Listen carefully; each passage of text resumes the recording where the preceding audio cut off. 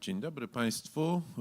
Ladies and gentlemen, good morning. Welcome to the second day of our conference, where we're celebrating 30 years of the Financial Ombudsman. We have three very interesting panels today, and we will hear from Michał Ziemiak, the Ombudsman himself, and Professor Edyta Rutkowska-Tomaszewska, representing the University of Wrocław. Good morning, everyone. Hopefully you've all slept well, you've had your coffee, you've had your breakfast, because right now we are starting the second day with three very interesting panels, and we will try to make different opinions and different perspectives meet, because we will hear from consumer organizations, from employees, from industry or sectoral organizations. So certain perspectives will meet, will clash, I guess, and we will begin the first panel very soon.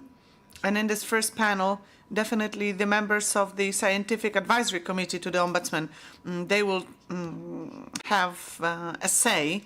So I guess it will give more context and more meaning to yesterday's content. But now, over to Madam Professor, who is the chair of the Scientific Advisory Committee to the Financial Ombudsman.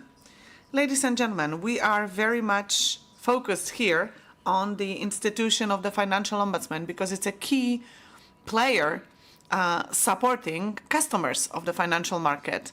So customers are important to us, protecting them, and of course, the institution that does it, namely the Financial Ombudsman. But the Financial Ombudsman interacts with other players of this safety network, let's say. So today, we will be able to sort of demonstrate how risk of incompliance with consumer protection law, how it's important, and how many institutions are there to protect consumers. Because if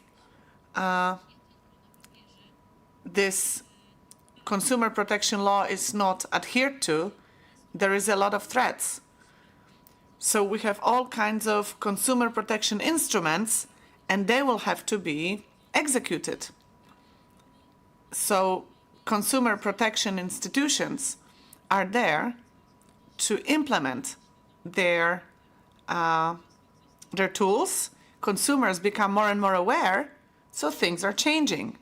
Balance is shifting. And what's interesting is that in Poland, the Financial Ombudsman, Rzecznik Finansowy, is abbreviated to RF, and the financial market, Rynek Finansowy, it's also RF.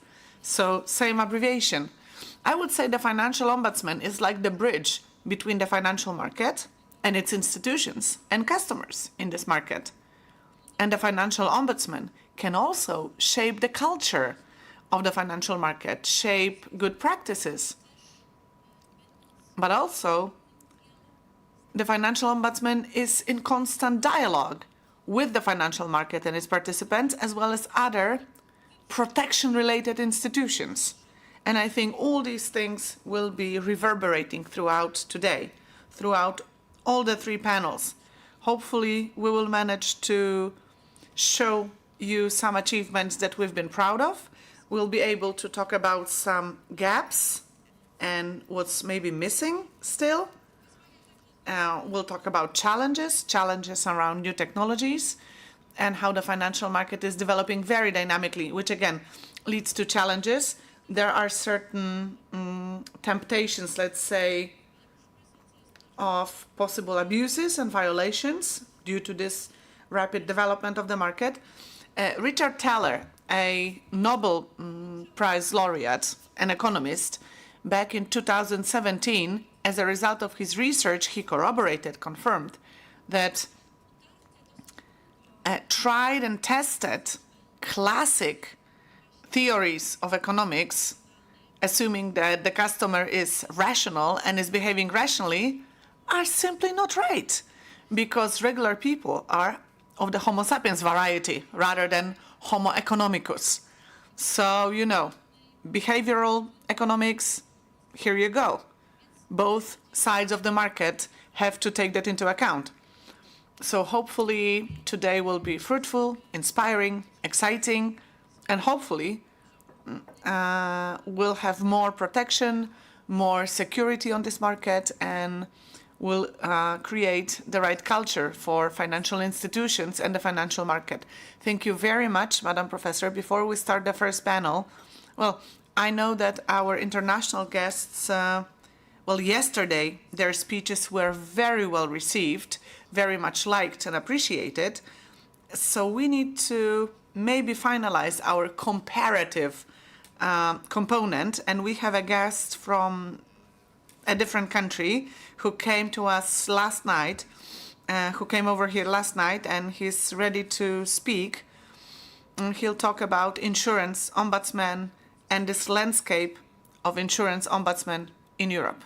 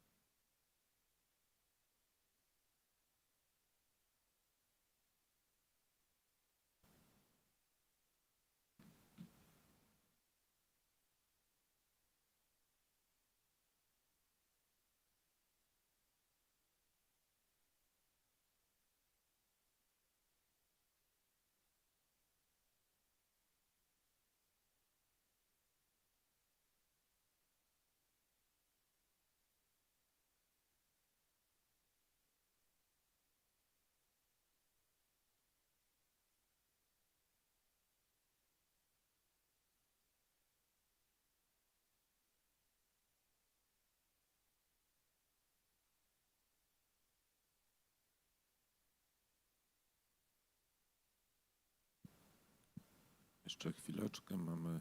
O, już mamy prezentację. Bear with us. I think we are ready.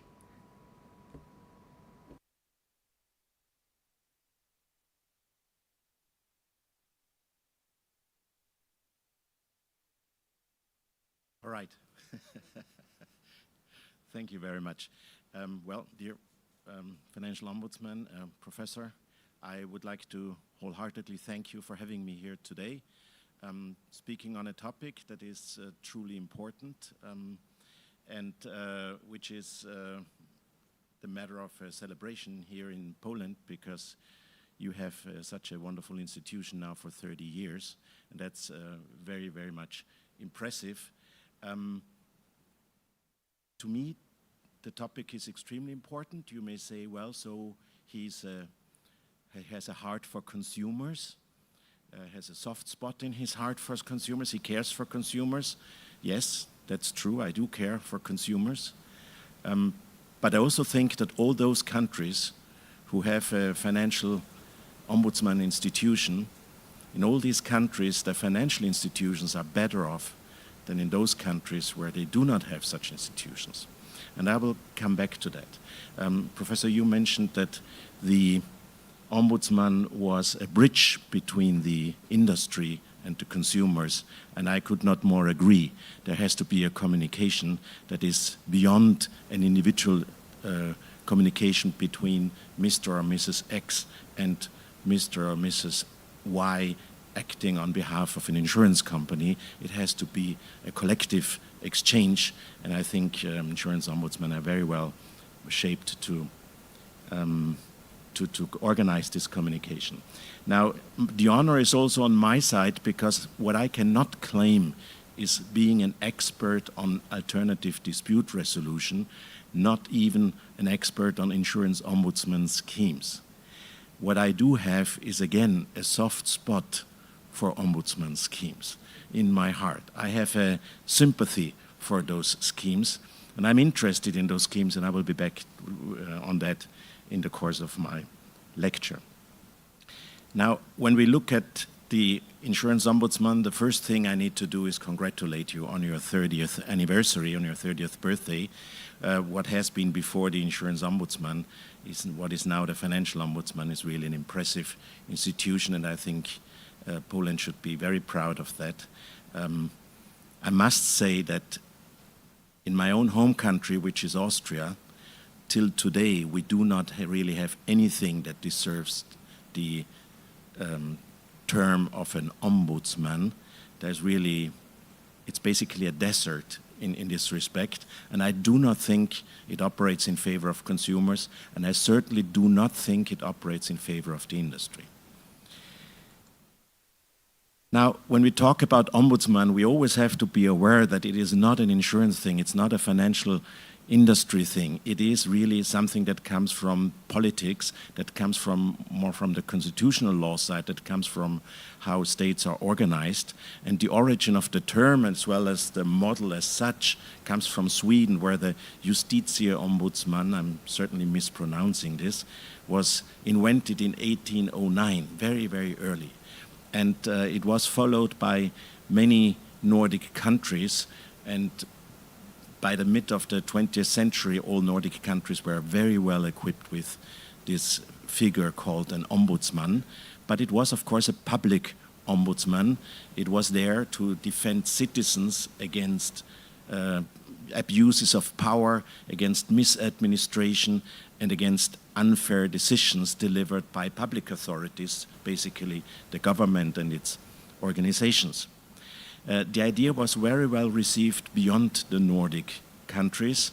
My own country, I've just said that we do not have anything that deserves the name Insurance Ombudsman, but we have a very old institution of a Volksanwaltschaft, which is a people's attorney, literally translated, which resembles the ombudsman, and it was introduced in 1977 as a provisorial institution and finally introduced into the Constitution in 1981. There's a simple reason for that. At least I was told that there was a simple reason, because our then Prime Minister Bruno Kreisky had spent his years during the war as a refugee in Sweden. And he was a political mind, and he looked at the political system in Sweden, and he saw how effectively this ombudsman works in Sweden. So he then installed it in the Austrian constitution as well. And of course, we all know internationally the Polish, what I will not read to you, because I cannot pronounce it, but we are very well aware of this institution, and it has gained significant observance and attention from abroad, not least, but not only, because it was already installed during the still socialist area of Poland, and people like Ewa Wendowska have been internationally reckoned very much, and I had the pleasure of meeting her in my time at the University of Greifswald, where she gave a speech, and when we had a conference on the rule of law in Poland before exceeding the EU, of course this Polish ombudsman was a topic, a central topic of that. And the European Union took up the idea as well. They installed a European ombudsman, and so it's a very well established institution, but the question is, does the model also fit private, and in our case insurance sectors? And the answer is obviously yes. I mean, you have to just ask yourself the question in insurance, is there a potential for abuse of power, misadministration, unfair decisions? Yes, there is. Nobody says that insurance companies consistently and always mistreat their customers. This is stupid and short-sighted. But there are cases of abuses, there are cases of misadministration, and there are unfair decisions. And there is not really an institution to hear those cases other than insurance ombudsman schemes. And those results this very often from simply the imbalance in economic power. To just say one thing, if you sue an insurance company, you fear very much that this may be your last lawsuit that you file, because it costs you a lot of money, whereas the insurance company is a multiple player, spreads costs over thousands of customers, and losing one lawsuit may be painful to the person who was in charge and thought it's unfair that the court decided against the company, but it's not really painful to the company in monetary terms. And that makes life a lot easier on the insurer side than on the policyholder side. And there is, of course, an increased vulnerability in particular situations. I think there's two situations that are most important. The point of sale, where the structural asymmetric distribution of information operates fully in favor of the insurer, and of course the occurrence of the insured event. Even with medium-sized or large companies, you can see that when the claim is not handled faithfully by the insurer, but when insurers start asking way too many questions, yeah, we're willing to pay, but you know, we still need to know this and that and the other. Even with big companies, they have a problem of bridging this period from the occurrence of the insured event until they finally receive indemnification from the insurer, let alone a small company like a shop in the city that needs to be rebuilt after a fire or anything like that. So there is an increased vulnerability in particular situations, even with large policyholders.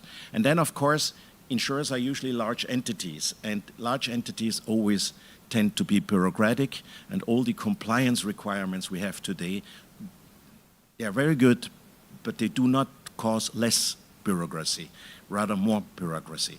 And that may postpone decisions, that may also make them a bit formalistic and not so close to the customer sometimes.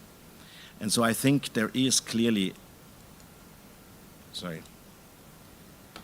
a case for an insurance ombudsman. Now you could say we have other means to protect the policyholder. You have supervisory bodies in all these countries, but they do not have the right to defend individual claims, or they are ill-equipped to handle individual claims. And litigation is often slow and expensive and not really accessible to consumers.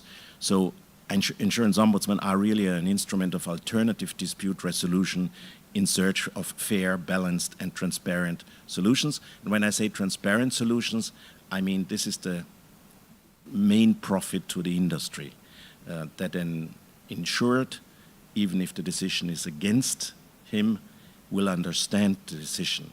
And he will have the feeling that after a fair and open and consumer-friendly proceeding, he receives this decision. That will build trust in the industry, and I think this must be valued very, very highly. On the other hand, of course, it puts a burden on insurance ombudsman schemes. They need to be impartial, they need to be independent. And it's not easy to decide, because we see the ombudsman very much as an advocate of the consumer, and indeed he is.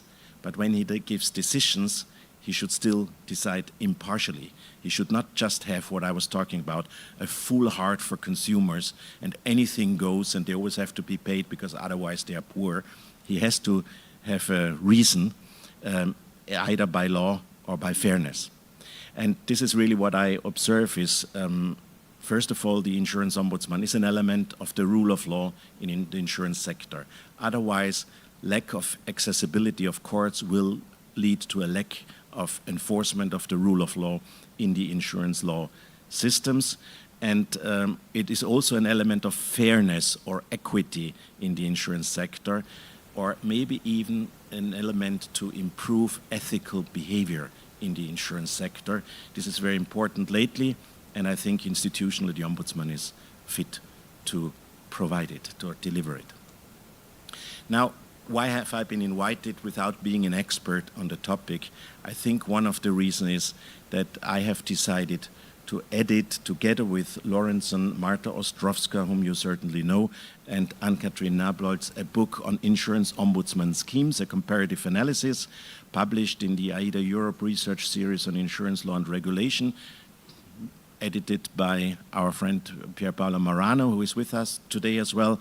And it will be published on the 27th of November, so we will have it in our hands very soon. Why did I do that? Because I carry the topic of insurance ombudsman with me since I started as a PhD student at the University of Innsbruck in 1985.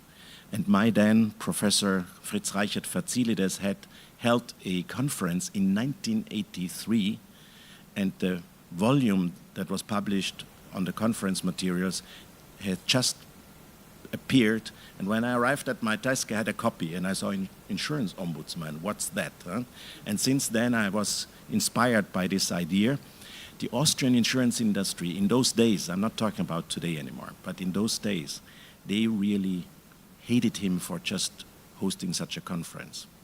They were totally against. Equally the German, and the German industry is so happy today to have the Ombudsman. They are like from Saulus to Paulus. They have completely changed. The Austrians still didn't install anything of that kind. When I went to Zurich and I gave my lectures on insurance, the Ombudsman agreed to give one lecture every semester on the Insurance Ombudsman scheme. And then finally I said, listen, this was something my boss had done in 1983. Shouldn't we reinvent this topic, because really there's not enough written on this topic in Europe. And I should say that yesterday, 22 years ago, my then boss had died on the 23rd of October 22. Today it would be his birthday, and I'm sure he would really appreciate this conference and the engagement on the Insurance Ombudsman, because he really wanted to deliver this idea very much. Now, what's in the book? Well, it's structured in that we invented questionnaires, and we gave the questionnaires to practitioners, to the Ombudsman institution, including the Polish insurance Financial Ombudsman. And we were very happy that 10 countries have reported on their systems in Europe. It covers basically all legal families that we know. The Anglo-American systems are only represented by Ireland, but I still think it's a typical case, so it represents the Anglo-American system quite well. It is restricted to Europe still, but it is quite representative, I would say, with those 10 country reports. And then we have general reports. We have one report on the Ombudsman schemes as such from Finland, one on the union law concerning alternative dispute resolution, and a comparative analysis by Marta Ostrowska, and I will very much draw on her findings when I will go into certain specifics of the case, where she tried to find out commonalities but also differences between the various systems. Now let me say that I consider this work as semi-academic, semi-practical, and this is really the richness of the work, because the topic of Insurance Ombudsman you cannot tackle as an academic without having Insurance Ombudsman cooperating with you. It's a joint venture between academics and practitioners, because if you say, give me a lecture on pre-contractual disclosure, and I say, oh, I know nothing about it, I can just go and read all the case law and all the textbooks and all the commentaries in Switzerland, in Austria, in Germany, and beyond, and then deliver a lecture. I get the living law of pre-contractual disclosure pretty much out of what is going on in the courts. But I do not know what's going on in Croatia, Poland, Germany, Ireland, Belgium, in Insurance Ombudsman schemes. So, and I cannot read that by reliable published sources. There is simply too little. There has been an English PhD thesis by Judith Summers on the English Financial Ombudsman, and she gave in her foreword, she stated why she did this. And she said, I've spent years defending or representing customers in front of the Insurance Ombudsman without anything telling me how you do such a proceeding. And you have to be aware that in the UK, the Ombudsman is basically the court for consumer claims. No consumer claims go to court. They all go to the Ombudsman. But she said that was just nothing. And the previous UK Ombudsman stated that this was an uncharted territory topic that finally received attention. And for the same purpose, we started this, and it would not have been possible without the cooperation with the Ombudsman. Now, I cannot present all the findings, and I think we have not fully evaluated them yet, because they were very rich. But one basic distinction you can draw is, of course, between law-based insurance ombudsmans and industry-based insurance ombudsmans. And it's quite striking that most ombudsman institutions come from the industry, are a private initiative, which goes to show that there is some interest on side of the industry to have an ombudsman, and therefore transparency and information delivered to the customers. It's only Ireland, Poland, and Spain where actually the ombudsman systems are law-based. The truth is, of course, that all may be indirectly law-based, in that the Directive 2013-11 EU on ADR obliges member states to provide ADR mechanisms to consumers, and that includes insurance, consumer insurance. But it doesn't have to be an ombudsman institution, this ADR insurance. So it's still a question of law-based or industry-based. And on the other hand, those ombudsmen that are industry-based may not always be wholeheartedly being created by the industry, but there may have been some nudging from other institutions like supervisors or consumer organizations. This is specifically stated in Finland and Netherlands, in the reports on Finland and Netherlands. So what appears to be, we freely decide to have it, or we are forced by law to have it. There's also some other mechanisms that force you to have it. So it's not black and white. It's, again, many shades in between. But it's striking that industry does create such systems, and I think that also confirms the validity and the importance of the institution. Now, the second I wanted to present is, would the Insurance Ombudsman act what I call as an arbitrator? Would it deliver what is basically considered a binding decision? Or would the Insurance Ombudsman rather be an advisor to the industry to handle a specific case in a specific way without binding the claims handler to follow the decision of the Ombudsman? That means the Insurance Ombudsman would rather deliver recommendations. When you draw this distinction, it would of course be helpful to say, well, there is one hemisphere that is decisions are binding, and there is the other one where decisions are non-binding, are recommendations. But if you look at the living law, there are fine nuances, and there's so many questions what means binding. If we compare it with public international law, there's many countries in this world that say, I know what's in public international law, but I don't care. And you tell me it's binding, I still don't care. So what binding means is maybe very different.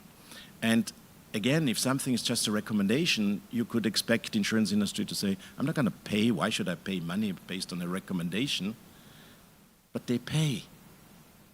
And so you wonder, is it just a recommendation or is it still a little more? And well, the answer is, if you see it in an enumerative way, well, you have a few that deliver binding decisions in Germany, in Ireland, in Croatia, and you have a majority delivering non-binding decisions, rather recommendations. But when it comes to the binding decisions, the type of, the way the parties are bound is different. The decision may either bind both parties, which then may put some reluctance on the consumer to approach the consumer ombudsman, because especially when it's an intransparent proceeding, in the sense that I do not have case law available where I can sort of predict where my case, how my case is going to be handled with, I may be hesitant and say, I do not know the guy or this person. I do not know how they act. I do not know how they operate, so I may not approach it. If, on the other hand, like in many proceedings in Germany, the decision is binding on the insurer but not on the consumer, then it's very easy access for the consumer, and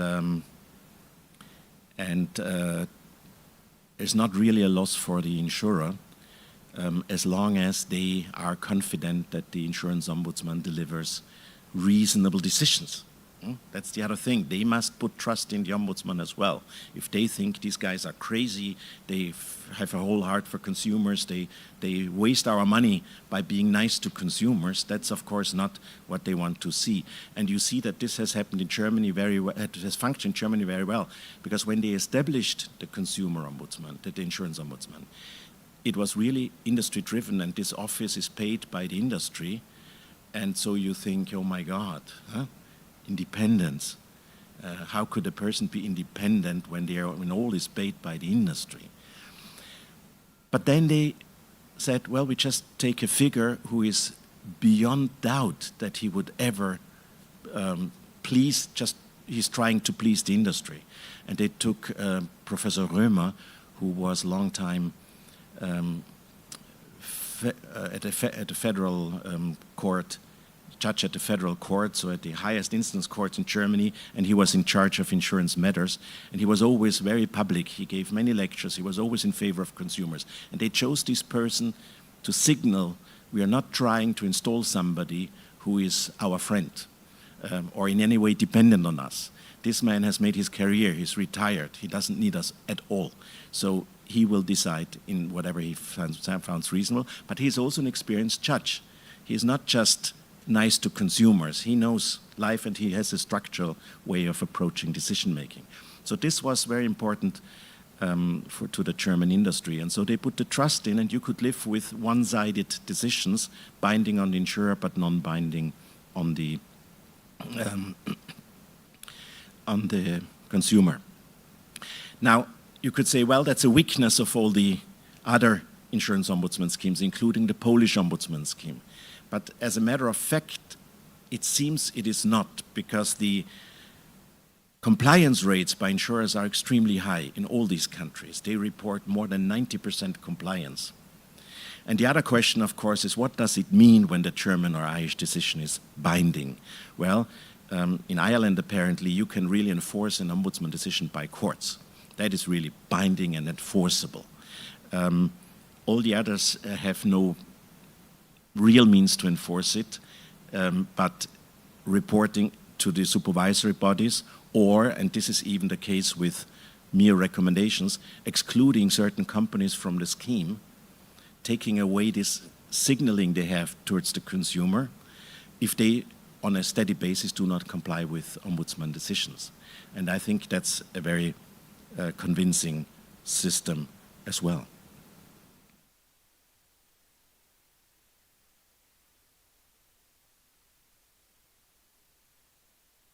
Another thing is, and this crosses the boundary between arbitrator or advisor, is the decision made based on law strictly, or is the decision made also based on fairness or equity or ethics? And most cases of binding decision making or recommendation, they are actually based on fairness. And I was told that in the UK, basically, consumer insurance law is the case law of the Insurance Ombudsman, because it's not strictly English common law and equity, of course, but it's also this ombudsman fairness element in it, and it's unevaluated so far, and it really just stays there and waits for somebody to dive into it and take it for a PhD thesis or so, and evaluate in what way does ombudsman consumer insurance contract law differ from general insurance contract law. But we have two cases, Poland and Germany, who are strictly law-based. What is also fascinating is that insurance ombudsmen are not only advocates of the consumer in individual cases, but they operate in a very wide sense as a regulator. And it has already been mentioned by you, Professor, that they built a communication bridge between the industry and the consumers, but also a communication bridge towards the government, the legislator, and the supervisors, who are also not always aware of all the individual cases. And so you can observe in the countries that insurance ombudsmen are involved in legislative proceedings concerning insurance, of course. And they have a right to express their opinion and expectations. They are involved in advisory bodies of supervisory agencies or in academic circles, or as you have it with your own academic council. And they play a very important informational role, not only on the individual level when they handle a case and they explain to customers, be careful, you do not really understand what's going on here. The insurance company is right in saying this or that and the other. They also play an informational role in making European consumers more fit for the financial transactions. And then they communicate with the industry, they give general recommendations in Croatia, they share their complaints data on an anonymous basis in Germany, Ireland, and Switzerland. They hold regular meetings in Ireland and the Netherlands. So you see different ways of communicating, but there is an ongoing exchange, and I think that's very important. And in Switzerland, in the COVID-19 crisis, the Ombudsman took a competence it has, a possibility it has, which it has never used so far. It asked an expert to deliver an opinion on whether exclusion of pandemia cases are valid under Swiss law. And this lawyer who did it delivered an opinion in favor of the consumers, and thousands of cases have been resolved on that basis until finally the Swiss Supreme Court decided that consumers were not right. So I think, right, just from the matter of indemnification, this ombudsman has done very much good to the consumers, even though in the end the federal court decided that these cases were actually excluded from cover. Well, you see that it's a bit, what we have done is so far a bit based on specific issues. We have compared specific issues. And I would say what we have achieved is a lot with the help of the Ombudsman institutions, but it's still limited and it's still waiting for further exploration. I think what we achieved with this book is a dissemination of information and knowledge on various IO schemes that are representative for at least Europe. And I think we have quite sufficiently determined commonalities and differences. And we have done what I would say a first step towards a taxonomy of insurance ombudsman schemes, even though we have not reached that point with this book so far. So what we hope for is that we also provide raw material and ideas for future research. Established researchers, young researchers may use this book as a starting point for further investigation. We certainly want to further stimulate exchange on the effectiveness of various IO schemes. It is the Ombudsman institution that are the live soundtrack of what's going on in these markets and in these systems, and we need this exchange. And this is why, most of all, we wish for an ongoing joint venture of us, the academia, and the insurance ombudsman bureaus that has been established in this project, and that we would appreciate very much to be as vital and intensive as it has been with this project also in the future. I think there's still a lot to be done and research. Thank you very much for your attention. Thank you very much for the invitation.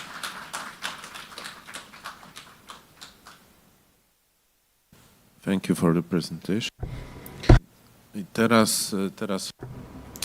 And now we have a moment to change the setup. Soon we will have the discussion panel entitled Financial Ombudsman in the place of bodies in Poland, status quo and challenges. Soon I'll be asking or inviting the panelists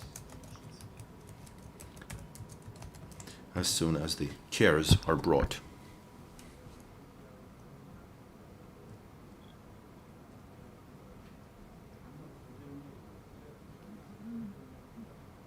So Financial Ombudsman in the system of bodies and institutions of consumer protection in the financial market in Poland is the title.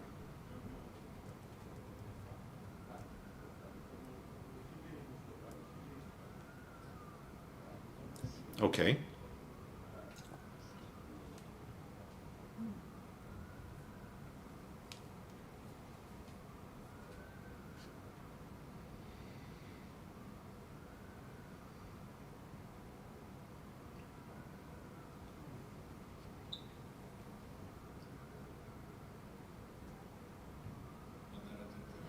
The moderators of this panel are the members of the advisory academic committee, Professor Agnieszka Malerowicz-Jakubów from the University of Białystok and Professor Wanda Sułkowska from the University of Economics in Krakow. And may I invite the following people to join us in the panel: Professor Dorota Maśniak of the University of Gdansk,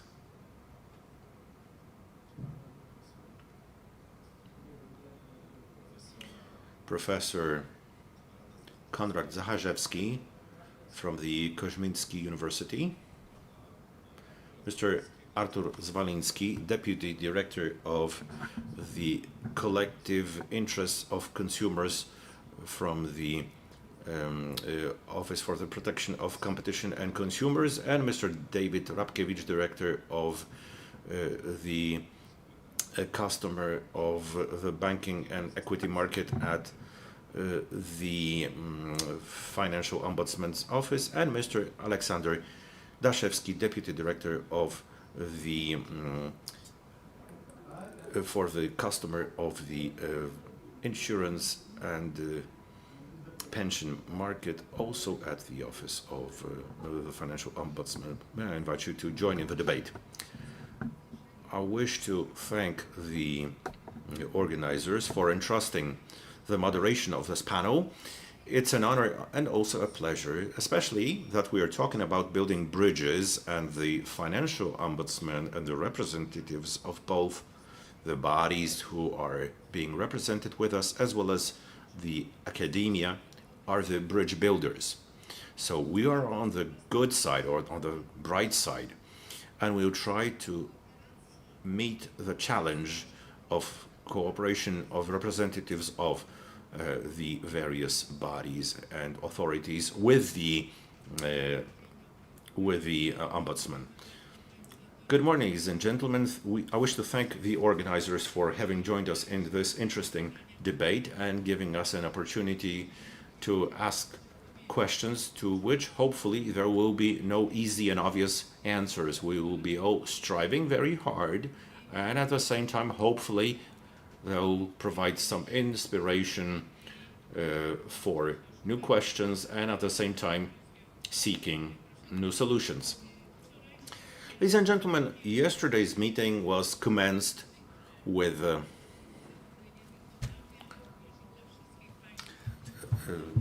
very special meeting for me, and I think for everyone, or a presentation of a huge, complex structure. My Professor Rutkowska-Tomaszewska calls it the security network. I should rather call it an umbrella. Że to jest interes robienia interesu na kliencie. No, już zasłużyli Państwo sobie już na to, żeby Was cytować, w związku z jak Szekspira wczoraj. Więc w związku z tym myślę sobie, że warto jest przyjrzeć się, jak złożona już jest ta struktura, która jest elementem budowy społeczeństwa obywatelskiego. Bo trzeba było nam do tego ostatnich 30 kilku lat, żeby te wszystkie instytucje mogły powstać i równocześnie, mam nadzieję, coraz głębiej się w świadomości polskiego społeczeństwa w jakiś sposób usadowić. All those ombuds institutions have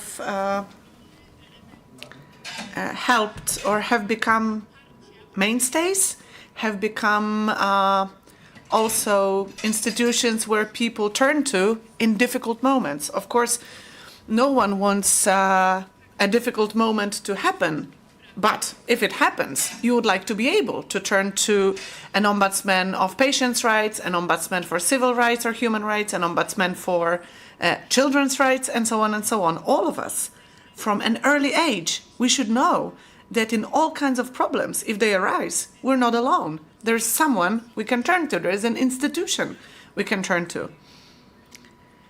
Right now, we are starting,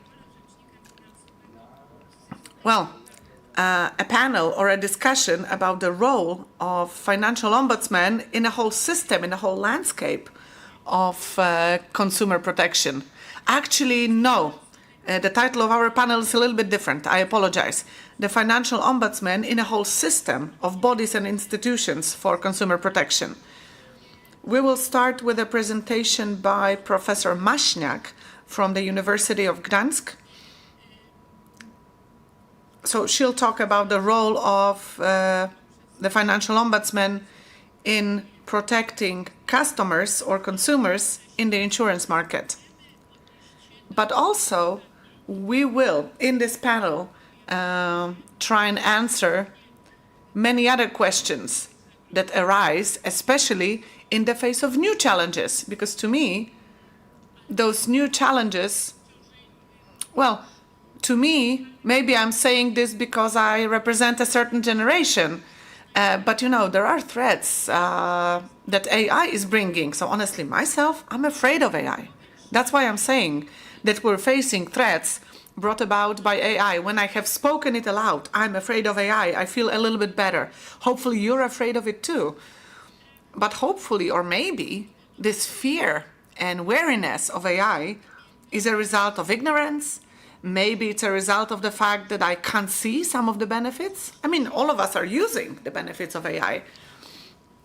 And of course, if you go to Google, for example,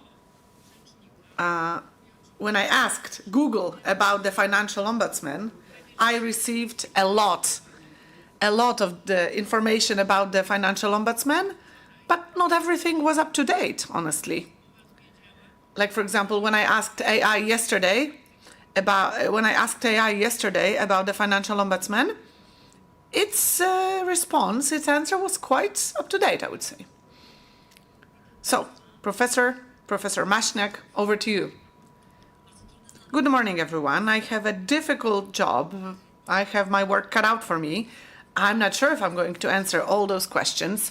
I don't know if I'm going to refer to all those points and questions that have arose. I have 10 minutes, and my job is to introduce the topic of the panel, but I need to leave enough time for my colleagues, right? I need to leave time for my panelists who are going to be answering all those questions. So I was wondering what I should say. I was listening, of course, yesterday to all the presentations and all the speeches and discussions, and I decided that I would start with something that comes to me when I think of the Financial Ombudsman. Yesterday, the Financial Ombudsman was compared to a mother, to a father of the market. Then there was a comparison to an angel. But to me, when I'm thinking of the Financial Ombudsman, I'm thinking Gandalf. I think you know him. Gandalf in the financial market. I was supposed to be focusing on the insurance market, but I would say our Gandalf is 30 years old. So he may not be gray, but 30 years is 30 years of fighting against injustice, against irregularities, against abuses, fighting on the side of the weakest. So if you do that for 30 years, you may very well have gray hair. So, for 20 years, the ombudsman was just the insurance ombudsman, and then the last 10 years, it's the financial ombudsman. So the 20 years of insurance experience sort of fed or contributed to the last 10 years, where the institution is called the Financial Ombudsman. So again, a lot of wisdom, a lot of competences. Myself, I deal with the insurance market, and I've been with the insurance industry for more or less as many years as Gandalf is old. And I'm very happy that certain things start with insurance and then extend to the financial market. Because usually it was the other way around. We had to prove to people that insurance was financial services. Okay, so where do I see parallels between dear old Gandalf and the Financial Ombudsman? Definitely wisdom and experience. The Financial Ombudsman knows about all the intricacies of the insurance and financial markets. I can tell you that definitely the Ombudsman knows everything about the insurance market. I've been watching this for my entire career. Of course, I cannot give you all the examples of this wisdom and knowledge of the insurance market, but I'll give you one that's quite close to my practice. Back in 2007, and also Councillor Alek Adaszyński is someone that comes to my mind. So 2007, the market is growing, banks are cooperating with insurers, and so on and so on. And the Ombudsman is just looking on, knowing about the insurance market, knowing about banking. The Ombudsman is looking at the situation and starts seeing there are certain gaps. There are certain things that financial institutions abuse, or they jump on those opportunities, but these are not very good for consumers. So the Ombudsman, the then Insurance Ombudsman, created a special report that actually changed the market.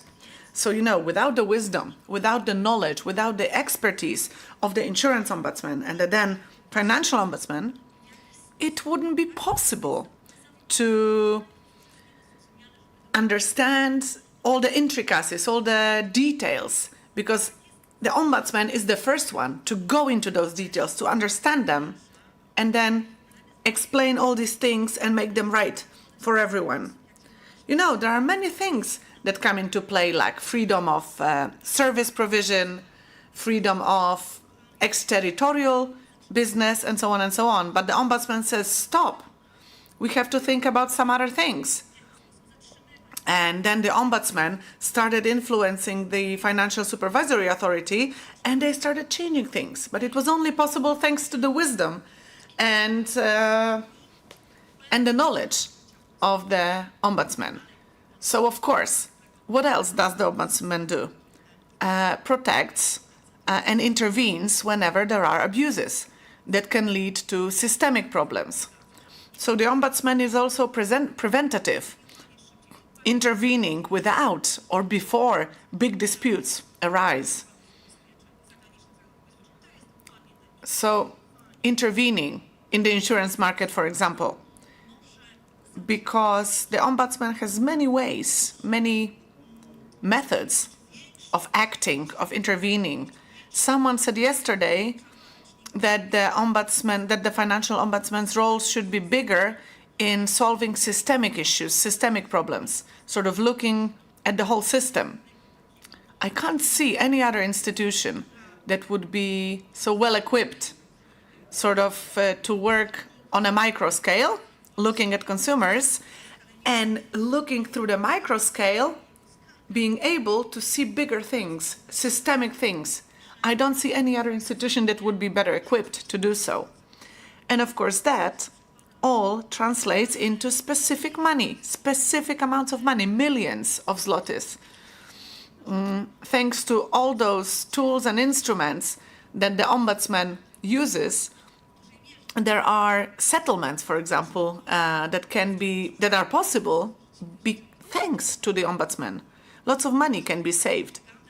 So this Gandalf, the Financial Ombudsman, the Insurance Ombudsman, is the one who protects the weakest, but at the same time looks for balance, looks for equilibrium, collaborating with financial institutions as well, who are like on the other side, across from consumers. But also there is the Financial Supervisory Authority that sometimes can be influenced by the Financial Ombudsman. So definitely I see a lot of parallels between Gandalf and the Ombudsman, or the Ombudsman's office. So now let's take a look at some statistical data. So the sort of impact of the Financial Ombudsman. Of course, the employees of this office, they'll be able to say more about it, but this is the data that I have found. The Financial Ombudsman's office in 2024, since 2015, the Ombudsman has the same competences, yes, the same competences, but its role is growing. It's more positive, it's more impactful. So the Financial Ombudsman's office has a very practical, very pragmatic role. Look at those numbers, the amount of applications about the for the insurance and pension market, the amount of cases for mandatory civil liability insurance, the amount of settlements, out-of-court settlements, the amount of interventions. You see all that. All these numbers and the gray hair probably reflect so many years of hard work. I would like to leave more time for discussion, so let me paraphrase this motto by Gandalf.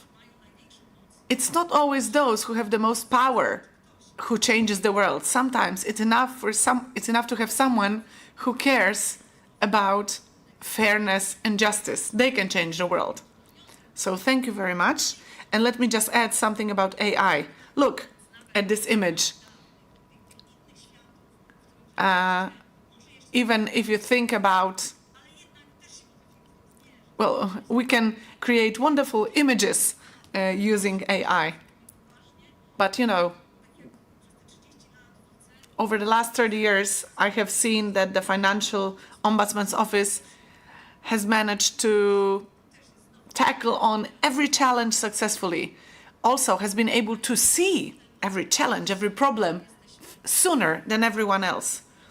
Right now, for example, the Ombudsman's office is very vocal about greenwashing, which is a very current topic. So, thank you very much. Hopefully I've made it in my time slot. I think that we need to appreciate your comparison of the Ombudsman's office to Gandalf. I think we'll remember it for the years to come. But I'm a little bit worried what kind of an image you will show us 30 years from now. If the Ombudsman today is Gandalf, what will the office look like in 30 years' time? So now, our Gandalf, who may be not very young anymore, has to deal with a topic that's big, that's dynamically changing, namely crypto assets. So I wonder, I'm asking Professor Zacharzewski, what do you think the Financial Ombudsman Office can do in order to protect consumers in the crypto assets market? What role? The role of Gandalf, of course. It was a wonderful comparison. But let me start by saying one thing. As I was getting ready for this presentation, I had to find the title of my presentation. And the title is the Financial Ombudsman to protect consumers in the crypto assets market, or boundaries between science fiction and hard reality. So I would say the Financial Ombudsman, in order to protect consumers in this particular sector of the financial market, crypto assets, in order to protect consumers, Gandalf would have to be very, very wise. Let me say, the situation is difficult. It's dire, because the crypto assets market is very unusual in a certain way. Crypto assets is sort of by nature in virtual, digital, because when it comes to other sectors, like banks, insurance, brokerages, investment funds, they are not only virtual. Or, for example, payment institutions, This, of course, the market of payment institutions only exists thanks to technology. Same goes for crypto assets. But crypto assets, they are a step ahead, or they are different. Crypto assets are different from all the other sectors of the financial market because crypto assets have never been real in a certain way, have never been tangible. Everything is available through a few clicks on your computer. It's obvious, but on the other hand, the Gandalf, the Financial Ombudsman, has to embrace this reality that's 100% virtual. I was even thinking to myself, I don't have all that much time, but I was thinking about certain hypotheses or certain statements that I would like to present to you or pose to you.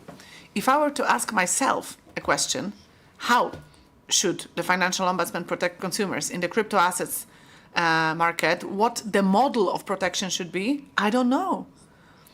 It's a very unusual struggle because on the one hand, we have investors. On the other hand, we have those assets that investors want to make money from. But that's not it. That's not everything.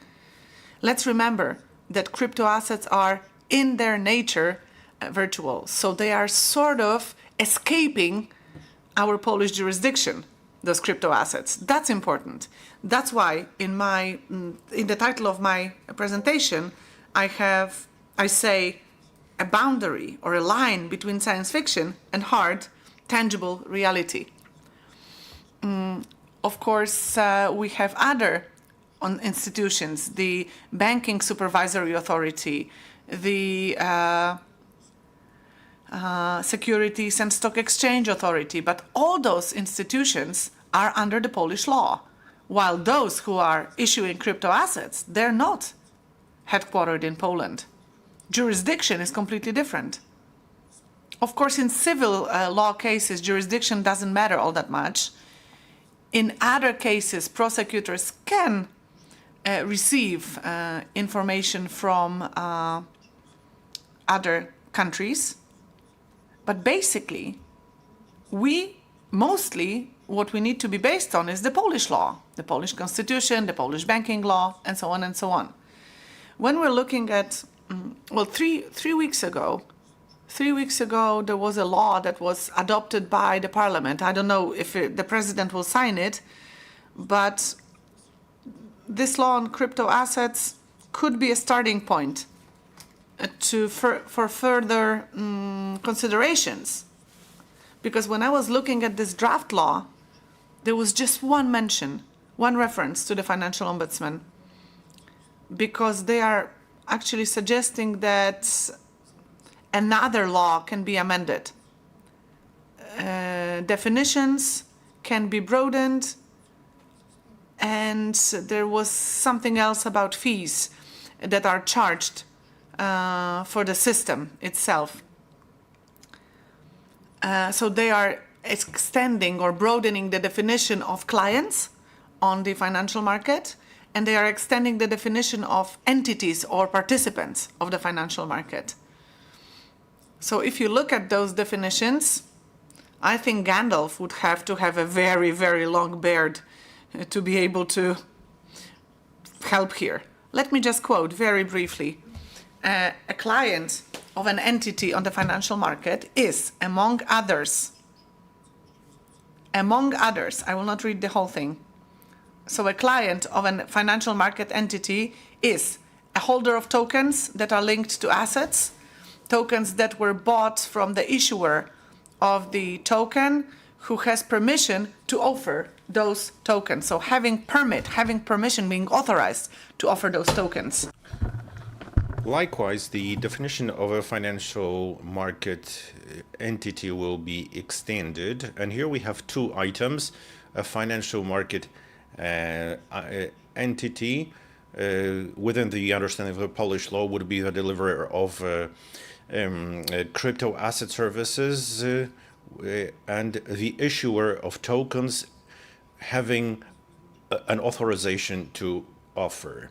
What does it mean? If we were to be dealing with entities that are headquartered in Poland, then they are subject to the jurisdiction of the Ombudsman, of Polish courts, the possibility of law enforcement, and administering sanctions, except that this market does not exist in Poland. There are no entities that would be authorized to provide cryptocurrency services because we don't have an act in place. And even if there was, under the pressure of a huge burden of administrative supervision, unfortunately, this market is bound to be polarized. And within the Polish practice of cryptocurrency service providers will not be growing in their numbers. And when it comes to the investors, the number will be constant or even greater, except that they will be buying cryptocurrencies on the platform abroad, out of the jurisdiction of the Financial Ombudsman, the Financial Supervision, and other authorities. Just to come back, I said at the beginning it wasn't funny. Well, it's not. If you were to think about it, what the difference is, what the boundaries are between sci-fi and harsh reality, it's hard to provide some advice. Unfortunately, the realities are what they are. They're very modern, that escape the cognition of supervision authorities and care authorities such as the Financial Ombudsman. And for the consumers, for the investors, for the final buyers of cryptocurrencies, the situation is characteristic of the because of the systemic loneliness, because the Financial Ombudsman may not be dealing with this, the Financial Supervision Authority will not, the National Bank of Poland will not, the Ministry of Finance will not, the Polish courts have no jurisdiction. Public authorities apply the provisions of the Polish law. Well, maybe some fraction of criminal law for the purposes of criminal procedures, owing to some incomplete possibilities of investigating such cases abroad based on the Polish law. So, unfortunately, this reflection, which is hardly comforting, I would leave you with it. That's the way it looks, unfortunately. And since I'm using this podium, let me just make one final conclusion, as usual, addressed to those who would like to be involved with cryptocurrencies. Don't do it on a haphazard basis. Just read a little bit, educate yourselves, learn a little bit, and only then get involved with it. Because based on my practice, which is more than 12 years old, usually when a customer comes to visit their lawyer, it's often too late. Thank you very much. I guess that's it. Thank you very much. Professor, you did not comfort me even a little bit. I came here to reach out for therapy, but I guess it was the wrong address. So, ladies and gentlemen, let's seek some help with Director Artur Zwaliński. That's the Department for the Protection of Collective Consumer Interest at the Office for the Protection of Consumers and Competition, and we will see what the framework is for the cooperation of the Financial Ombudsman and the chair of the Polish Antitrust Authority. Good morning, ladies and gentlemen. I must say that I'm a little bit scared because everybody's sticking to their time frame, and it will be very hard for me. Well, talking about the cooperation between the Financial Ombudsman and the head of the Office for the Consumer and Competition Protection, you have to take a look at the entire market when it comes to this umbrella, because we're talking about two institutions that are sort of key in the sense that they complement each other. In some situations, they have very similar competences, but that similarity should not mislead you, because they are like cogwheels. One cogwheel enters the other, and at the same time, they don't disturb each other. They don't get in each other's way. So, talking about cooperation, why is this cooperation important? Let me share a thesis that I will also reiterate at the end. It's not possible to protect the consumer on your own. The times are long gone, whether the Office for the Competition and Consumer Protection or the FSA or any other institutions will be protecting the consumer, especially in the financial market, because the financial market is a special market that should be equipped in controls. Having talked with market participants, entrepreneurs, this market complains most of all of being over-regulated. Unfortunately, this regulation is indispensable. The consumer is the weaker party, and they always will, owing to the deficit of knowledge. The consumer always follows the market. The market is always 2 or 3 steps ahead. Hence, the necessity of providing protection to them. And looking at the practice, I think that from the Financial Ombudsman's perspective also, unfortunately, the entrepreneur has to have an institution over them that supervises them, because unfortunately, we haven't been a situation, well, hopefully I have a dream as that in the US market, the entrepreneur will take some action to counteract infringements or eliminate their outcomes. Unfortunately, it's not so good in the Polish market. Hence, it's necessary to have those 2 institutions. And that's why the Financial Ombudsman and the head of the CCP, CCP is most important. I didn't mention the Polish FSA because the role of the FSA is completely different. The FSA focuses on the stability of the entire financial market, and for the FSA, the consumer is just a result. It's not bad. They have a different perspective, and they also have different possibilities where they can also help in protection by implementing recommendations, and those or issuing recommendations. And these recommendations go in such a way that neither the Financial Ombudsman nor the OCCP can regulate the market accordingly. So talking about this cooperation, let me just mention the competences. Like I said, these are intertwined cogwheels. The first difference is that the Financial Ombudsman focuses on the single market, the financial market, as opposed to the head of the OCCP, who has a holistic approach. So the head of the OCCP talks about the potato market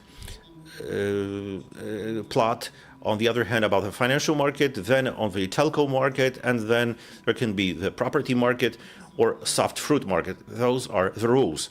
So the OCCP has a holistic approach. The other thing is the question of the entity, because the Financial Ombudsman protects the consumer plus someone else. These someone else's can be small entrepreneurs or small investors. We, as the OCCP, we protect the consumer by definition, the person who is involved in activities with the entrepreneur that are not derivative of their business approach. So these are the differences. The markets that overlap and complement each other, but there are also some complementing competences, like, for instance, these are supervisory and systemic activities, such as the involvement in the legislative process, expressing opinions on draft laws.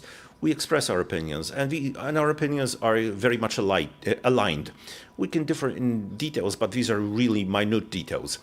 Another thing is that when it comes to consumer protection, of course, the Financial Ombudsman protects different views, but we also publish valid and important views. So our competences slightly overlap. We can also be talking about systemic actions, such as education, or taking preventive action, such as public notifications, public warnings, different reports and analyses. Both the Ombudsman and the OCCP issue such reports and cooperate in handling them. Let me also talk about the framework of that cooperation, because the financial framework, which I mentioned, Article 17 of the Act on handling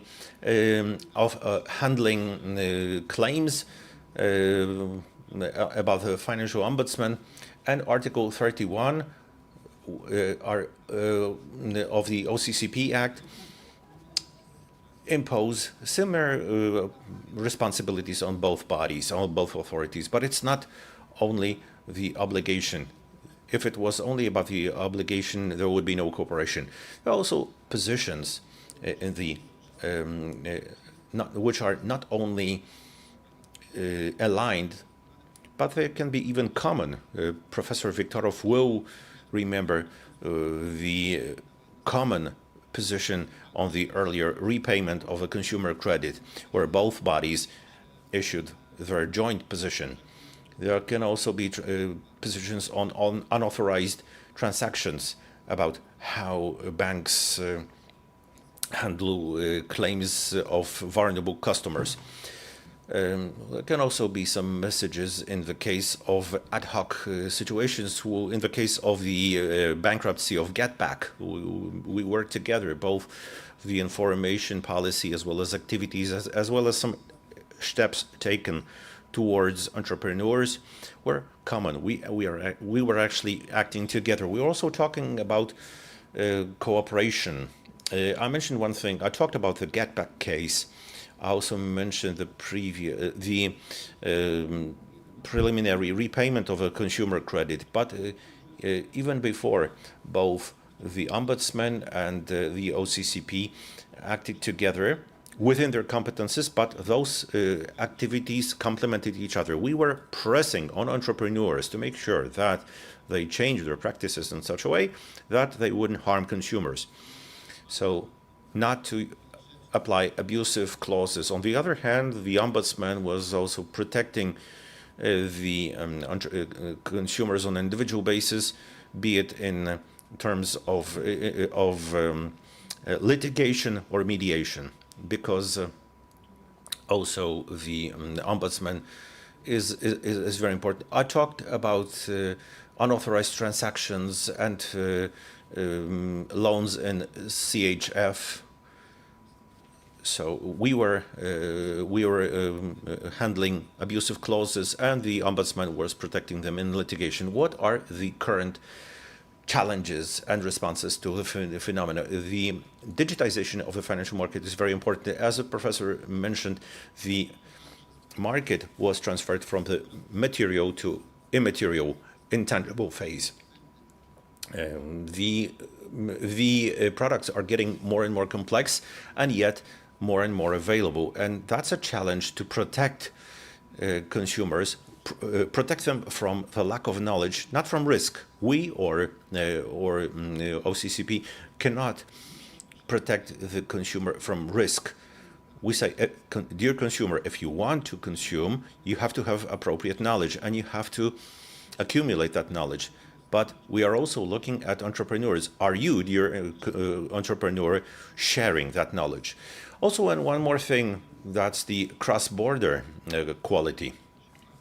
I'll be trying to be very brief. The cross-border quality is a challenge for authorities, such entities as CPC, but it's also a challenge. There's also the security of financial institutions, financial services in the context of cybersecurity. Unfortunately, the scale of this phenomenon will be growing, because nobody tries to pick someone's pocket, they rather steal from them online.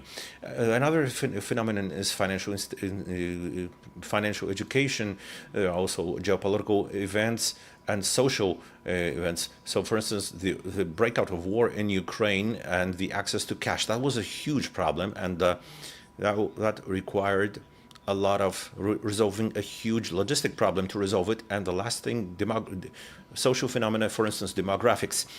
There's no way of escaping that. We have to know that the informed consumer is no longer under 65, or it's not even 70 plus. We'll have to support the consumer in their 90s or even longer. It also involves some changes. And briefly speaking, this cooperation and these phenomena require some different action. And we can already see that both at the national and the international level, consumer protection is owing to action.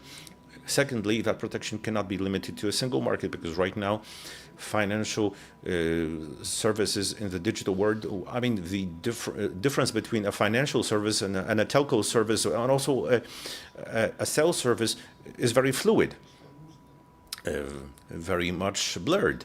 You have to work across sector boundaries, also to coordinate the activities of different authorities, maybe not only of consumer protection, but also supervision, where we cannot reach. Maybe the FSA can reach out, but also maybe law enforcement can help, and we have to ask them.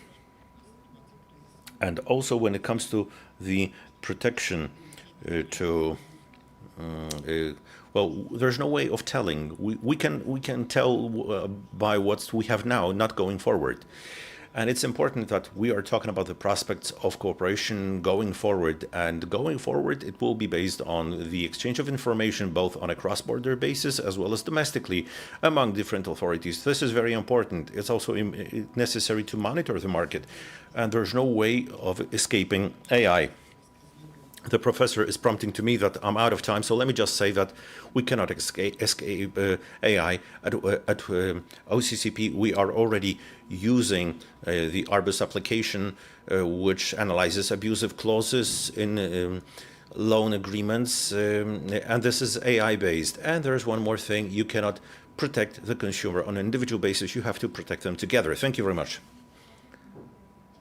Thank you very much for presenting the perspective of the Office for the Consumer Competition and Consumer Protection. Now, may I ask Professor Rabkiewicz, Director of the Banking and Equity Market Protection from the Office of the Financial Ombudsman, and we are waiting for the perspective of the Financial Ombudsman.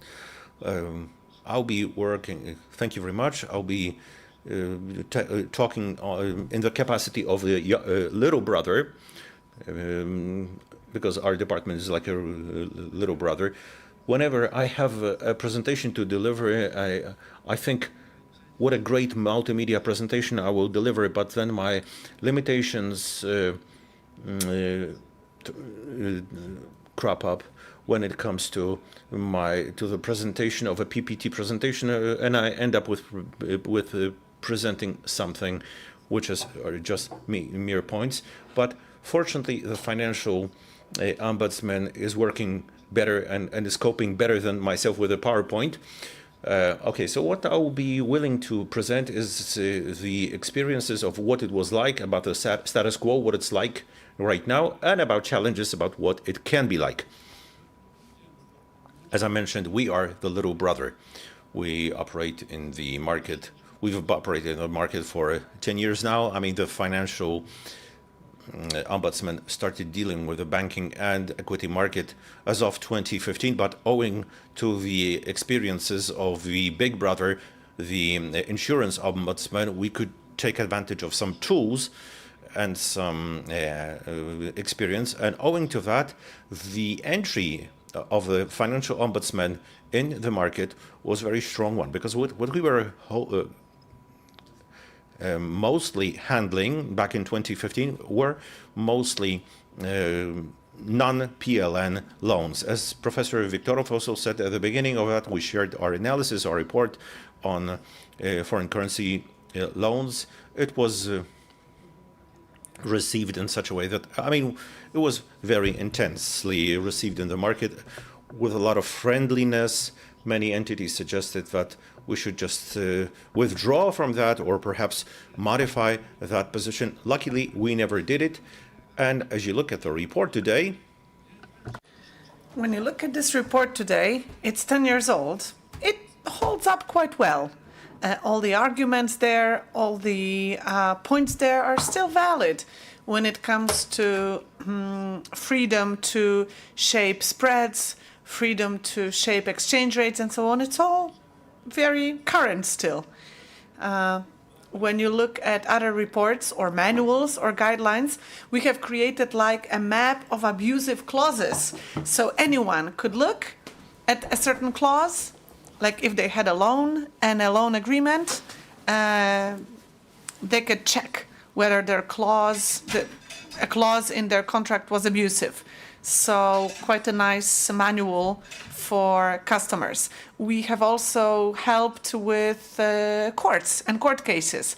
For example, we have helped apply to the Supreme Court to urge it to make a resolution. There was a resolution from 2018 by the Supreme Court, and this resolution was about how we should define the moment when abusivity started. Regardless of how this clause or this agreement was performed, the moment it was signed, it was abusive. So that was one resolution, but there was another one, 6/21, that talked about settlement between borrowers and lenders.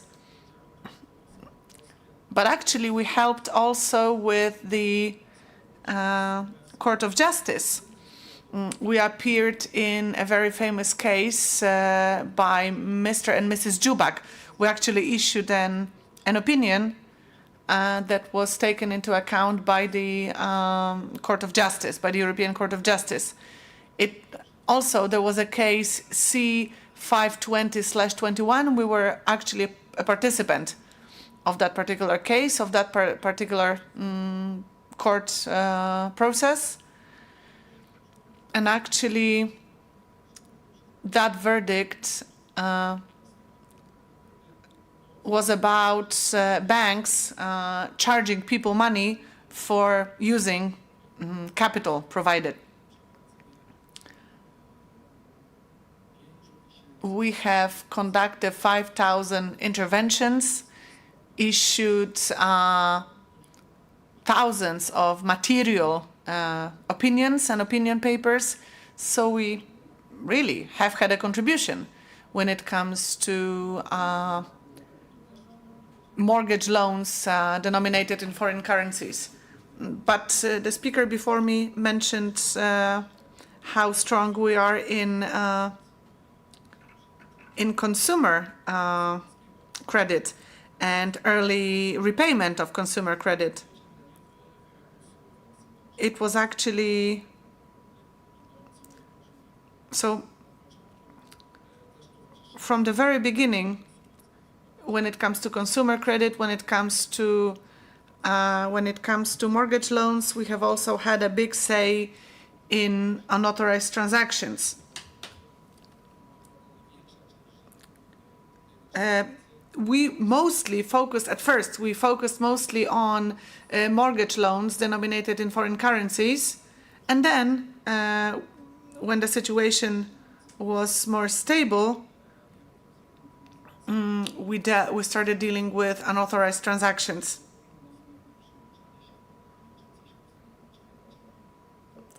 And then we also were involved in a number of other cases. We assisted people in litigations, and people could get money back thanks to us.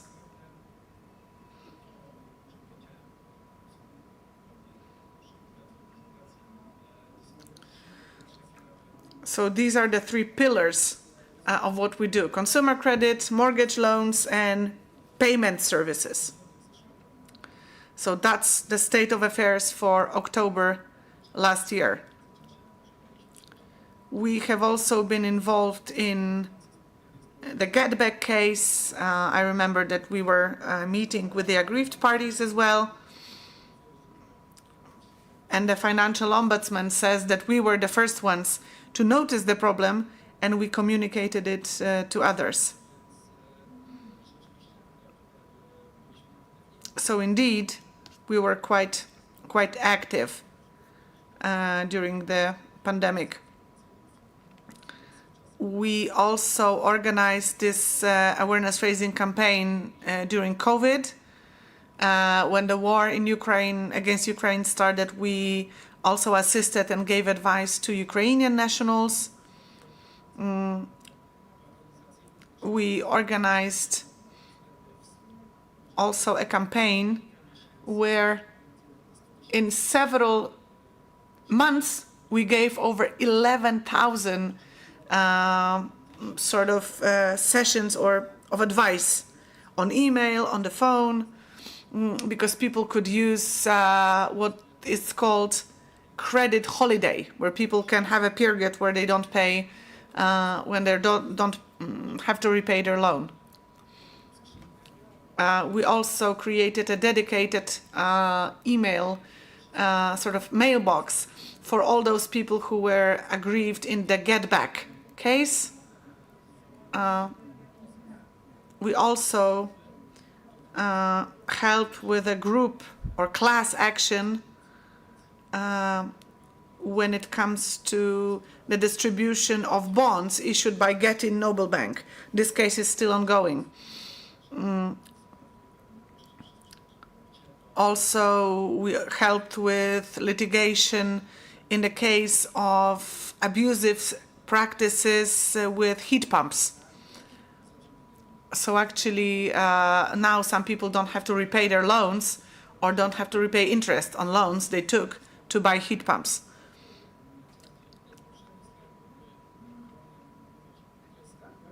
So in October last year, we received a tsunami wave of the sanction of free credit. Before, most of our work was on authorized transactions. And then, only in November and December last year, we received 1,000 applications asking us, please intervene with the sanction of free credit. And we were asked to issue a material opinion. In the past, we received 100 applications like this, and I remember that in a record-breaking month, we got 400 applications asking us to issue an opinion. So that was a big increase. I think I've exceeded my time. I think this clock is going too fast. Over time, when you get older, you always feel that the time is going too fast. Come on, this institution is only 10 years old. We're not that old. Just let me... Well, when we're talking about unauthorized transactions, last year it was around 30% of most of the intervention cases that we dealt with.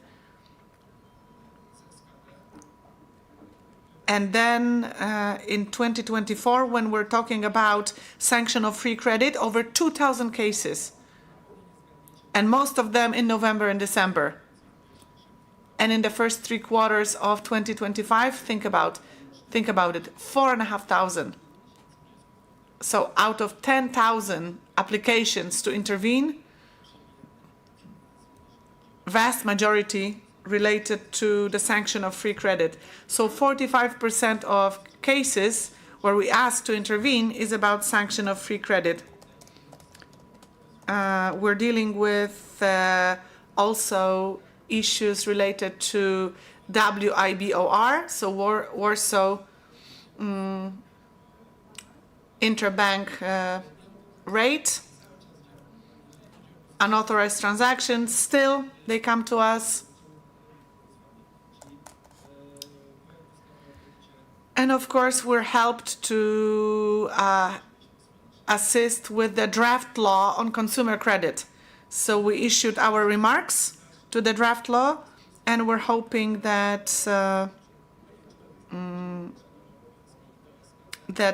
we will contribute to the Consumer Credit Act as well.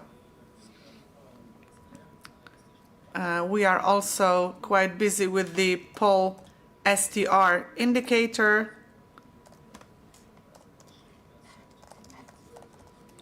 We are helping with the PSD and PSR.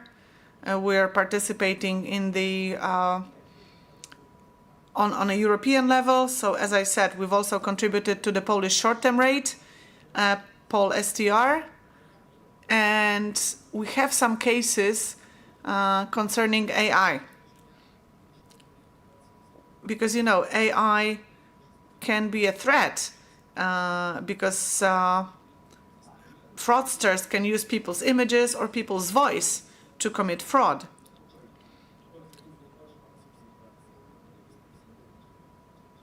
So, thank you very much. Thank you for this presentation.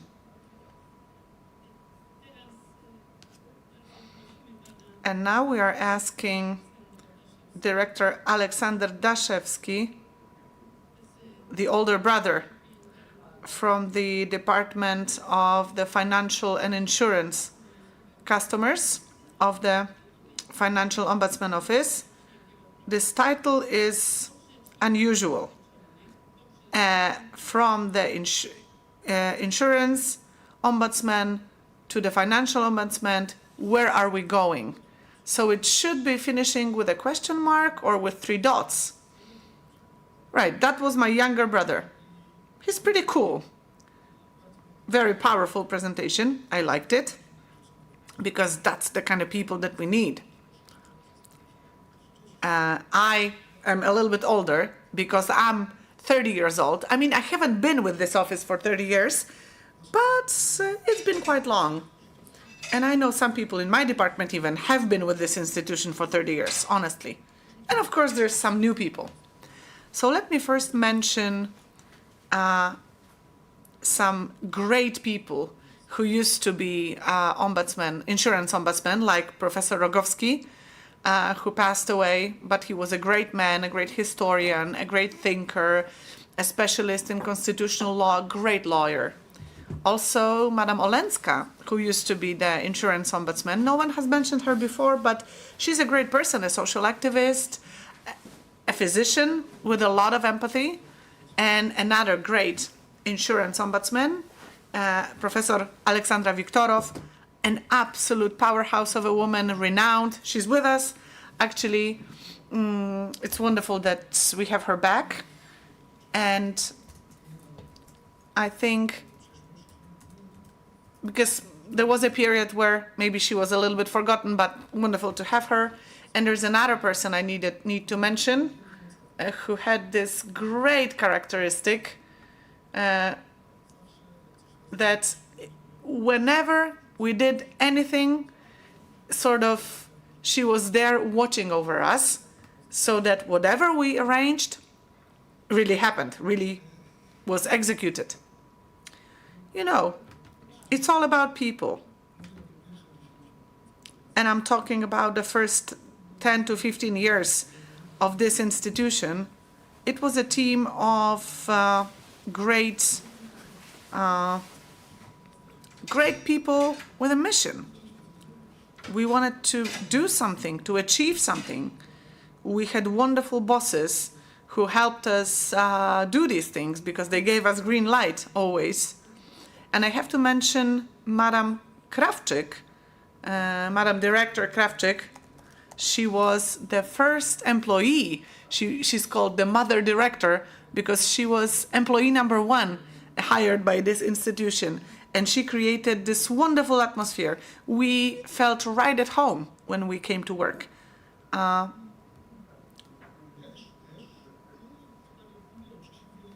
She was also a very creative and also a very fair and generous boss.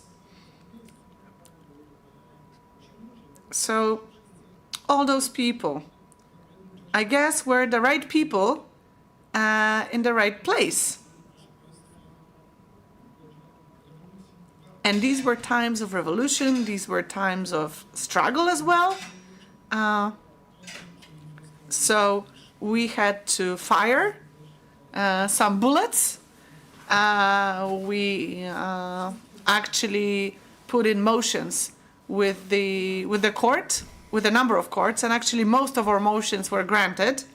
We won lots of cases. And we have, I mean, our victories exceed the number of our losses. So we, as I said, put forward many motions to the Supreme Court. And we managed to change the compensation law in Poland. Actually, the Supreme Court itself wrote a letter to the then ombudsman, Professor Viktorow, saying that our institution has great impact and positive influence on jurisprudence, and that we are a great contributor to how the civil law system was being implemented. Also, we had a sword to fight with, namely our reports that we issued. Actually, it was Madam Ombudsman Viktorow who visited another ombudsman saying that we needed to do something about the financial market and that we needed to intervene. So actually our ombudsman was going to the competition and consumer protection ombudsman and to the other ombudsman, and finally we managed to solve issues that have been plaguing the market. So I can tell you that we've managed to really change this. It was, well, these were maybe difficult times, full of struggle. So let me move on to today's times. And again, my presentation was not arranged or rehearsed with David's one.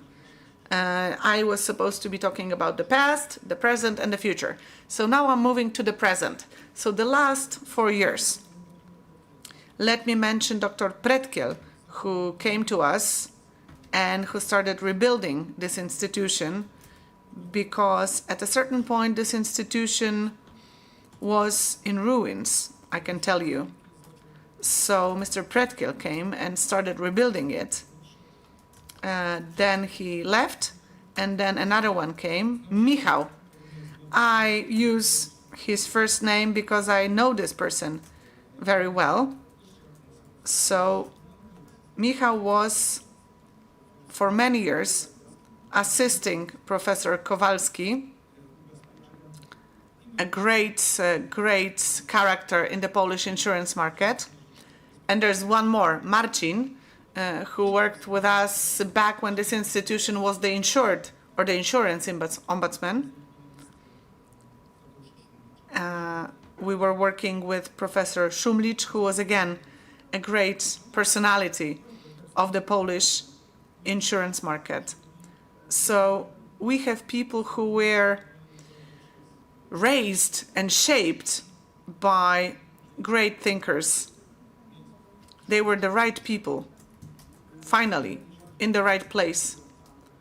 And well, they are still working together. One of them is an expert in civil law. The other one is an economist, a lawyer as well, specializing in life insurance and social security.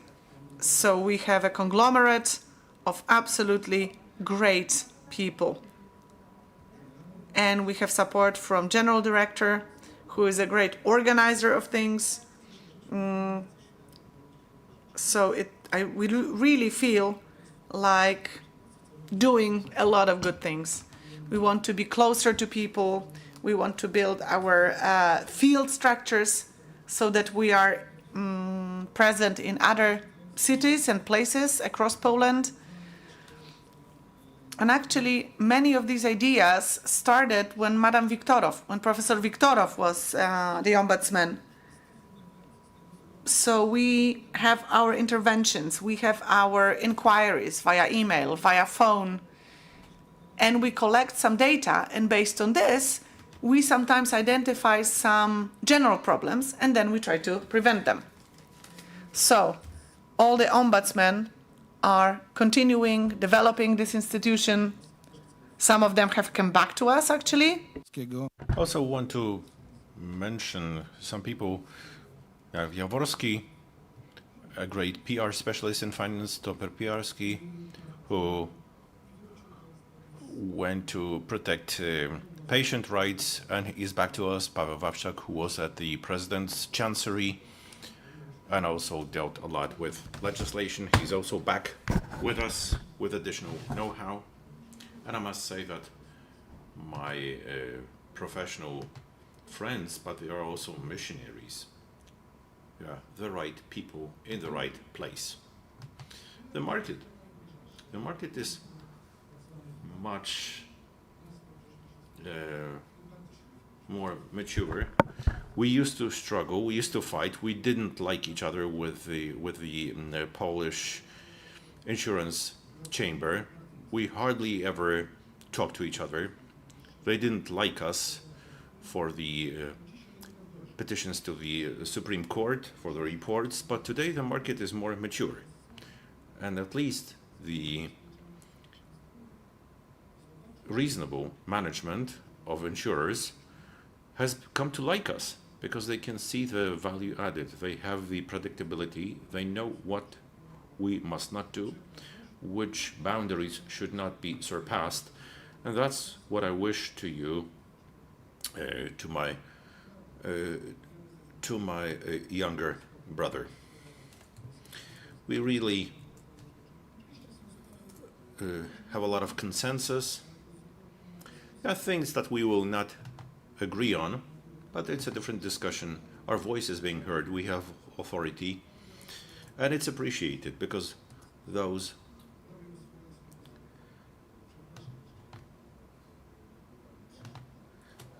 that's positive. Now, about the future. Again, and now for the future, I've split it into people and challenges. What do we need we need passionate people, people with open heads, preferably young people, and we have to shape them. I've turned 50, but there are some older people. It's our mission to shape those people, show them some role models, infect them with empathy for social issues, the way that we were infected by our masters. You talk about the Z generation, that they are full of pretense. I disagree with that. I think they can be shaped, and also believe that the ombudsman's people come with the right blood group, empathetic, or we're just lucky with those people. What are the challenges in the insurance market? I think demographics are a major threat, a major challenge. The aging society will be grappling with it over the next 20 years or so, especially in terms of health insurance, life insurance.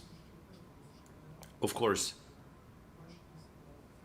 insurers also notice that, but we'll have to follow them. AI. I'm not afraid of it, Professor, because I'm an insurance person. And if we are afraid of something, that means that there's a risk. And all risks can be handled. In terms of insurance, it's like with democracy. It has its downsides, but no one has come up with anything else, anything better. I mean, war risks, it's a different topic. It cannot be handled by the insurance industry. Yes, of course. I'm sure AI, mind you, the Thermomix, it's like a cooking robot, or the cleaning robot. So you can say that the washing machine and drying machine is the washer, but it just accelerates so much that the Thermomix will be doing everything, shopping included. It might be the case, and probably it will. We don't hear the comment. It's off the mic. Yes, I know. Just give me one more minute. So there are a lot of challenges, but let's not be afraid of AI, because it can all be ensured.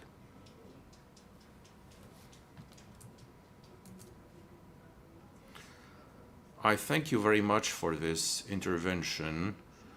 It's well worthy of the Jubilee conference, and thank you very much for reminding us that the Financial Ombudsman's office are people. You mentioned many a name out of the 30-year history. It's always the case that you skip someone, you omit someone, you forget about someone, but there are people who basically do their job, and they also form the Financial Ombudsman's office, and I think that they deserve a round of applause. Ladies and gentlemen, this panel is coming to an end because the speakers have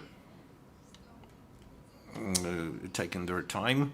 Thank you for presenting the history, for presenting the future, but we will be meeting many challenges, nice and less nice.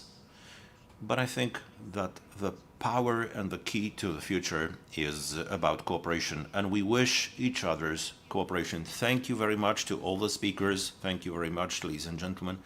We have no time for a discussion now. I think we have to postpone it. So I wish we invite you to meet to meet for a discussion informally over the coffee break, and I wish to you that we could meet in person, and that we would only use AI for practical reasons.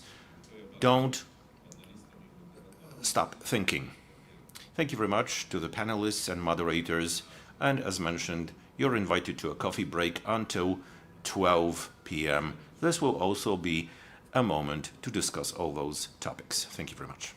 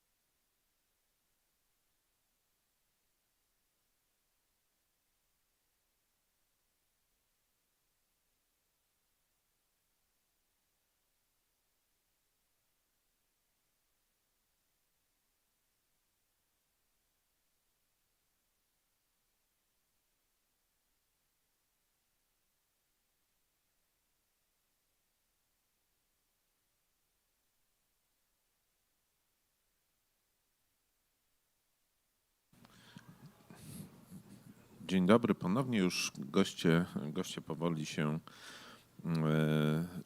schodzą. Widzę kolejny. I can see the next people joining us, so let's start the next panel. Ahead of us, we have a debate on how the Financial Ombudsman cooperates with non-governmental organizations, consumer ombudsman, and law enforcement bodies. So we had to have representatives of those institutions. May I invite Ms. Aleksandra Janas, the chair of the Court of Appeal in Katowice, Małgorzata Płaszczyk-Waligórska, the Consumers Ombudsman at Strzelce Opolskie, Ms. Małgorzata Rotter, the Municipal Consumer Ombudsman from Warsaw, Mr. Łukasz Biała, President of the Foundation for the Protection of Borrowers' Rights, and Arkadiusz Szczęśniak, the head of the association Stop the Banking Lawlessness, to be moderated by Dr. Anna Mosnarszewska and Maciej Czapliński. Good afternoon. I'm very happy that we'll be able to listen to this hugely interesting panel today. Hugely interesting because it will involve practitioners, participants of the financial life on a daily basis. The title of this panel is The Financial Ombudsman in Cooperation with NGOs, Consumer Ombudsman, and Law Enforcement, together towards the protection of consumers and enforcing their rights. We have actually reviewed the important events from the point of view of the protection of consumers in the financial market. And we can see that over the last couple of years, we've had numerous jubilees. And in 2025, as you will know, it's the 30th anniversary of the Insurance Ombudsman and the 10th anniversary of the Financial Ombudsman. But we're also celebrating the 35th anniversary of the Office for the of Competition and Consumer Protection. 2024, the 25th anniversary of Consumer Ombudsman, who are with us today. They were celebrating a nice jubilee. 2026, next year, we have the 45th anniversary of the activity of the Consumers Federation. That's the oldest consumer organization in Poland, and it will be celebrating its 45th anniversary next year. On October the 1st, 1990, 35 years ago, social organizations obtained the right of action in cases to protect consumers. That's very important. Social organizations have had this opportunity for 35 years to start action to protect citizens. That's when they obtained that possibility 35 years ago. 10 years ago, in 2015, the Stop the Banking Lawlessness organization. I welcome the chair today. And 2 years ago, the Organization for the Protection of Borrowers' Rights was established. The president is also with us today. Looking at the chronology of these events, we can venture to say that we have many pillars of consumer right protection, as mentioned by Director Zwaliński in a very nice way. We have a consumer protection system that is made up of consumer organizations, consumer ombudsmen, public institutions. And looking at the chronology of events that have taken place when the system was being developed, we can see that the oldest component of that system were social organizations. The second one, the Insurance Ombudsman, then the OCCP, and then the Financial Ombudsman. That was the chronology. Over to Maciek, who will also allude to very interesting events. Yes, Good afternoon, ladies and gentlemen. Indeed, we were preparing for this panel and we prepared the entire chronology, among others, of different milestones that happened in the activity of the Insurance Ombudsman and the Financial Ombudsman. Our show was slightly stolen by the two gentlemen from the previous panel, the big brother and the little brother, so I won't be repeating that. I won't be repeating all the reports and common positions that were real watersheds. So let me just change our scenario a little bit, but let me tell you this. I started my work on consumer rights over a dozen years ago in a completely different organization, and I was dealing with insurance back then. Back then, at that time, there were many complaints relating to TPL insurance. It wasn't determined back then that the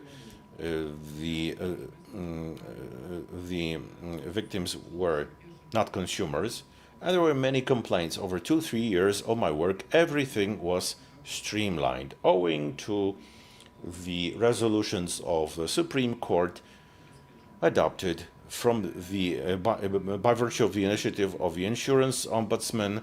That's definitely a great merit, and that's my memory of my personal memory of the accomplishments of the IO and the Financial Ombudsman.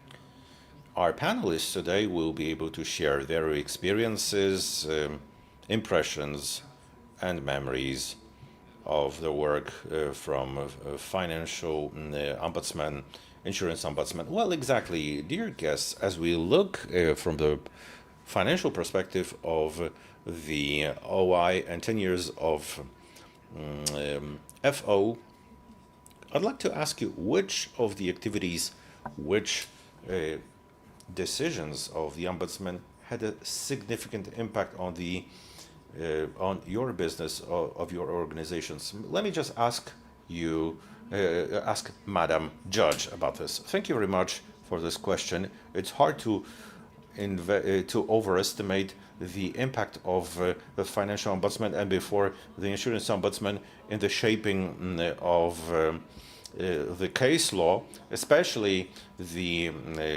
resolution of the Supreme Court on the theory of two conditions. It should be alluded to and say that those were milestones of jurisprudence that shaped the case law of general courts and probably defined the direction for determining CHF-related cases. But this is not all. If we can talk about, well, the banking package does not exhaust the impact on of the Financial Ombudsman in shaping the jurisprudence. And indeed, owing to the activities from the IO and the NFO, this market became more mature and more civilized. Before, such components and such cases which seem trivial today and that go without saying were really heating up the courtroom. And these were perhaps not such spectacular legal cases, but owing to the effect of scale, they had a very important social impact. For instance, the cost of care of a person that suffered as a result of a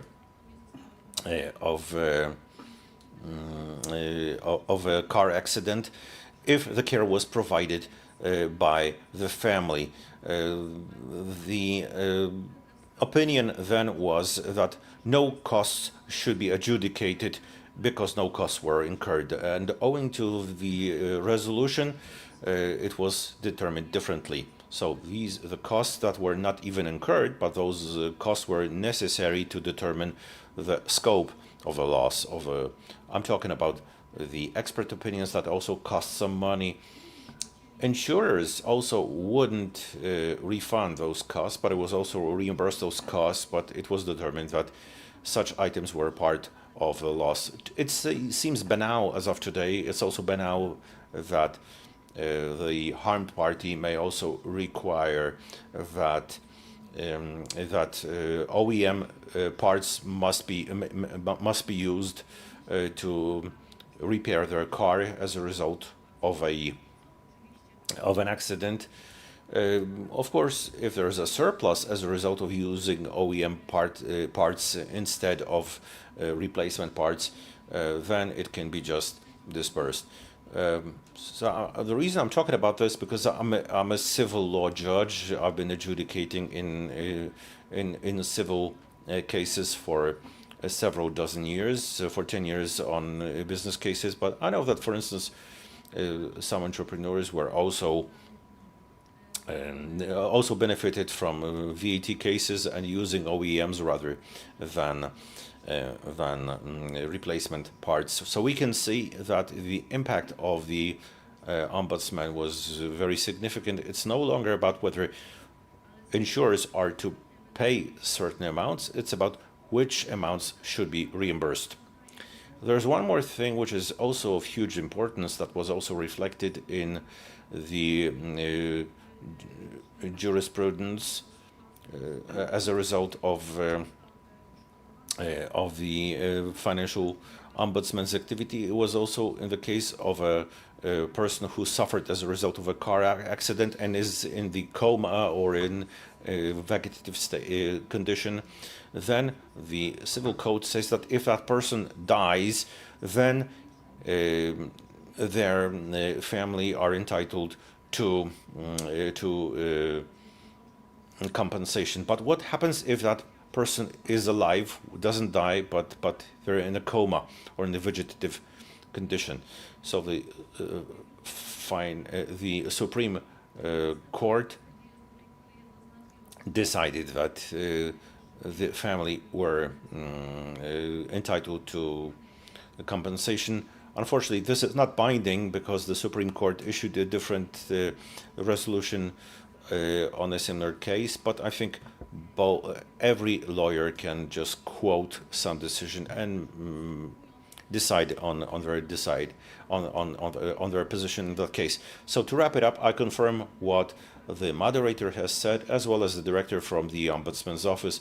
The insurance market has definitely become more civilized. Not only was there some case law established that was always in terms of pro-consumer in such cases, but first of all, insurer positions were shaped, and they came to terms with some decisions and that they have to pay for some components of a loss.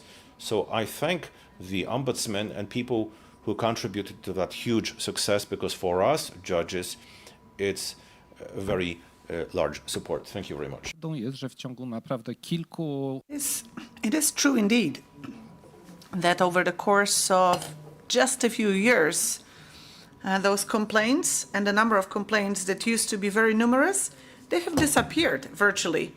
Another reason for that was when the Act on Mandatory Insurance was amended. So now I would say 95% of these complaints have been sort of eliminated, or problems that the complaints reflected actually have been eliminated. So now my question goes to Madam Ombudsman. Can you tell us, from your perspective, how have you been collaborating with other consumer ombudsmen or with the Financial Ombudsman? Well, I would like to go back a dozen or so years. I want to talk about some cases that used to happen back then. It was quite a long time ago, sure, but those cases were quite a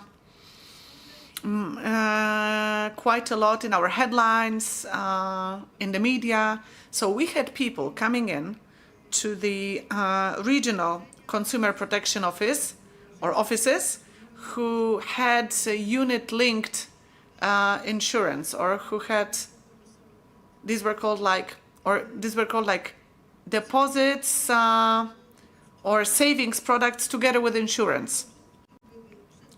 So those products, a link or a hybrid of a savings product and an insurance product, these were sold by banks. And a lot of them were sold at that point. It's all regional offices of Consumer Protection Ombudsman were actually inundated by those complaints. Of course, the Warsaw office probably had the most, but dozens of people or hundreds of people were coming. And all of the people were had the same story. They came to a bank or they came to an insurance company, and a sales representative or some sort of a representative from a bank or from an insurer presented a wonderful offer. So it's like insurance and a savings product in one. So it's going to have a very good interest rate, and you can be covered if you need insurance. And whatever money you put in, you can take it out at any time. So it looked like a very safe investment product. It looked like something really, really wonderful. So it became a very popular product. And consumers really jumped on it. And some of them, I guess, were not aware, right? Because they were coming to get a savings product, to get a deposit kind of product, and they were leaving the bank with this sort of savings/insurance product that they were not really aware of what they were getting into. Indeed. Yesterday, someone was giving some dramatic examples. Like there was a lady who was 8 years old, and she wanted to save up for her granddaughter, and she bought a product like this, like savings insurance. And well, I saw dozens of cases like this, and I felt really sorry for those people. I really felt like we needed to help them. And well, for example, I remember there was a person who worked 40 years abroad. It was an architect, so he saved quite a lot of money and decided to come back to Poland and build a house in Poland and live on the money that they had saved for 40 years, right, working abroad. And they bought a product like this, and they had a problem. We had really, as I say, dozens of dramatic cases. And of course, we were trying to help those people. And as we were trying to do so, they told us that when they went to pay out some of the money from this savings insurance product, there was a catch, because it turned out that there was a clause about a fee if you withdraw your money. And it was a huge fee. It was a huge stick, so to speak. And so I remember when some people told me that if they wanted to pay their money out, to take their money out within 2 years from the signature of the contract, it was like 100% fee. So they would lose everything if they wanted to pay it out.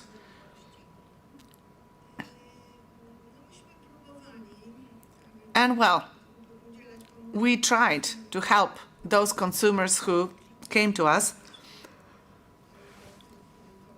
We talked to those insurers and banks who sold those products, but it didn't work. We, as the Ombudsman, Consumer Protection Ombudsman, we didn't have the right arguments. And then the Insurance Ombudsman came to our rescue. In 2012, actually, the Insurance Ombudsman published a report that was a breakthrough for us in those cases. So what was said in this report? It said that this insurance sort of contract that was very complex, and a combination between an insurance and a savings and an investment product does not give insurance protection or does not give expected or reasonable returns. So actually, it turned out it was a trap that drained the wallets of consumers because it gave them, the insurance it gave them was not very good, and the investment it gave them was very good. And fees and payments, if they wanted to withdraw their money, were absolutely absurd, ridiculous. I remember that there was this organization, it was a social organization that was called Tied to Your Policy. You are tied to your insurance policy. Okay, so I guess justice, the justice system could not exactly help those people. But what those people needed to, this analysis, right? That was what the ombudsman did, analyze the market and issued a report.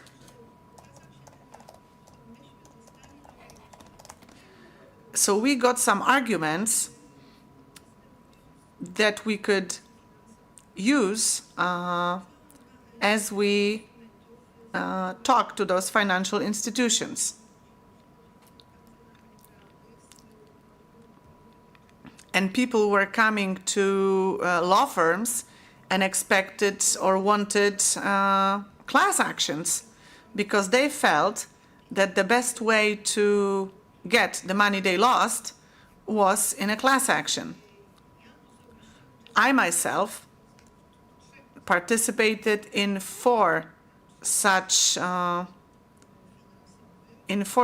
cases against financial institutions.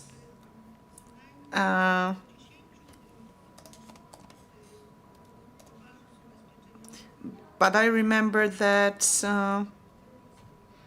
there were many, many more cases like this. And the number of people was, I think, something affected was, I think, something like 10,000. So what the report back then, what the report of the Insurance Ombudsman said was very helpful for judges on those court cases, for those people who decided to seek justice in court. This was absolutely amazing. And for us, as Consumer Protection Ombudsman, it was very helpful as well, because we then knew how we could help those people. I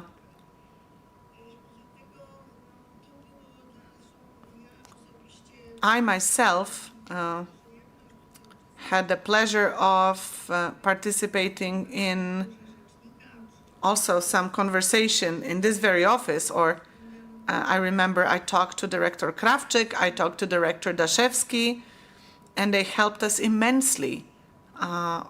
We are eternally grateful for this. Because we could help consumers basically thanks to your support. Right, you mentioned also consumer organizations that were involved. So my question goes to Mr. Szcześniak. What's your experience with the financial ombudsman? Because your organization has been around for 10 years? Yes, 10 years. So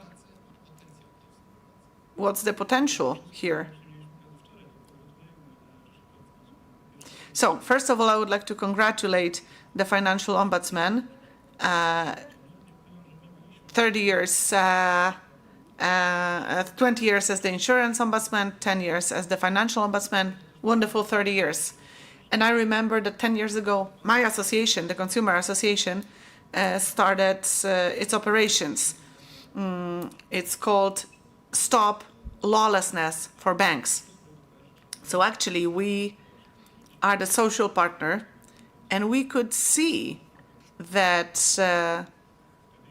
3 banks had court decisions issued against them due to certain abusive clauses. and we expected that something would happen. But actually, nothing. Those banks didn't do anything, even though everyone knew, because some of the abusive clauses were included in the register of abusive clauses, and customers wrote complaints, but those banks did nothing. So the report back then, but by the Financial Ombudsman, was absolutely a breakthrough, and it also changed court practice. So we as consumers, we felt that an important institution was behind us. It was a very, very big step for us. I can also tell you that the Financial Ombudsman participated in proceedings that actually I took part in. That was the case that was mentioned before. It was personal for me, but I assisted it, or I participated in it as the association, and we hoped that whatever that case, however it would finish, for me, it would also help other people. And then I remember that the Human Rights Ombudsman also took part in it and intervened.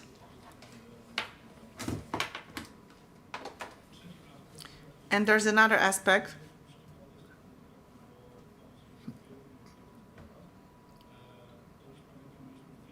I remember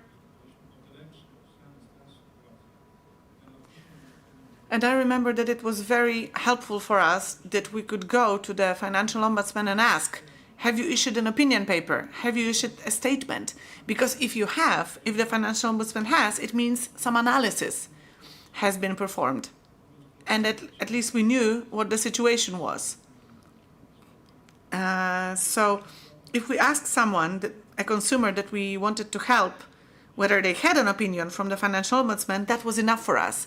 If they didn't have an opinion from the Financial Ombudsman, we had to take all kinds of documents from them and do analysis on our own. But if they had a Financial Ombudsman's opinion, we knew where we stood with that person. It helped us a lot.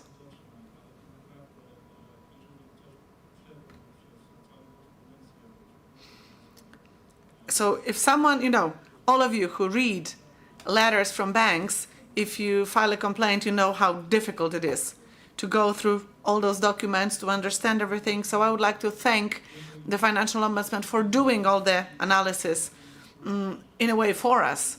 And we're getting everything in one place, in one document.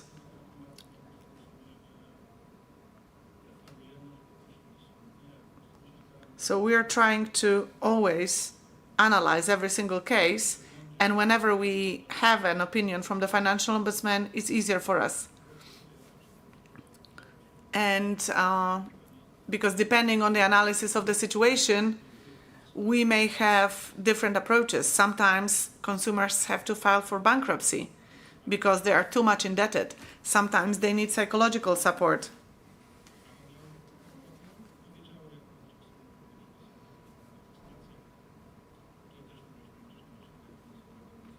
So we could always sort of count on the Financial Ombudsman.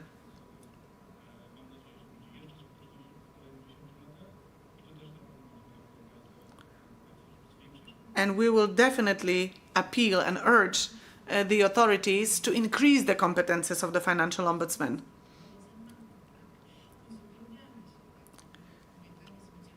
And well, we're moving forward.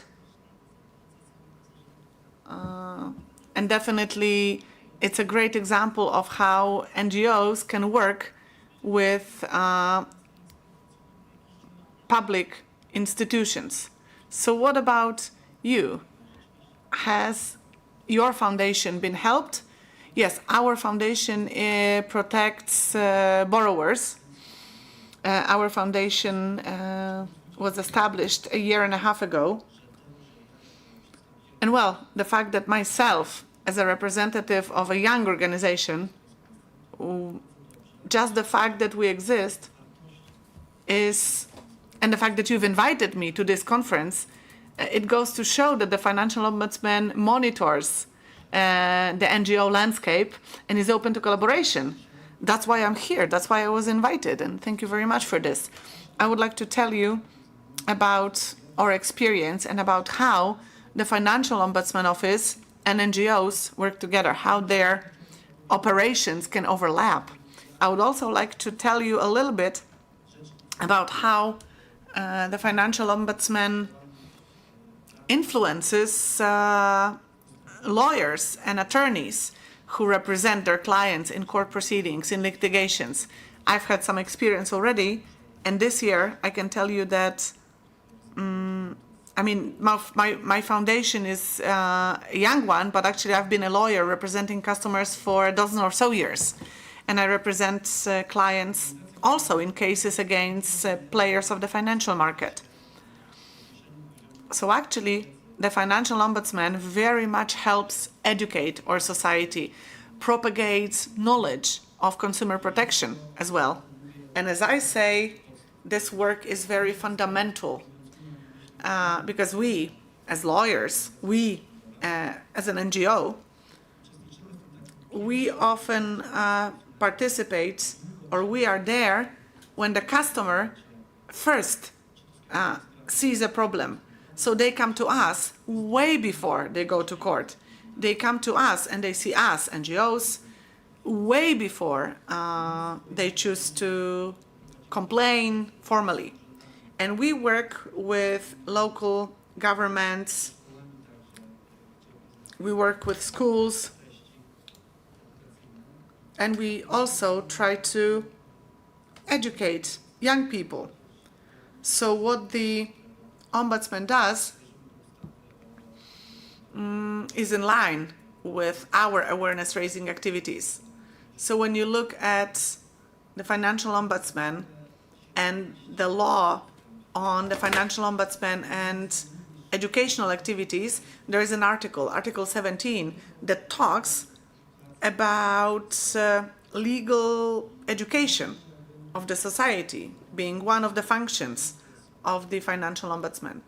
But what I can tell you is that consumer organizations, NGOs, are like a transmission belt, so to speak, that sort of propagate the knowledge coming from the Financial Ombudsman. So there's a lot that we can collaborate on with the Financial Ombudsman Office. My foundation organizes many training sessions and workshops, and actually we use materials coming from the Financial Ombudsman. We have master classes, we have webinars, we publish articles. We can also help with lesson plans for schools. And the Financial Ombudsman delivers many of those materials. It's a very good form of collaboration. Maybe it could be considered that the Financial Ombudsman could publish materials or of the most common sort of interactions that customers have with the financial market. Most common scenarios, so to speak, because then consumer organizations can also come up with the right trainings that could be useful for regular people, because we talk to regular people, we talk to students at schools. Sometimes these are very basic things that we talk about to build awareness, to make consumers more conscious of their own rights. We, of course, cannot take responsibility for them if they want to take financial risks, but what we want to do is to equip them with knowledge before they make those financial decisions. Right, we talked about it recently. What kinds of materials could be useful for us for awareness raising, and what could be useful for you? How could the Ombudsman help you? The collection of Social Security, it could be not necessarily, but I think the most typical situation where the consumer uses the financial market is the conclusion of a hire purchase or loan agreement, and believe me that people who enter into loan agreements, don't even, let alone the fact that they don't even read them. But it's about elementary notions, the terminology such as cost of loan, non-interest costs. These are simple things that I think could be prepared in a systematic way. What would you like to prepare? A video, a textbook? No, it's enough to prepare some materials. I also talked informally today about the fact that there's a very much awaited publication on the free loan sanction of a free loan. So soon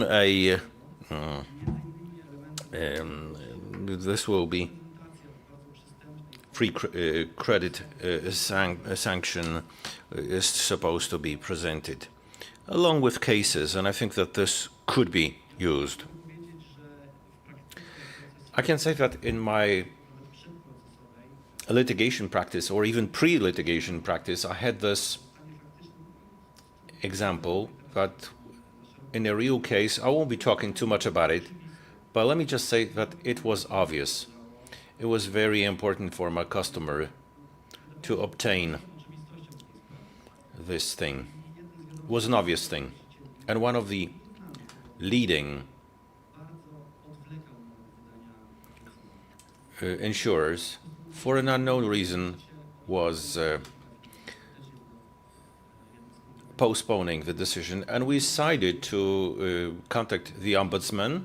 And let me just say that after the ombudsman's decision, the customer complaint was positively handled. It really works. Sometimes, even at the pre-litigation stage, you can obtain help. Thank you very much. So now, Ms. Małgorzata Płaszczyk-Waligórska, because you're not only a consumer ombudsman in Strzelce Opolskie, but also in the county of Krapkowice. Yes. Could you tell us about how the cooperation of the consumers cooperation with the financial consumer looks like from the perspective of the ombudsman working in a smaller center? Thank you very much for the invitation, ladies and gentlemen. I've been a consumer ombudsman for over 20 years.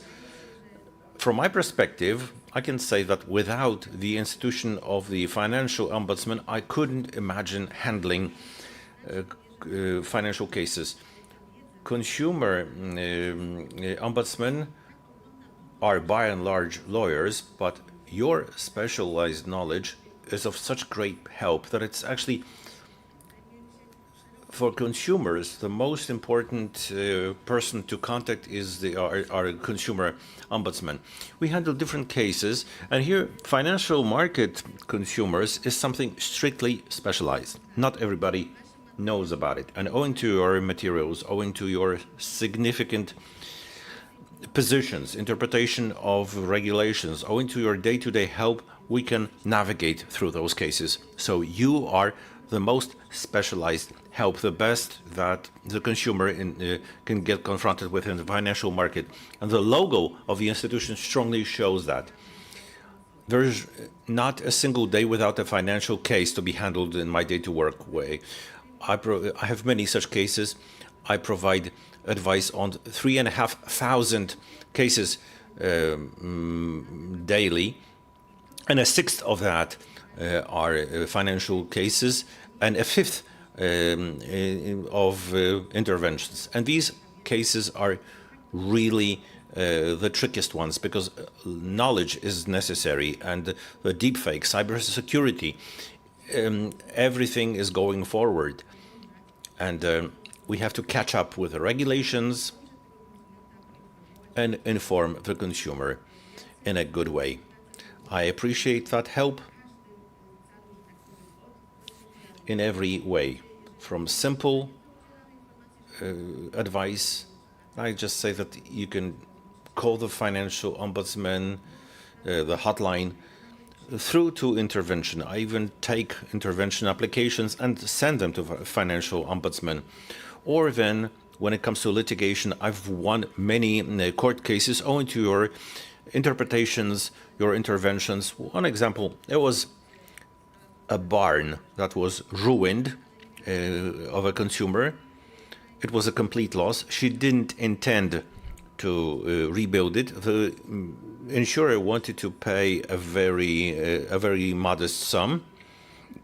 The insurance sum was 62,000. She obtained 20,000, but owing to the interpretation of the Financial Ombudsman, another 20,000 was won at court.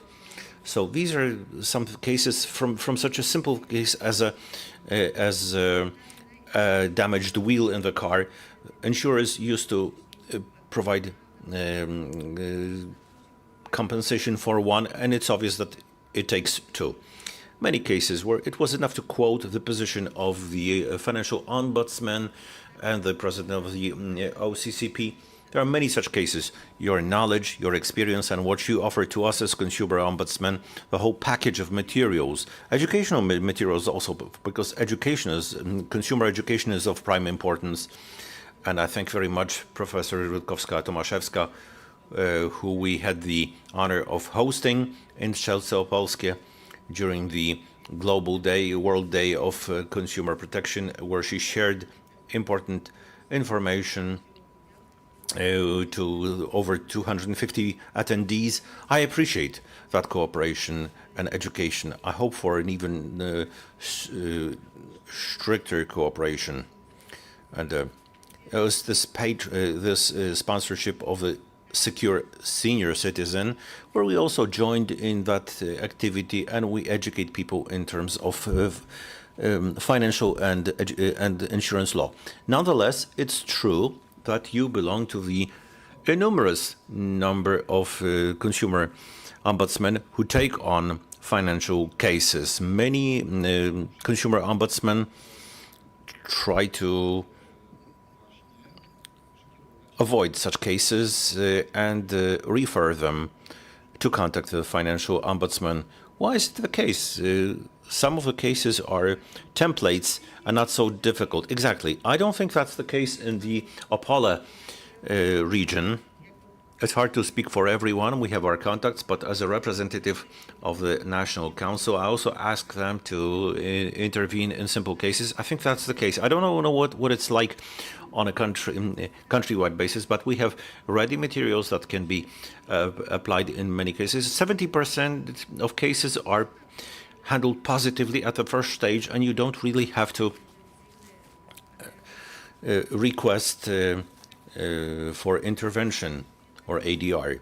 I think it could be good practice, and the consumer ombudsman could take on such interventions, especially that they are so numerous and it's prospective. 70%, I think it's a better result than ours. Thank you. Ma'am, and let me ask you about this. Would you see any areas where the financial ombudsman could help you additionally? Because you mentioned educational material was something extra, and from your perspective, what would be needed?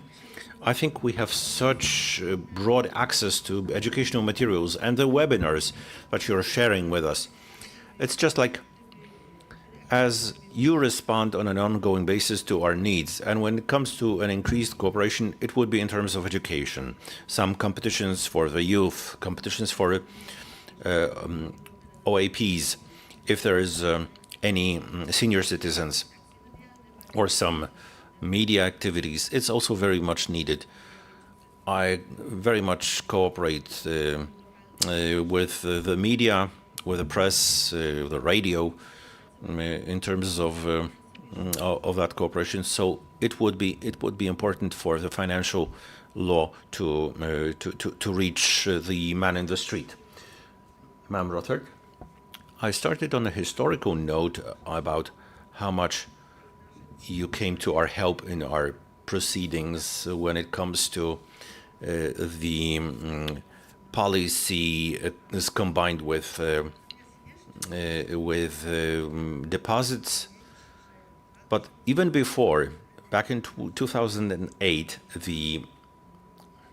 that was when Ms. Olenska was the Insurance Ombudsman, and in one of the conferences at the Office of Competition and Consumer Protection, where the Consumer Ombudsman were represented, Ma'am I.O. was also invited, and she presented the institution of the I.O. and the possibilities of cooperation to the Consumer Ombudsman. And the communications were not that developed, but at any rate, then an initiative of formalized cooperation was formed, and the proposal of concluding cooperation contracts between Consumer Ombudsman with the I.O. Personally, I also concluded such an agreement, and whether the Consumer Ombudsman could have concluded such a contract or otherwise, they had more possibilities of benefiting from the Financial Ombudsman's experiences. I think that was the first spark that helped many Consumer Ombudsmen. It's not that that Consumer Ombudsmen don't take financial cases. They consult each other. They contact entrepreneurs. Well, after all, we're at the bottom. Right now, we're in Warsaw.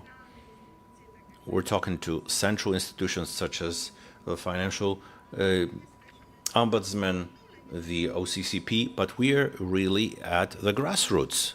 Whether it's Warsaw or it's a small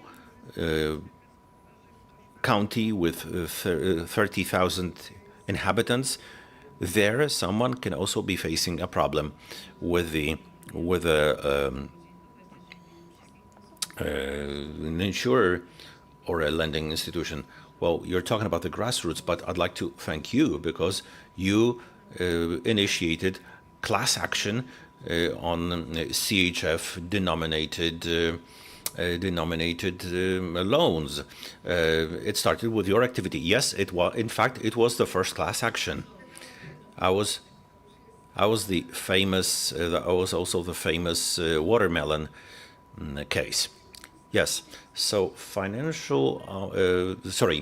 Consumer Ombudsman benefit from your materials en masse.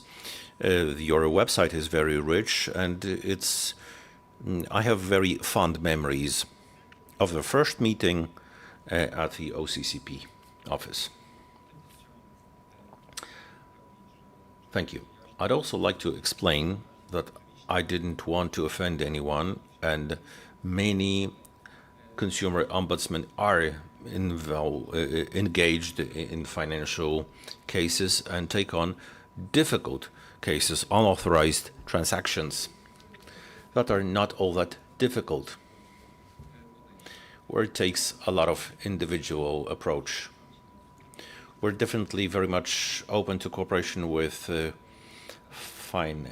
Consumer Ombudsman, and we try to inform you, send you materials on an ongoing basis, and support you if needed.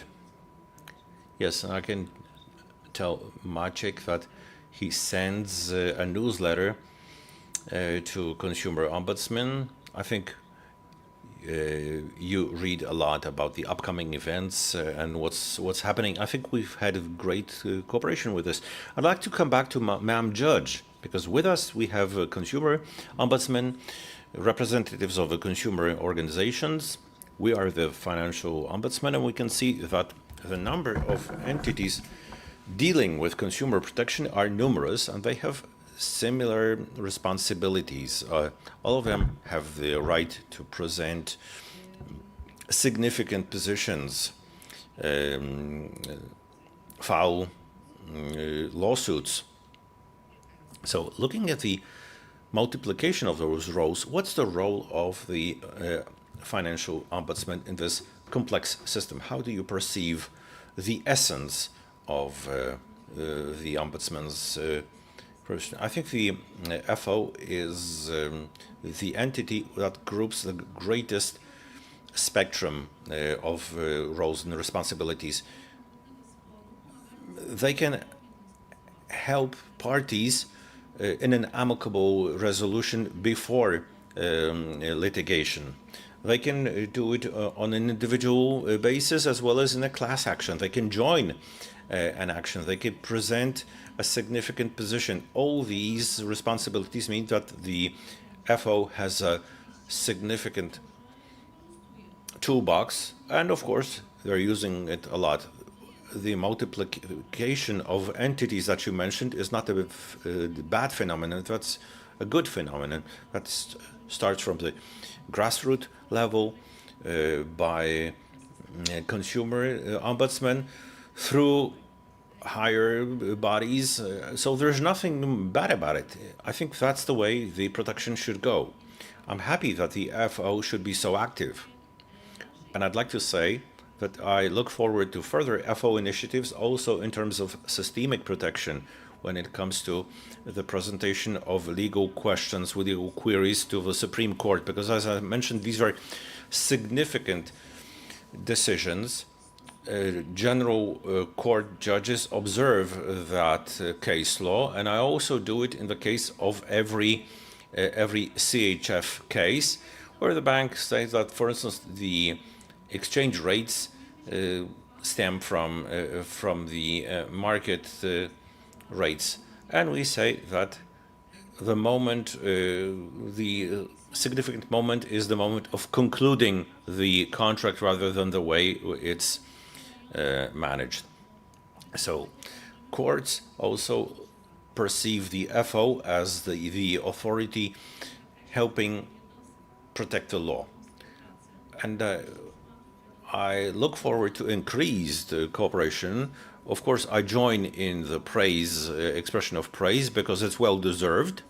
But I'd like to say that I would like to have even more, and it stems from two components. First of all, I'm the chair of the Court of Appeal in Katowice, encompassing whose jurisdiction extends over the Silesian province, where there's a huge number of entrepreneurs and over 4.5 million individuals, residents of that province. So I would very much look forward to the appointment of the deputy financial ombudsman for the Silesian province, especially that we attach a lot of importance to that. We have almost appointed a council of representatives of legal professions. We'll be appointing a task force, a task team in terms of mediation cases, and I would very much welcome a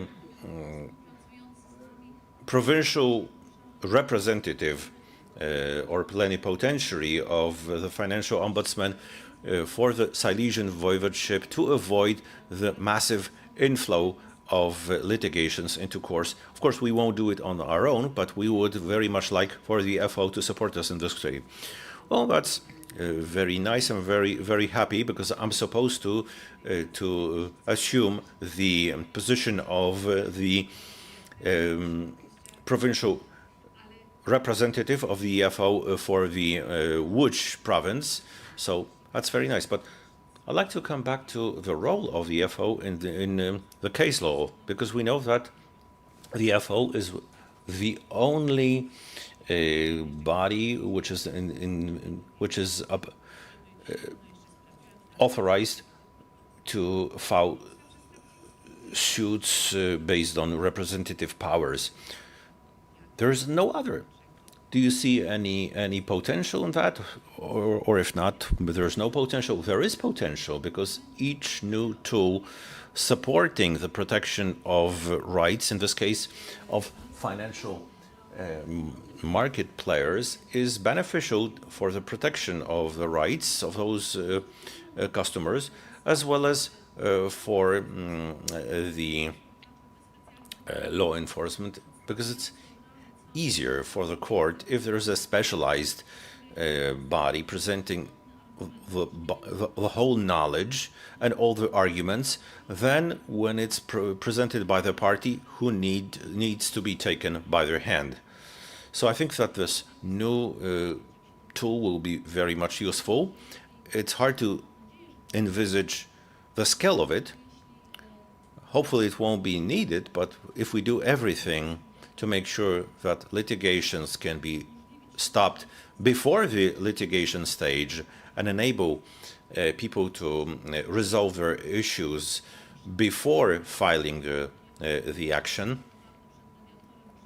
it will be beneficial for the observance of law, because an amicable agreement is treated as our own resolution rather than something imposed. It's very significant from the point of view of calming social conflict.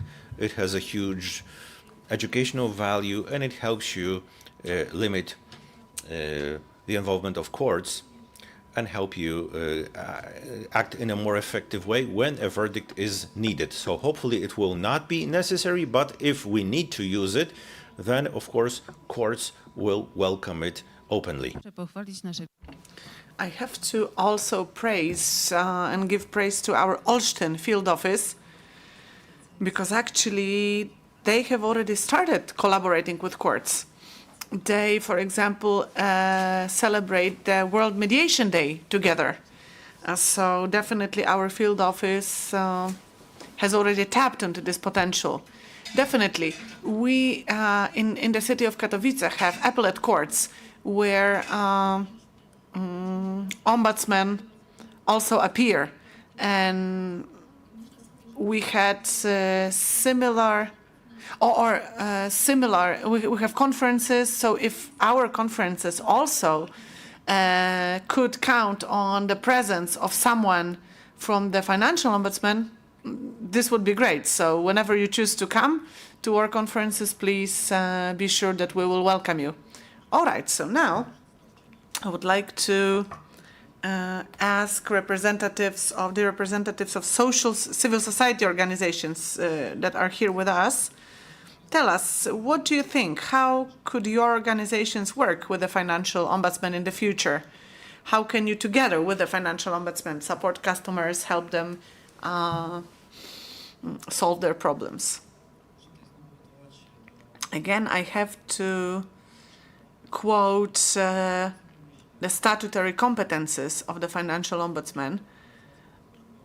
Given the competences of the Financial Ombudsman, I think that civil society organizations could really have an impact on the financial market if they came to the Financial Ombudsman and asked to act on Article 17, paragraph 1. But, well, yesterday we were talking backstage with some people, and among different participants, I talked to Professor Świecka, and we talked about, we shared some of our experience, and it turned out that both of us heard that in Spain, mortgage loans require a consumer to take a knowledge test or an awareness test before they sign a mortgage loan. Maybe it sounds crazy. Maybe in Poland no one has ever considered it. But maybe we should think about it. Because, come to think of it, there's so many cases, court cases, between banks and consumers and borrowers. And very often during those court proceedings, there is this argument. The consumer didn't know, the bank didn't tell them, the bank didn't provide enough information. This was the case of mortgage loans denominated in Swiss francs. But this can come up with YIBOR as well. So maybe we should stop it. We should nip it in the bud. Because if you pass this test, then you cannot say that you didn't know, or the bank cannot tell you that they didn't inform you. So, you know, I think this could be something to consider. Consumer organizations, of course, are at the very lowest step of this ladder. So we are the first ones that consumers turn to if they have a problem. But given the fact that the Financial Ombudsman Office is so open to initiatives, maybe it could also help us here. Maybe it could initiate some legislative action. Right. I will not refer to the proposal that you made, but when you said that you are at the lowest step of the ladder, don't think about it this way. Think about it like you're the closest to the consumer. It's not like you're low or at a lower level, because sometimes when you say that you are at a lower step of the ladder, it might seem a little bit negative,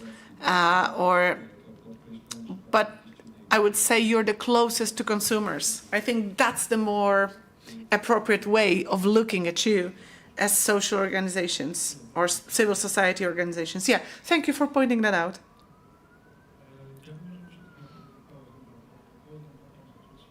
Well, there is a number of institutions that protect consumers, and they deal with a lot of legal, let's say, aspects. But civil society organizations, they can do more. They can educate, they can raise awareness. I mean, many of the problems on our financial markets, are also, the situation in our market has also been taken up by the European Commission, because when it comes to cost of credit, we are one of the most expensive countries. And we should talk about it openly. We should put pressure on politicians and all kinds of institutions so that so that our costs of credit can be brought down at least to European average. This disproportion is really huge. Let me give you an example. A borrower from France, if they borrow 400,000, after 30 years, they give back 520. And a Polish person, 1,150,000, a huge disproportion. And I don't think we're so far away from France that we should be so different, right? And we as social organizations,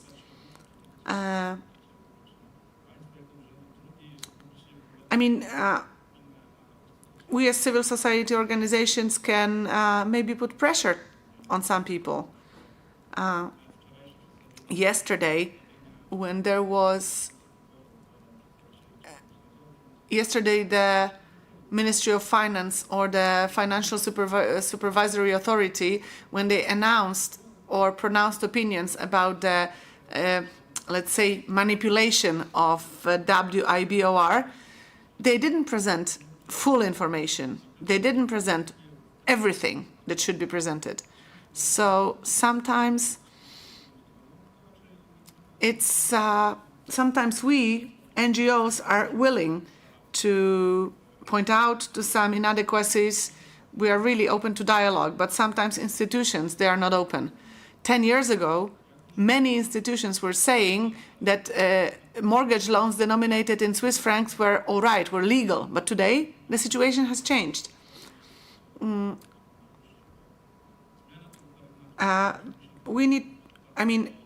In Poland, 90% of loans are based on interest rate risks. It's a lot.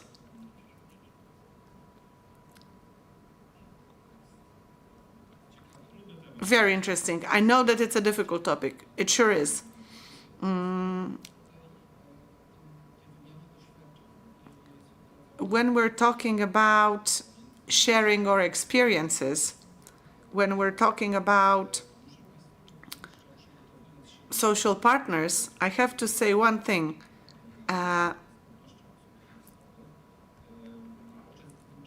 We, as the Financial Ombudsman Office, we participated in a trialogue between supervisory authorities and the social side. So organizations who represent people with special needs. And in this trialogue, we also had organizations that represented businesses. So do you think maybe that's the way we could solve systemic problems in Poland? I think so. Well, in the insurance market, the discussion between the financial ombudsman and representatives of insurers, that discussion is on a good level. But discussions with the financial sector, they're not at such a good level, not yet. But maybe one day, actually the ombudsman and civil society organizations will persuade the financial sector that it makes sense to establish a dialogue, because people who have been aggrieved, who have been wronged by banks, they don't want to be victims. They would like to have been warned before, rather than then be an aggrieved party. And so there could be some preventative measures that could be taken. And if the financial sector were more open to dialogue, maybe we could do more. And also thanks to the Financial Ombudsman, at least we don't have this 3 million of savings/insurance products that were so problematic. We don't have so many loans denominated in Swiss francs, but maybe we could act one step further to be even more preventative. So as government organizations or as public government institutions, could you also help educate consumers? I remember that I heard somewhere that organizations of the business cannot help educating customers because they will educate them wrong. Well, I'm not sure. At one point we wanted to work with representatives of businesses, but it doesn't always work. But I think that education and awareness raising will definitely help us avoid difficult cases. And we are ready to talk to and to collaborate with businesses.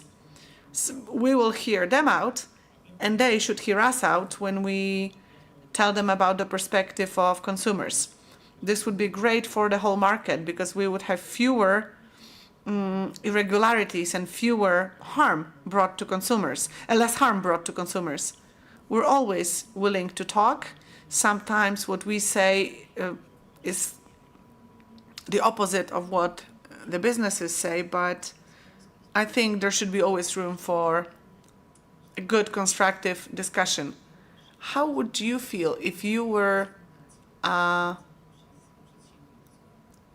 to be working with a foundation that's run by businesses or entrepreneurs? Would you feel awkward as a civil society organization? Not really. We should simply talk. We should simply communicate, assuming that we have good intentions, that we're acting in bad faith, that what we do is to avoid future problems or disputes. So to me, definitely, it would be not awkward at all.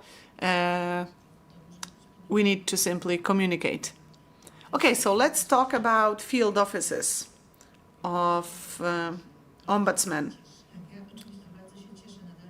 I'm very happy that in the future we'll be able to collaborate with the Financial Ombudsman, because it's really important to protect customers of the financial market. Hopefully, we'll do a lot together, and definitely in the Opolski region and in the whole country, there are many initiatives. You are in Warsaw, so you don't need to contact any field office, but actually, all field offices of ombudsmen, for example, consumer ombudsman, are absolutely willing and happy to work with the financial ombudsman. Definitely, we get a lot of help from the telecoms regulator, We're getting a lot of help from the regulator, the Ombudsman, for digital communications. But we want more, because we need to change the level of awareness of regular consumers, and they'll be able to protect it even more.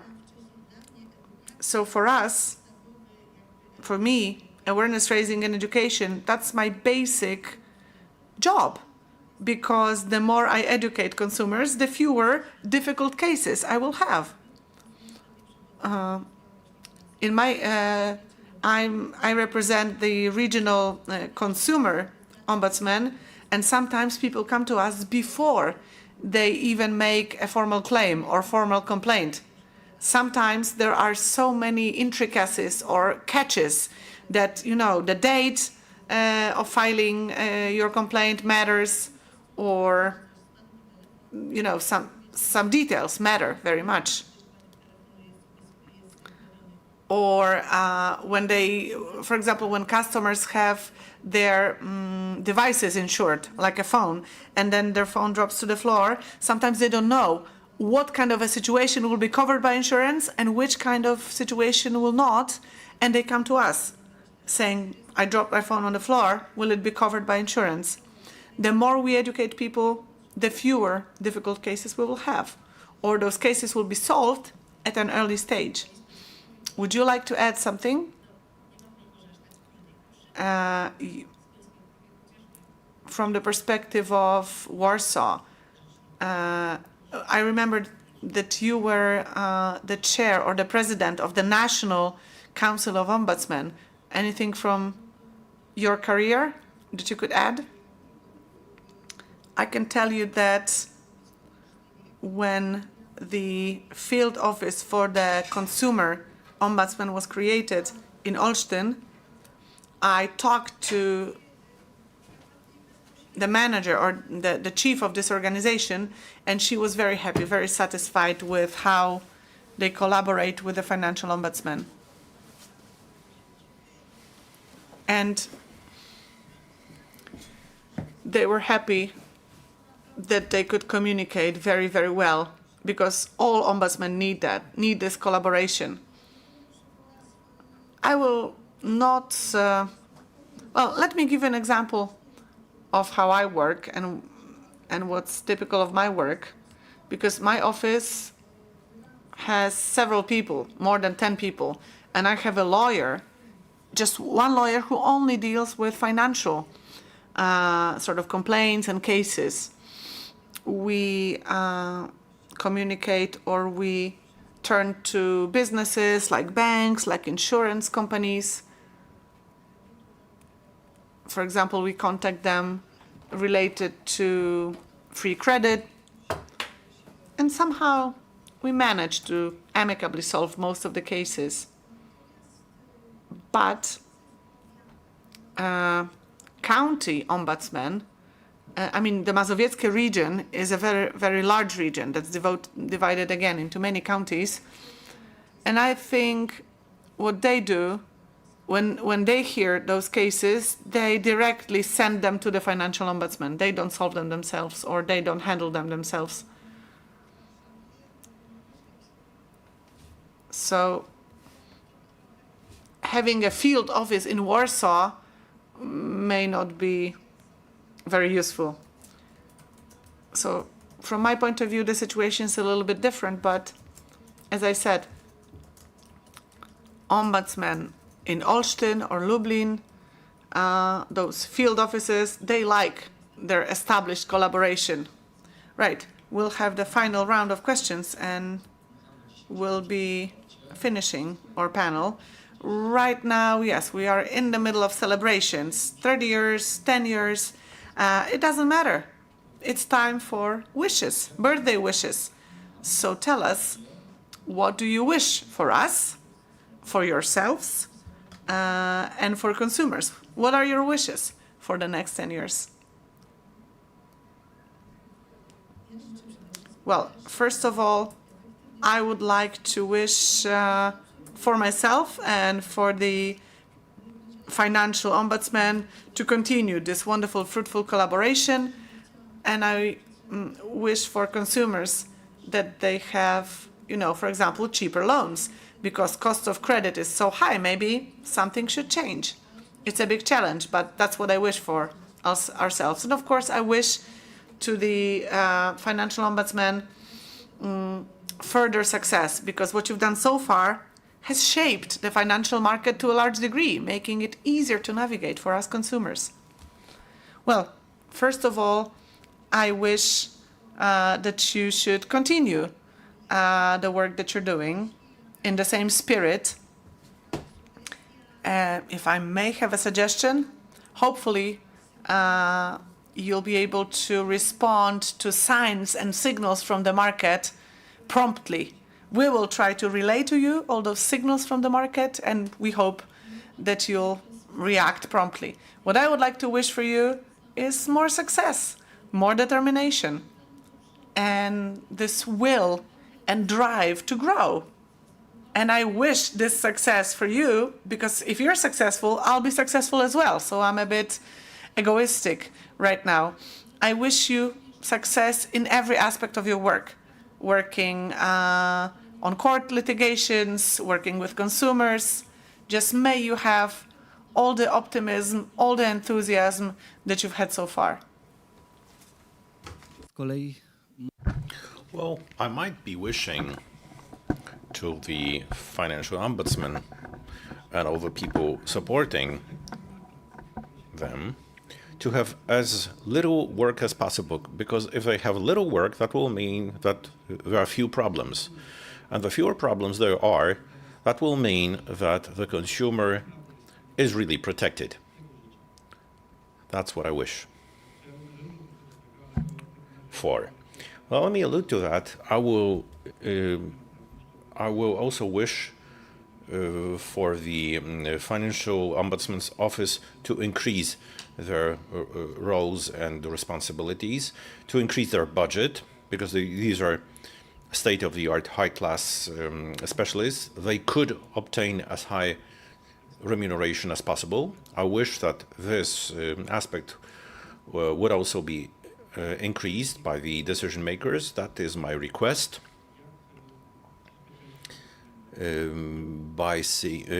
Having seen how the specialists are appreciated in the market, I wish that there would be no attempts on implementing a change for the worse, in my opinion. That's to say, to include the FO office in a different institution.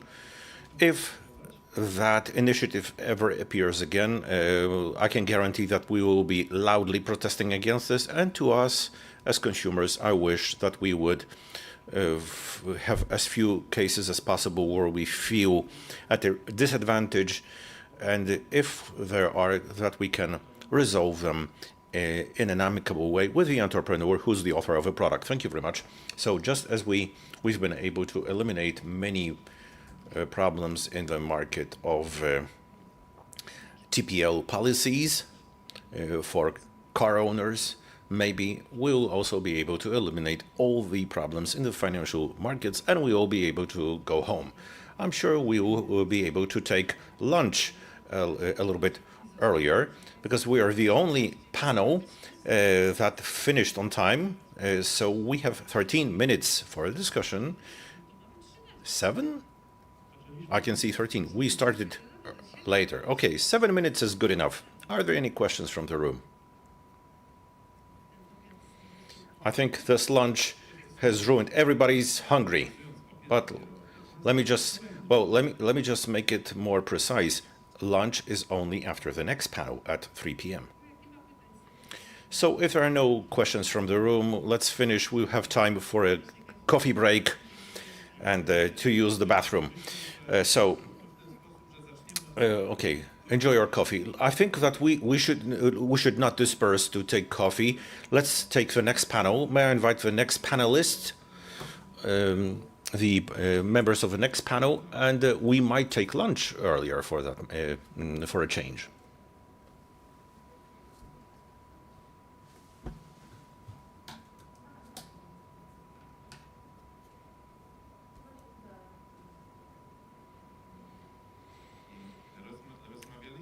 we've been talking about the cooperation with the representatives of consumers. It's time to talk about the cooperation of the Financial Ombudsman with financial market operators.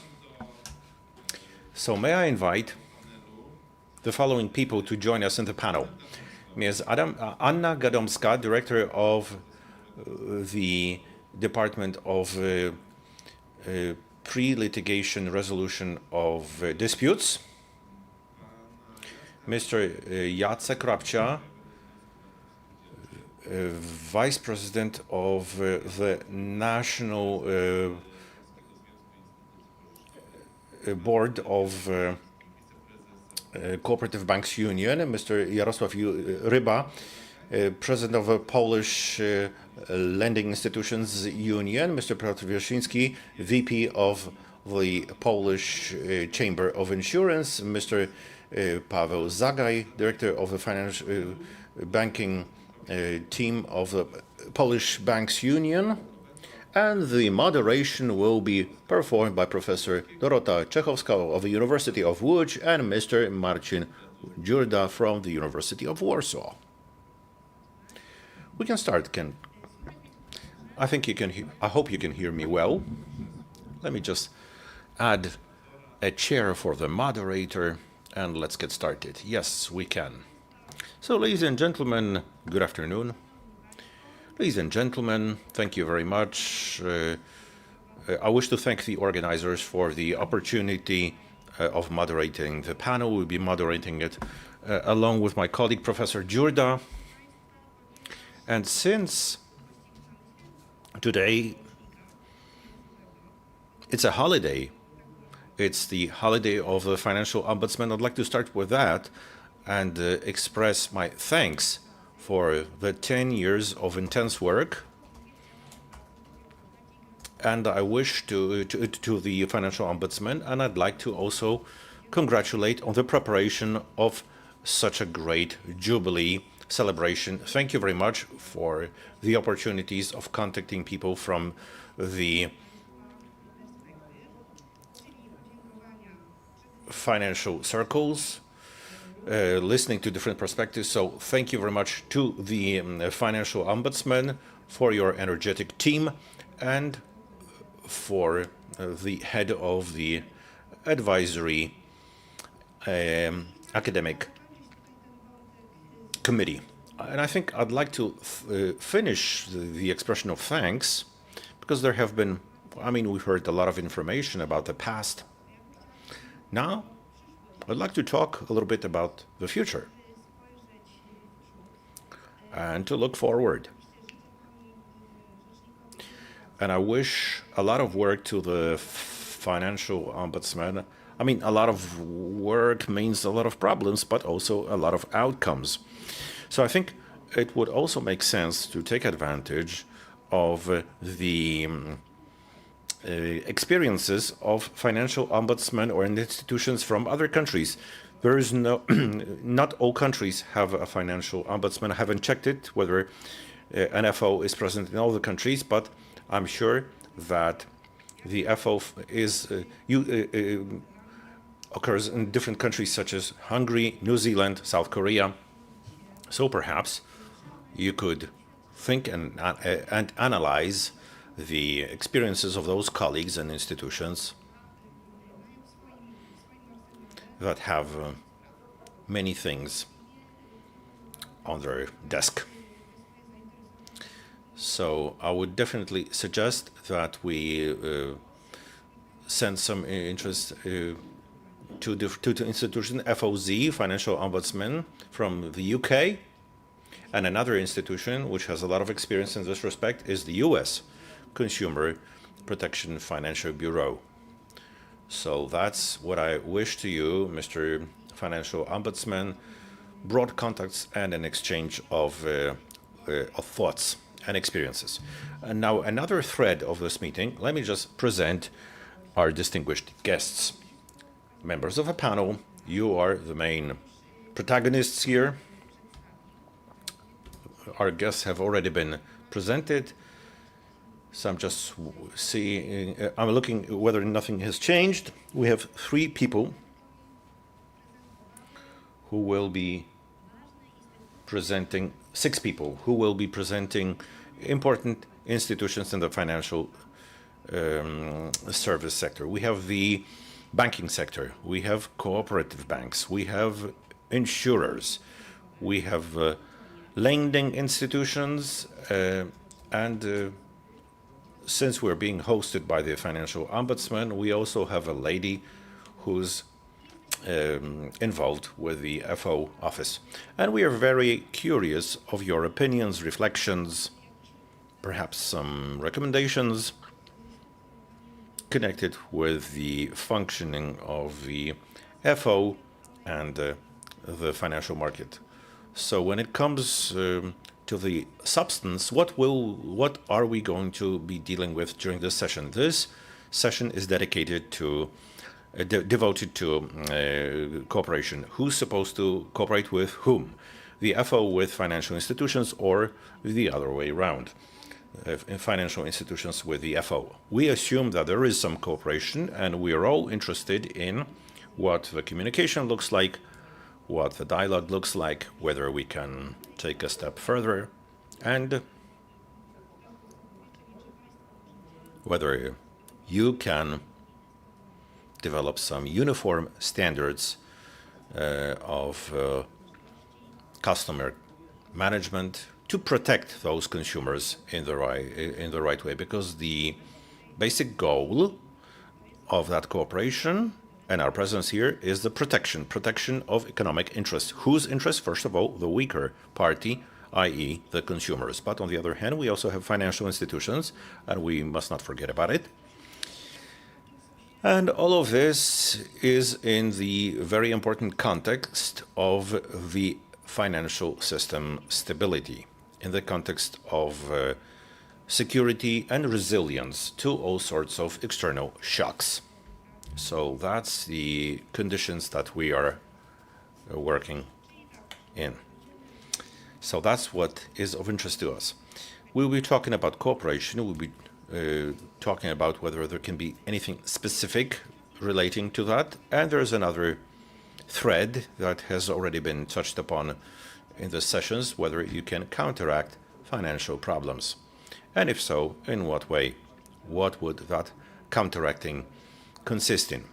Which means that we take into account various regulatory activities, organizational activities, and also something which is of particular interest to me, i.e. education, because I represent a university. So I'm not sure if I'm supposed to present those issues again. I don't think so.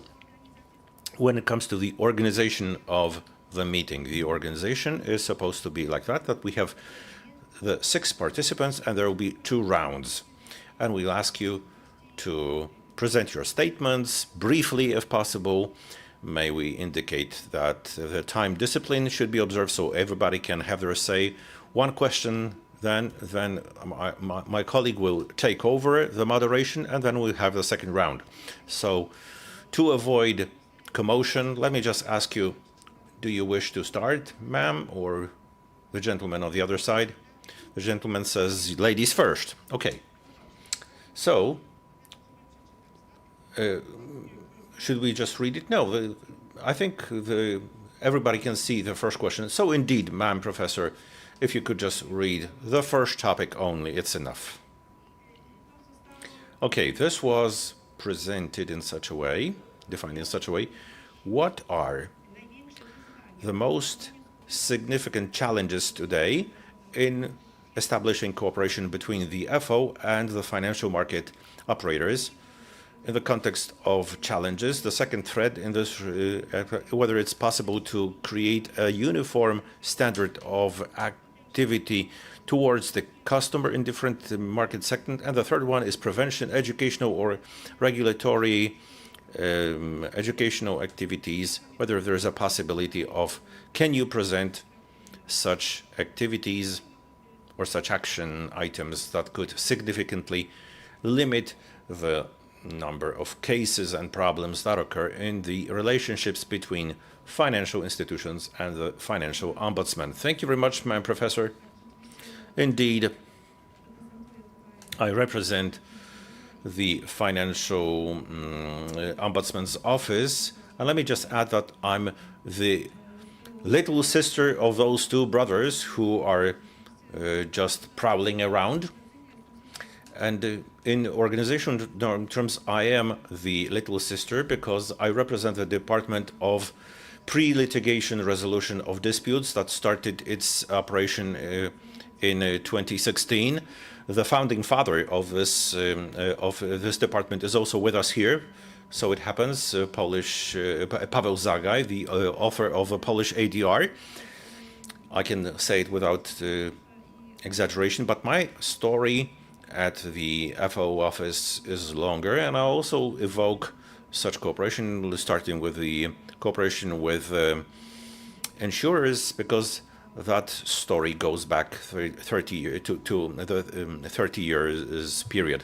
So when it comes to the possibilities of developing cooperation between VFO and financial institutions, I think two words are of key importance. That's the approach and openness, the attitude and openness, because it's important for us as the FO to no longer be perceived by financial institutions as a cost item on their P&L in terms of their contribution or a certain obstructive element on the shiny way towards building business, but to be really perceived as a partner, as a source of knowledge,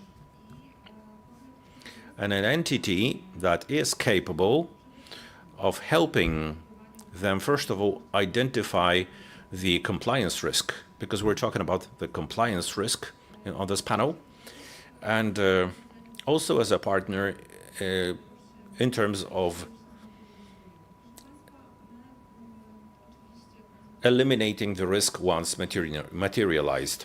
Because indeed we largely focus on individual cases in our activity, but the market analysis also constitutes an important part of our activity, an analysis of phenomena which enables us to grasp the risks en masse which can materialize in the market, both at the stage of developing products, or generally the marketing of a new product is an area where the compliance risk is particularly high when it comes to both compliance with legal regulations or mis-selling, but also at the stage of executing and performing under contracts, at the stage of dispute management, which is also important when it comes to compliance criteria. And ladies and gentlemen, this experience is in place, but it can be even better. Let me start by saying that, well, I started my work at this office from the insurance department. Let me start with a good example, a positive example. It was several years ago, I think it was in 2021, that we started a large project at the Financial and Pension Department, consisting in a comprehensive analysis of the templates connected with TPL policies. And we contacted many insurers in presenting our objections. And many insurers started dialogue with us. As a result of that dialogue, we developed some sort of maybe not agreement, but certain solutions that led to the elimination of many controversial clauses. Some market players did not enter into that dialogue.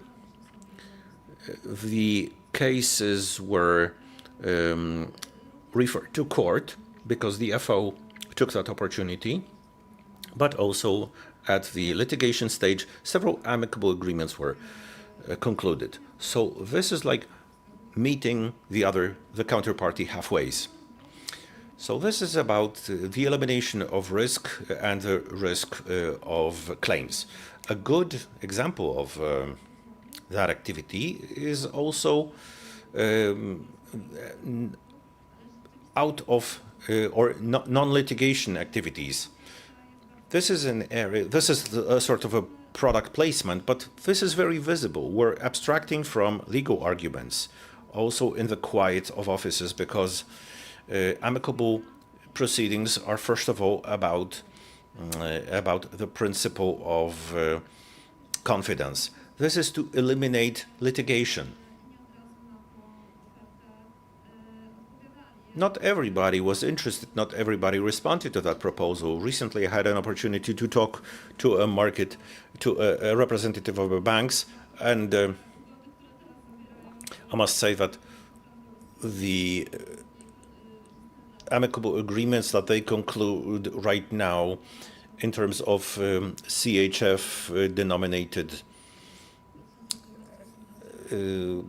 loan agreements are much less advantageous than the ones that we put forward back in 2017, 2018. And they tell me, well, Madam Director, if I had known that it would go this way, I would really have gone for it.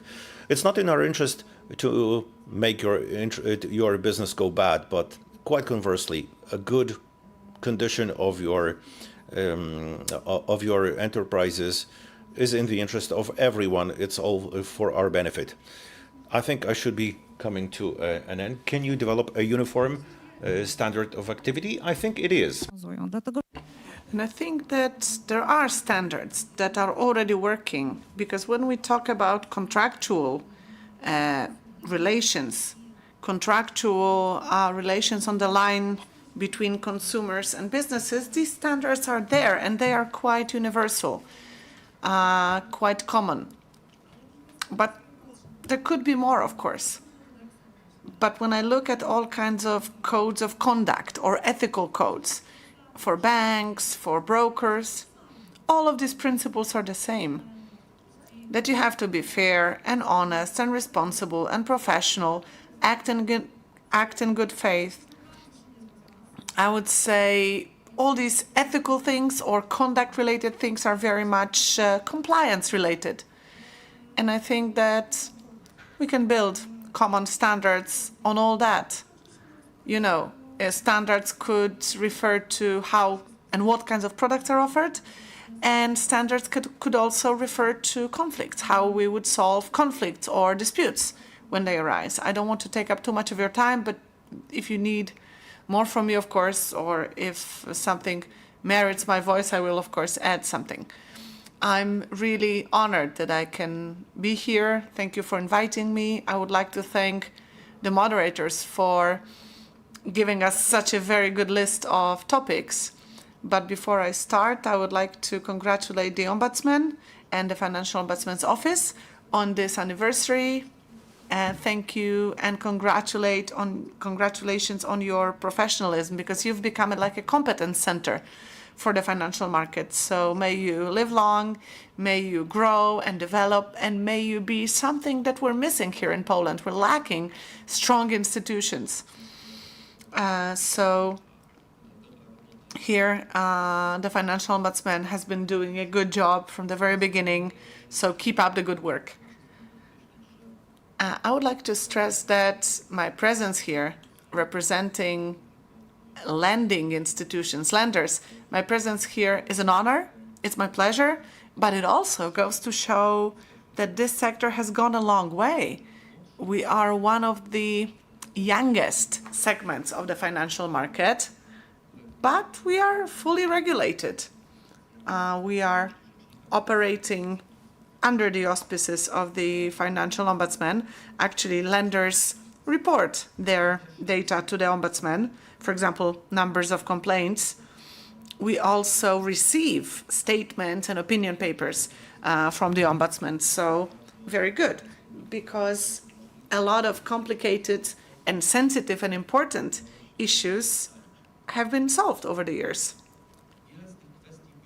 and resolved. Many of these things were sort of a bone of contention between the ombudsman, lenders, other financial institutions, and consumers. But those disputes are behind us, which goes to show that dialogue, constructive dialogue, can really be fruitful. Let me give you this example. How should earlier loan repayment be calculated? Some years ago, it was very controversial. Today, we have quite a clear standard how to settle early repayment. But there are challenges still. For example, challenges around how additional products sold along with a consumer loan, how they should be sold, those additional products and services, because maybe those value-added products and services should not be sold with loans at all. And other challenges around credit cards. But some things we have resolved, some things have emerged, and we need to resolve them. But I would say one common denominator that we cannot forget is consumers' interests. We as businesses, as entrepreneurs, we can create associations, we can create industry organizations, sectoral organizations, multi-sectoral organizations. The public sector as well. It is represented by its all kinds of organizations. While consumers, they don't have such organizations where they can join and count on their representing them as consumers. Although there are, of course, consumer organizations, and they do play a very, very important role. Plus, field offices of consumer ombudsman. Those field offices are very, very important. Actually, I talked to Madam Ombudsman from the Opole region, and, they do a tremendous job. And let me be frank, hopefully I'll sound credible. We don't see consumers or institutions as adversaries. Ombudsmen protect consumers and help solve disputes, but they are not our opponents. Wherever there's money, wherever there's interests, people's interests, there might be disputes.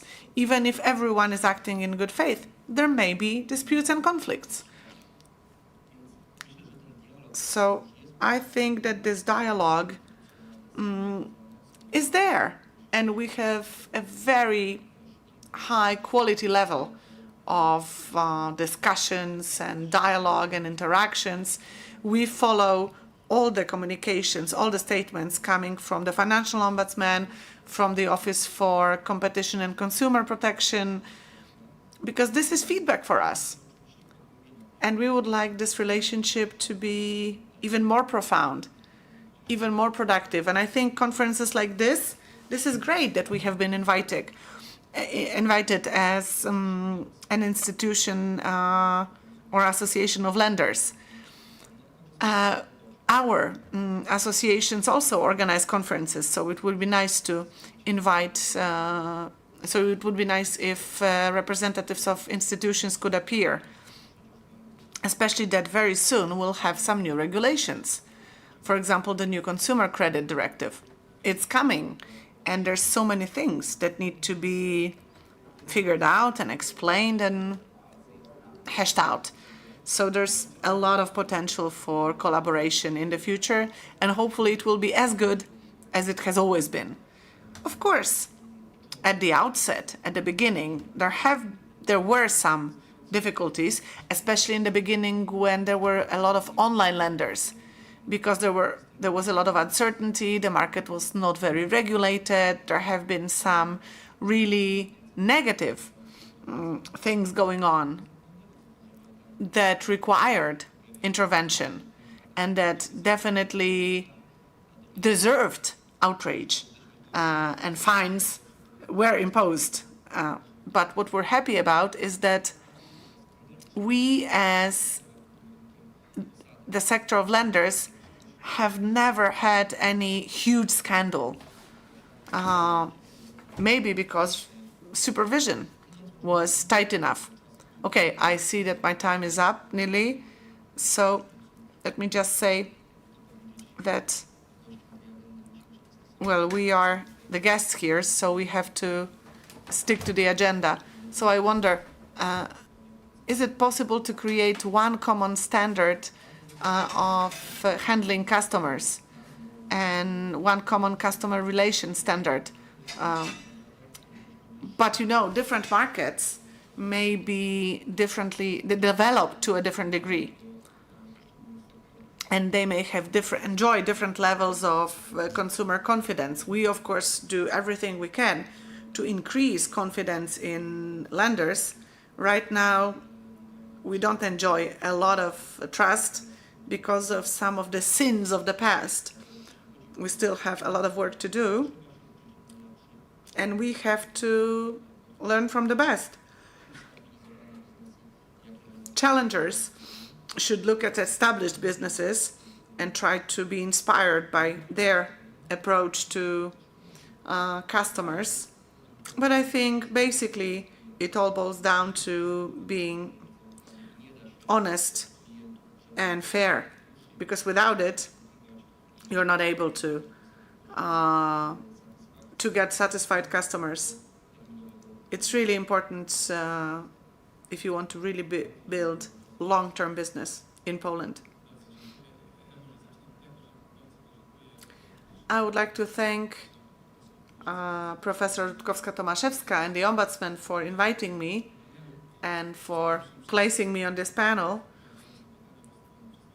I would like to add my answer to your questions from the perspective of cooperative banks. Cooperative banks are quite often called local banks because they do work locally. Always cooperative banks are sort of municipal in nature, and they operate in their localities, which of course determines their challenges and how they comply with regulations. And also it dictates how they work and relate to the Financial Ombudsman. So in the cooperative banking sector, we see two big challenges, regulatory challenges. On the one hand, for a while now, we have been shouting and asking for the proportionality principle. What do I mean by that? Currently, all regulations, EU level or national level, they don't take into account the scale of institutions or companies that they regulate, regardless if, so it doesn't matter if it's a bank that hires thousands of employees versus a cooperative bank that is much smaller. So on average, a cooperative bank in Poland, headquarters together with branches, if it has it, it's like 55 employees. So I would say over 100 of cooperative banks hire less than 25 people. 100 cooperative banks hire between 20 to 50 people. So they are small. So if such an institution working on a local scale has the same compliance requirements as large banks, it's a problem. It's difficult for small organizations to comply. Therefore, we are asking for some proportionality. Secondly, this is something that also may be problematic, not just for cooperative banks, but for many other companies, is, well, many regulations are implemented from the European Union. So there's a lot of gold plating. So directives, for example, talk about thresholds or certain levels. But in Poland, we tend to sometimes gold plate and sort of bite more than we can chew in a way. And again, gold plating could not be a huge issue for big banks. For cooperative banks, it is. So that's one thing. And now let me talk about our cooperation and our interactions with at the Financial Ombudsman office. Very often, cooperative banks come to us and say, it's very difficult for us to comply with all the regulations. But we would like to hear a clear statement. What should we do? How should we do it? If someone tells us, we will do it. The third problem in our regulations is that our regulations are not very clear. Director Radziszewski from the Financial Supervisory Authority said that there is a new legal act, there is a new directive, and we need some interpretations and explanations and opinions about it from the Financial Supervision Authority, from the Data Protection Authority, from the Consumer Protection Authority. You know, those new regulations should be explained. They are not clear. And cooperative banks very often come to us and say, we need a clear message. How should we implement those new regulations? Because we don't want then to have it challenged. It's bad for our consumer relations or customer relations. So let me give you this good example of how we collaborate with the Financial Ombudsman, or how we collaborated on the Accessibility Act. Before this act was introduced, it was on the 28th of June, we came to the Financial Ombudsman office and we said, can you please tell us, cooperative banks, what you would expect from us when this new Accessibility Act enters into force. And then we got some webinars from the Financial Ombudsman. I think we had 3 webinars. And we established what cooperative banks should do to comply with the Accessibility Act. I can't see Director Sass, who actually conducted those webinars. He might want to add something, because I remember a few hundreds of people actually signed up for those webinars, and you were answering those questions during the webinar. And if some questions couldn't be answered during the webinar, you gave us your answers later via email. So all the questions that were asked by cooperative banks were answered. So even if regulations are not clear or quite understandable, you, the Financial Ombudsman, are helping us interpret it, helping us figure it out. And if we stick to what you say, then we don't have problems, compliance problems. I'm finishing, but let me add something about standards, or having one common standard for many institutions. Cooperative banking has its own set of standards. We have cooperative banks. Above them, there are a higher level of banks that are like administrators, and cooperative banks actually receive templates or standards from this higher level. But each cooperative bank has to comply on its own. So we do have a certain set of standards, for sure, but those banks are different between one another, so they may implement those standards a little bit differently. That's in our sector, that's the cooperative banking sector. But I'm not sure if such a standard can exist for the entire banking sector or for the entire financial sector, because the differences between institutions and their scale and those organizations are huge. Right. Thank you. Thank you very much. I would like to thank everyone for inviting me. I would like to thank the Ombudsman, Madam Professor, you, Professor.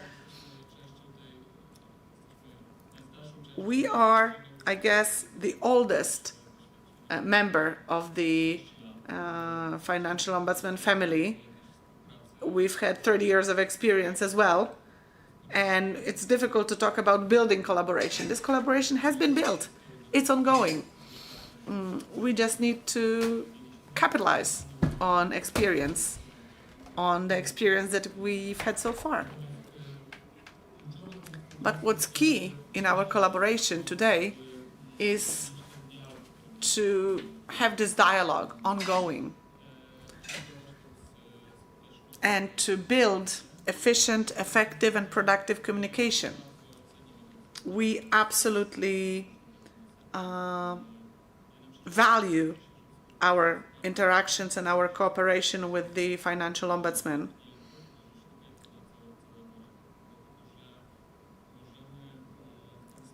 Because we can, thanks to this good collaboration, we can respond to many irregularities at a very, very early stage. So this helps customers to, well, it helps customers because their situation is clear, and we, insurers, are protected from legislative interventions. Let me go back to history, because in the past, our interactions with the Financial Ombudsman or the Insurance Ombudsman wasn't always so open.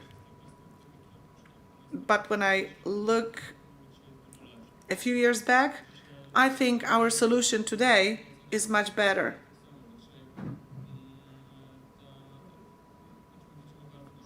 And we see that the Ombudsman Office is very, very open to our questions whenever we need something explained.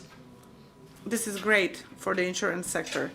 Knowing that our partner is open, we're always more willing to come with it, to our partner with all kinds of issues, even before certain regulations are introduced. We ask all kinds of questions. Let me give you this example, the Accessibility Act. We recently came to Director Sass from the Financial Ombudsman Office to sort of talk about it, and even though the Accessibility Act may not concern us or apply to us 100%, but we wanted to ask about it because we were curious of the Ombudsman's opinion. But back to the story. We used to cooperate slightly differently and resolve problems in a radical manner. And abstracting from whether we agree on the classification of certain insurance contracts, because I don't think we would entirely find agreement on that. We can have different opinions, but I'm sure that some activities, individual activities, build the trust in the financial market. In turn, radical decisions don't stimulate trust, consumers' trust in the financial market. And therefore, I believe that the coordination of activities is of key importance in this respect. And as I mentioned, we as the insurance market are very happy to ask the FO about different things. We're also open to suggestions where responses from the insurers are necessary. Madam Director said that insurers are involved in individual dialogue with the FO. We as the chamber also try to build a forum for you to have access to the insurance market and to be able to develop uniform standards. Like, let me take the example of last year's flood, where we had a dialogue on some irregularities that occurred in the public opinion relative to the flood, and we discussed that. And let me finish by talking about trust. It seems that we always have differences of opinion. The role of the Financial Ombudsman is different from that of the Polish Insurance Chamber and that of insurers, but I believe that the goal is common. So first, it's to build the trust in the insurance market and the entire financial market, as well as enhancing consumers' financial awareness. Therefore, I believe that education is of primary importance, of prime importance. Therefore, we support your activities connected with the customers' education. We, as the chamber and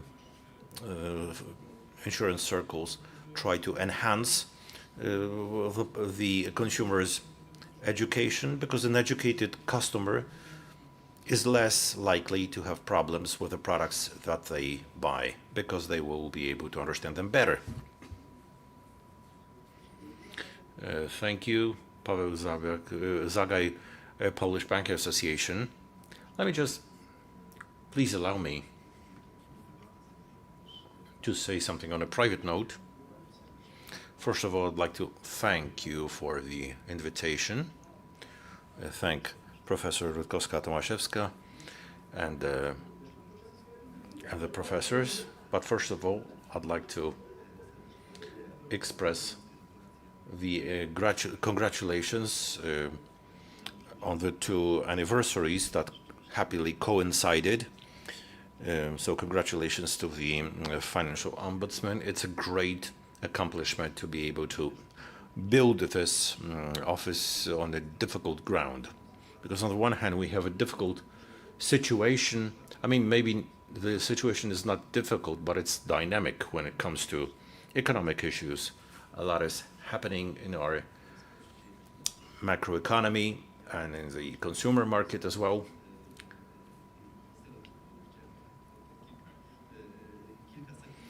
I have a very deep feelings about it, because I also feel like a co-author of a certain shape of the office. I was involved in working on the Financial Ombudsman Act, in the legislative work.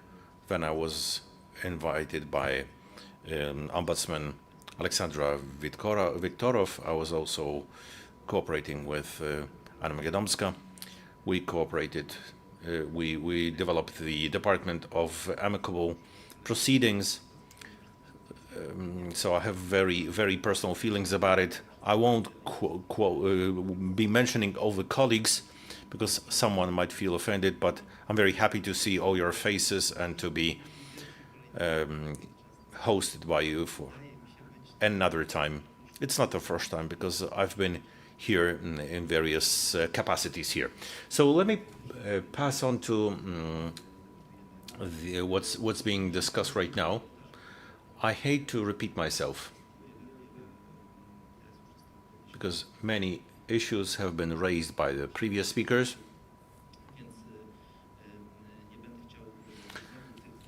So I don't want to touch upon any of those topics, but what I think is important, I think I can speak on everybody's behalf, that it's important for us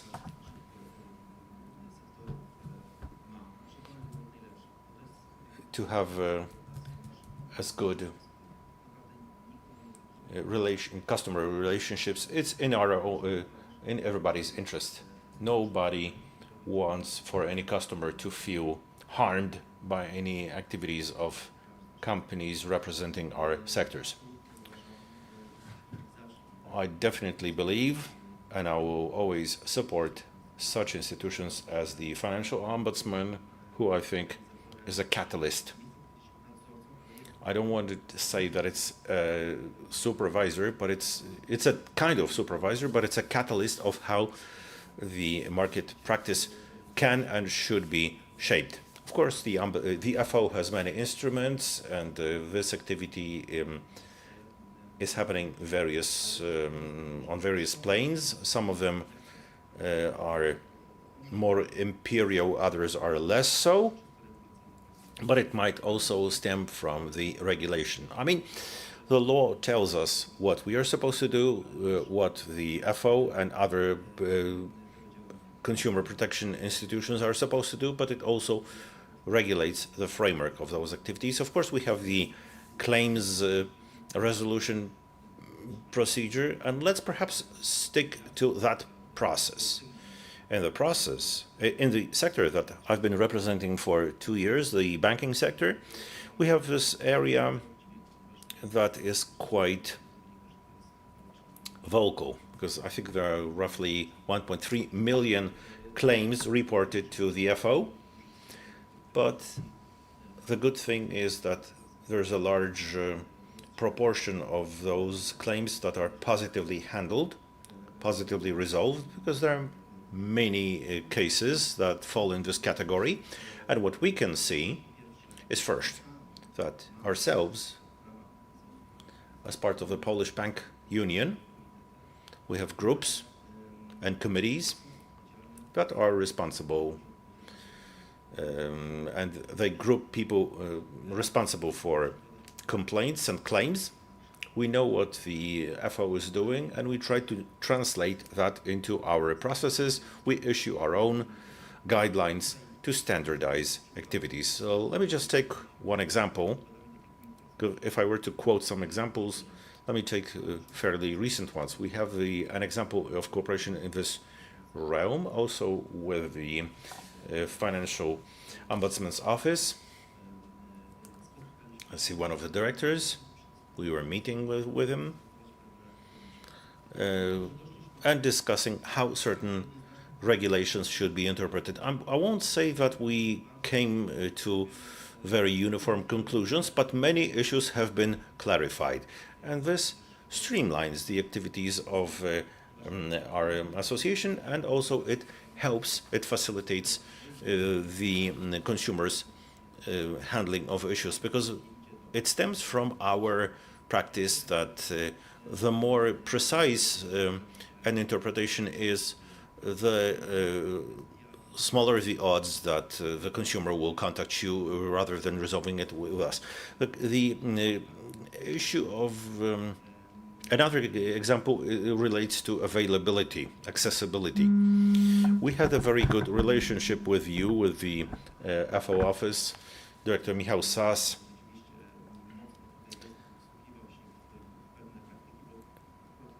was also was looking at the examples.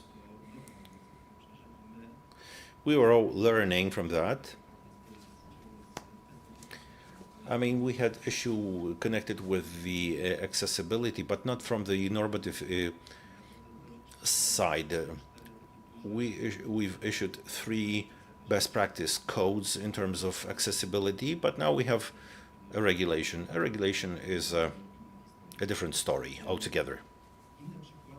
Other examples when it comes to that cooperation, because you can even go beyond the Financial Ombudsman, but where also the FO is involved.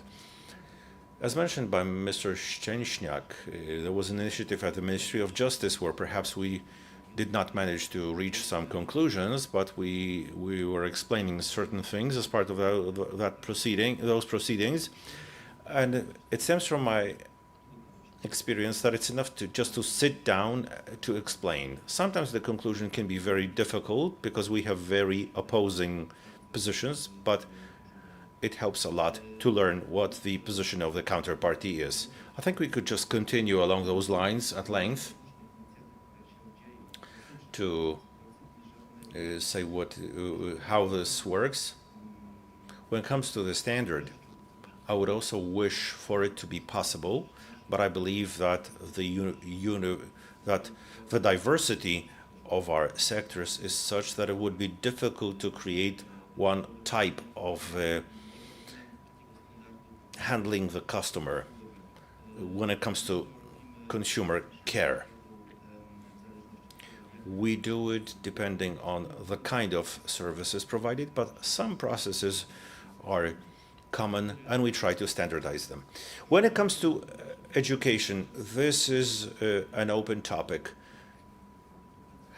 I don't see if you've noticed that whenever there is a conference devoted to consumer protection, this topic always recurs. There are some institutional bodies that should be dealing and are dealing with financial education, and indeed they have a very large budget for that. First, the budget was controlled by the Financial Ombudsman, then it was transferred to the Ministry of Finance. I think we all realize the need. We all feel in which direction it should be going.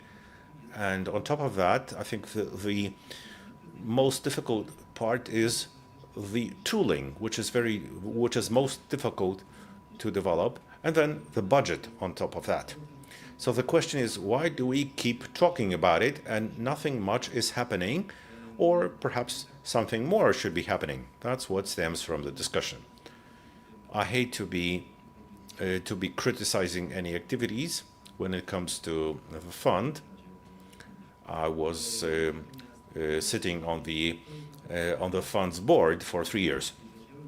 This is something to be looked into, perhaps. I would add one more thing in the interest of time.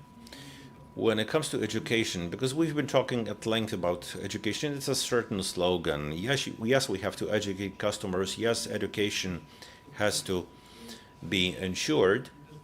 But the question is, I mean, it would require in-depth analyses to look into what the goal of the education would be, what it should impact, which consumer attitudes it should create or eliminate to achieve the effect, because the final effect is the reduction of the number of complaints. But actually the ultimate goal would be consumer security, as well as their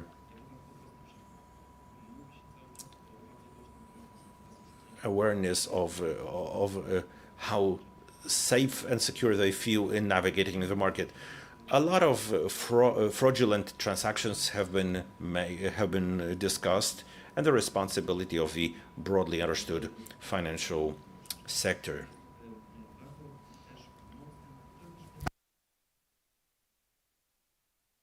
And a very important topic in this are typical fraud spoofing, as we call it in slang.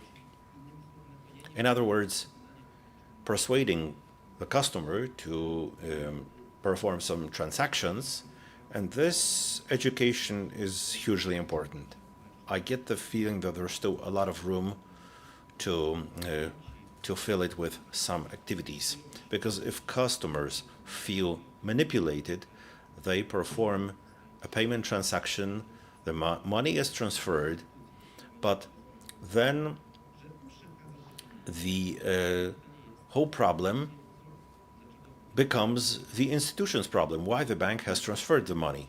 But why should, on the other hand, why should the institution be held responsible for the customer who has allowed themselves to be manipulated? So this shows that we are very prone to manipulation, to purely psychological manipulation. And I think handling this area should help a lot. Thank you. I apologize for extending my time frame. Good afternoon, Marcin Czugan, the president of the Financial Institutions Union. And I must say that I've never worked for the FO's office, but you can keep me in mind if you choose. Congratulations on the 30th anniversary, and now that you said that the Ombudsman is a phenomenal office that has the reason to celebrate two birthdays, 30th and 10th. I was also involved in working on the legislation on the Financial Ombudsman, where we were transforming the IO institution into the FO institution in 2015. And let me just say openly and honestly that I wasn't enthusiastic about creating that institution for substantive and personal reasons. And I must say that from the perspective of those 10 years, I think I should admit I was wrong. The Financial Ombudsman has gone through the path of professionalization over those 10 years and become a nice and substantive partner for the discussion with institutions who have both skilled staff, qualified staff, and experience, and look at the market in a different way. But those 10 years have shown that this institution has been useful in the market, and I wish for you that this trend should be continued. I think this is the most important thing. When it comes to building effective cooperation between the FO and the financial institutions, because I take a very holistic look at the market, and I have a pleasure of having 5 sectors representing the financial market among my membership. So we can see different ways of FOs acting, but just to arrive at a common denominator, I was thinking about 2 components where activities are necessary. So first of all, a strong substantive office, and secondly, dialogue with the market. In that sequence, because I believe that the lack of any of those components, A, makes the FO slightly of an institution turning a blind eye to part of that domain, and on the other hand, we also need a strong substantive office to be able to talk, to discuss. And over those couple of years, we've been trying to be quite prolific as an organization and presenting the FO office with many publications, but just to uniform the standards. We can do it in 2 ways. We develop best practices. This is quite uniform, and I think that this is a way of unifying some activities. And on the other hand, we develop recommendational interpretation. So after the entry into force of a law, we established teams, and one of them is actually connected with the FO law and consumer credit. So we develop those recommendations to establish a uniform standard. That's important because I don't think anyone operating in the financial market, if they take a horizontal look at the market, they shouldn't care about developing any standards that escape the normal and constant cooperation. The speakers before me took nearly an hour, one by one, speaking. I could echo a lot of the things that they've said. My organization also took part in the development of the Accessibility Act. I remember that this act actually influenced a number of markets.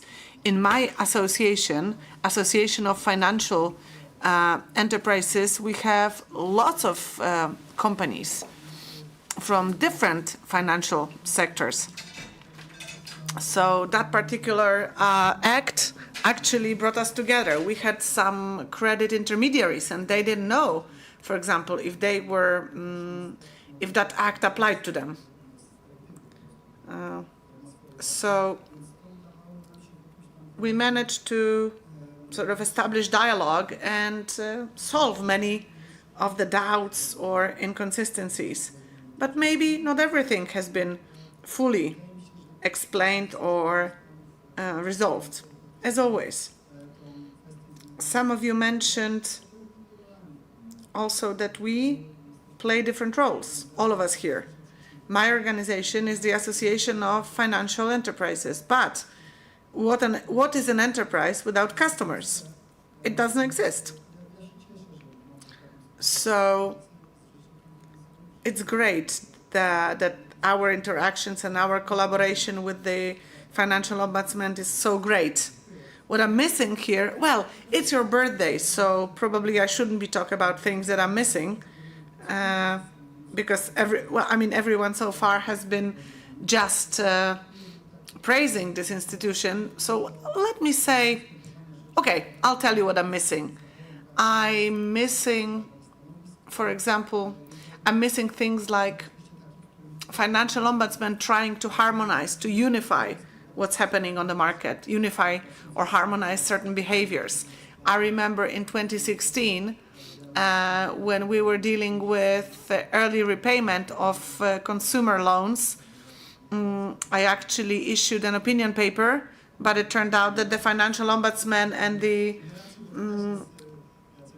the Office for Competition and Consumer Protection had a different opinion, and in the end it was confirmed by the Court of Justice, European Court of Justice. So yeah, I think it would be great if the Financial Ombudsman could issue more opinions seeking to harmonize the market. It helps, because it helps harmonize certain behaviors. It helps us think whether our modus operandi is the best one in light of this or that act, this or that regulation. Of course, every regulation that we implement always poses risk or risks, including the risk of interpretation. The different parties may interpret it differently. So it would be great to harmonize everything so that everyone is on the same page. And I think that the Financial Ombudsman has a similar goal, especially that it's not that if everything is harmonized and everyone is on the same page, the Ombudsman would have less work. They'll have a lot of work anyway. And well, maybe last thing that I would say is that, again, what I'm missing, I was not supposed to be telling you what I'm missing, but no, what I'm missing here is, I mean, knowing the people who work at this office, and I hold these persons in very high regard, I wish that the Financial Ombudsman is not just an instrument that's used to pronounce on many issues. So I'm talking about, for example, material opinions on the sanction of free credit. There are so many material opinions coming from this office, and maybe sometimes it's sort of overused, but we'll see. I think this is it from me. All right. Thank you very much for everything that you said. It was supposed to be a discussion, and it should be a discussion, and it is. Well, at the Codification Committee at the Ministry of Justice, we feel that the financial sector is a bit of an issue for us, is a bit of a challenge. Of course, there are many reasons why Polish courts are not working exactly very efficiently, but this wave, tsunami wave of cases with Swiss francs mortgage loans really made our system even less efficient. Of course, I understand that people have the right to go to court, but you know, court cases drag longer now, and well, it leads to a lot of risk for the sector, because over the last several years, when people assumed that certain things looked optimistic, it turned out that courts started seeing these things differently, including the CJU. So I wonder if there are some ways to mitigate this risk. We have 27 minutes, so I will ask you to be quite brief when you speak. So recently, there's more and more talk about templates, agreement templates, for example, for mortgage loans. This solution, will it secure consumers? Will it curb the risk for the sector? And if so, which variant is possible, or which one is better? Should it be soft law, or should it be binding regulations? Or soft law that comes as a result of, let's say, dialogue between institutions, entrepreneurs, consumer organizations, and so on. So having such templates, would it help? And how should they be introduced? All right, so now we will ask you to respond in reverse order, but now please, 4 minutes each. I'll be brief, I guess. I think it's a very interesting matter. At first, it seems to me that the answer is obvious. Yes, sure, there should be such templates, because harmonizing contracts and contractual provisions helps lower risk on both sides. But again, as always, the devil lies in the details. Today, the credit market or distribution of consumer credit or mortgage loans, from the point of view of the financial market and its players, it's like selling and distributing legal risk, regulatory risk. This regulatory risk can materialize today, tomorrow, next year, on 10 years from now, because maybe the sanction of free credit one day will hit statute of limitations. But anyway, if there is a clear, one harmonized template, it could help. But I think it's simpler for mortgage loans compared to consumer loans, for a variety of reasons. Look at volumes. In 2024, there were 2.1 million mortgage loan agreements and 15.1 million consumer credit agreements, so 7 times more. If you're looking at the mortgage loan or the Mortgage Credit Act, this product is much more harmonized. But when we're talking about consumer credit, you have cash loan, you have deferred payments, you have credit card, you have 0% interest rate, you have consumer leasing after the new directive is introduced. So it's not a harmonized, it's not a uniform product. Of course, if you look at Article 3 of Consumer Credit Act, there are some common characteristics, but Article 3 itself has 22 items that we have to take into account when we draft credit agreements or loan agreements. So it's a permanent struggle to just comply with regulations. So for prudential reasons, introducing templates would be a great solution. Should it be soft law or should it be hard law? Definitely hard law for me.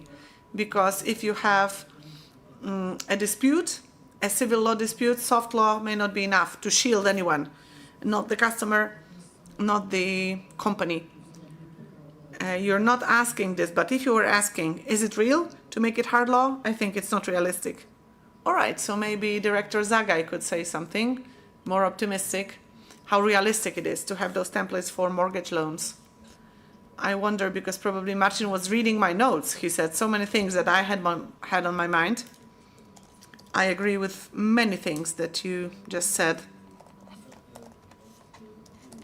So I'll start with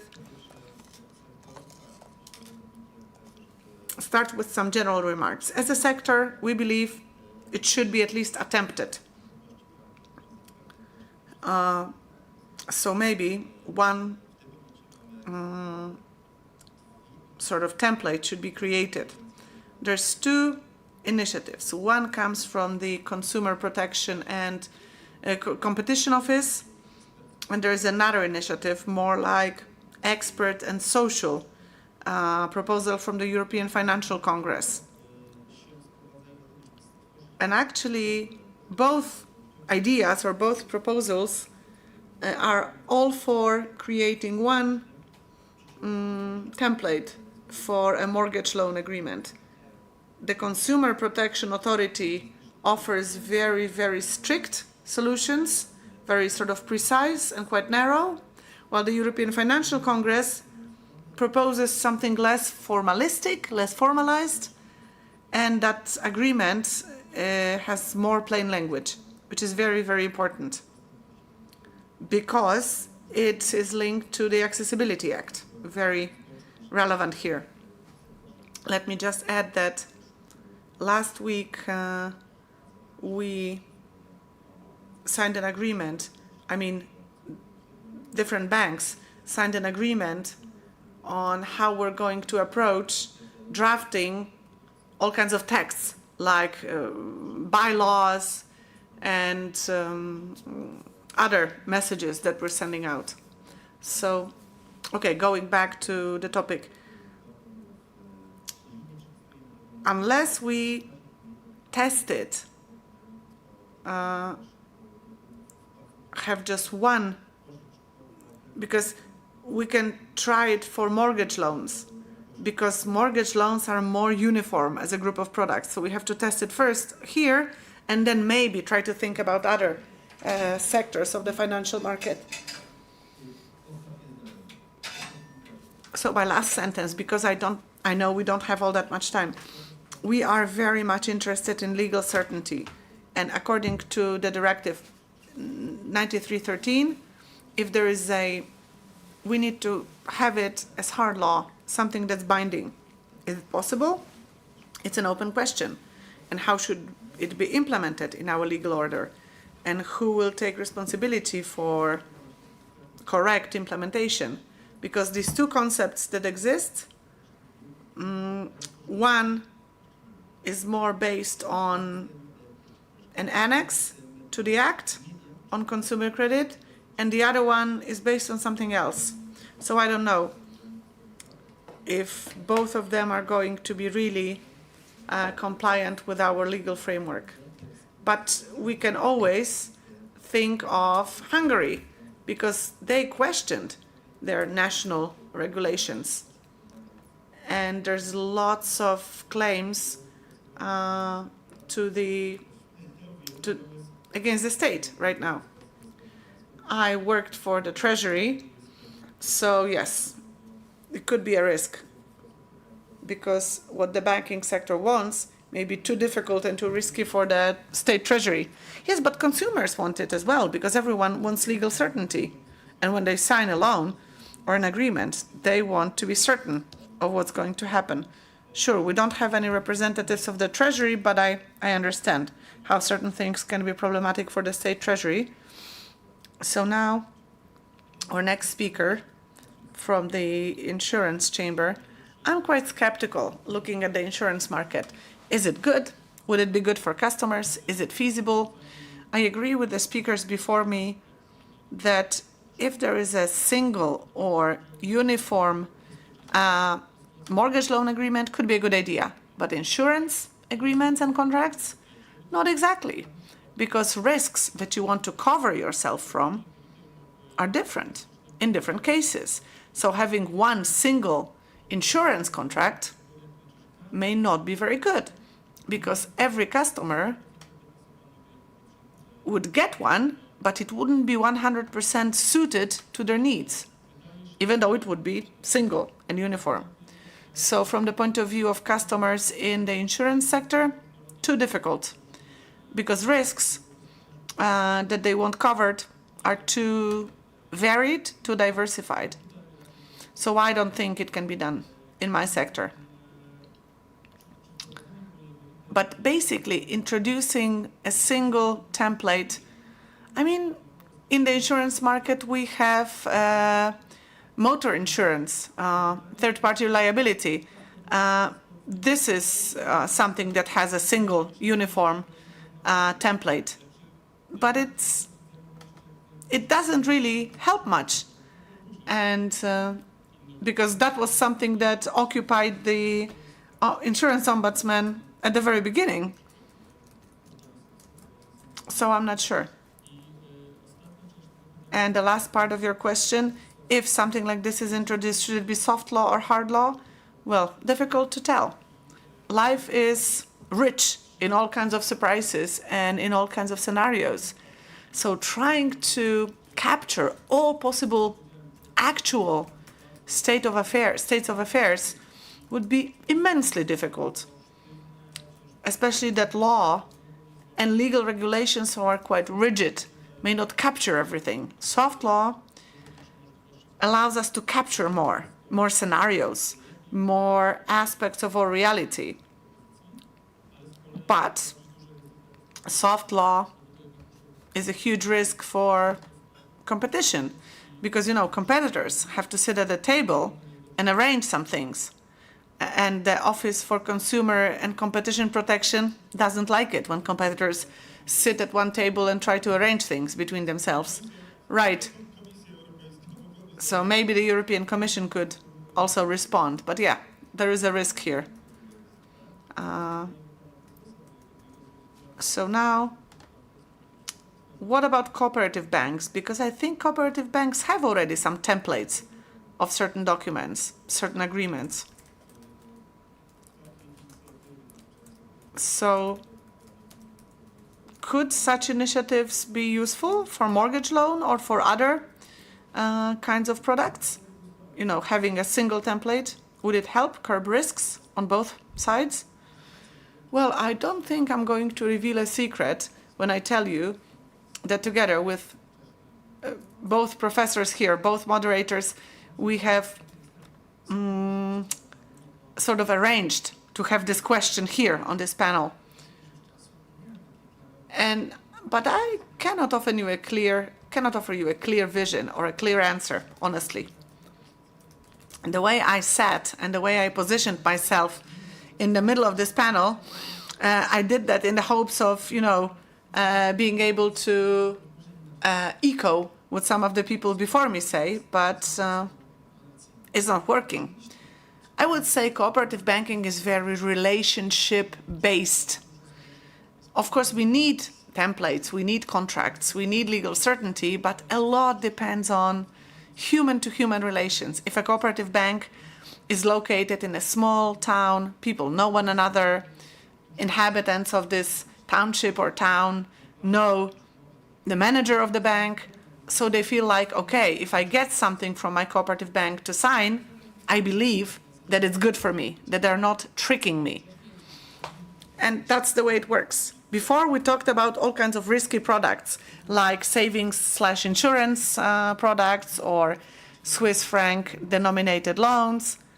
Cooperative banks never offered it. We never offered any foreign exchange-based options or products. We don't have any YIBOR cases. There's very few cases like this. So apart from my role in the National Association of Cooperative Banks, I have other roles, and I don't see too many cases that people bring against cooperative banks, honestly. So I wouldn't expect any major scale. In the interest of time, I think what I would say that perhaps we wouldn't have a uniform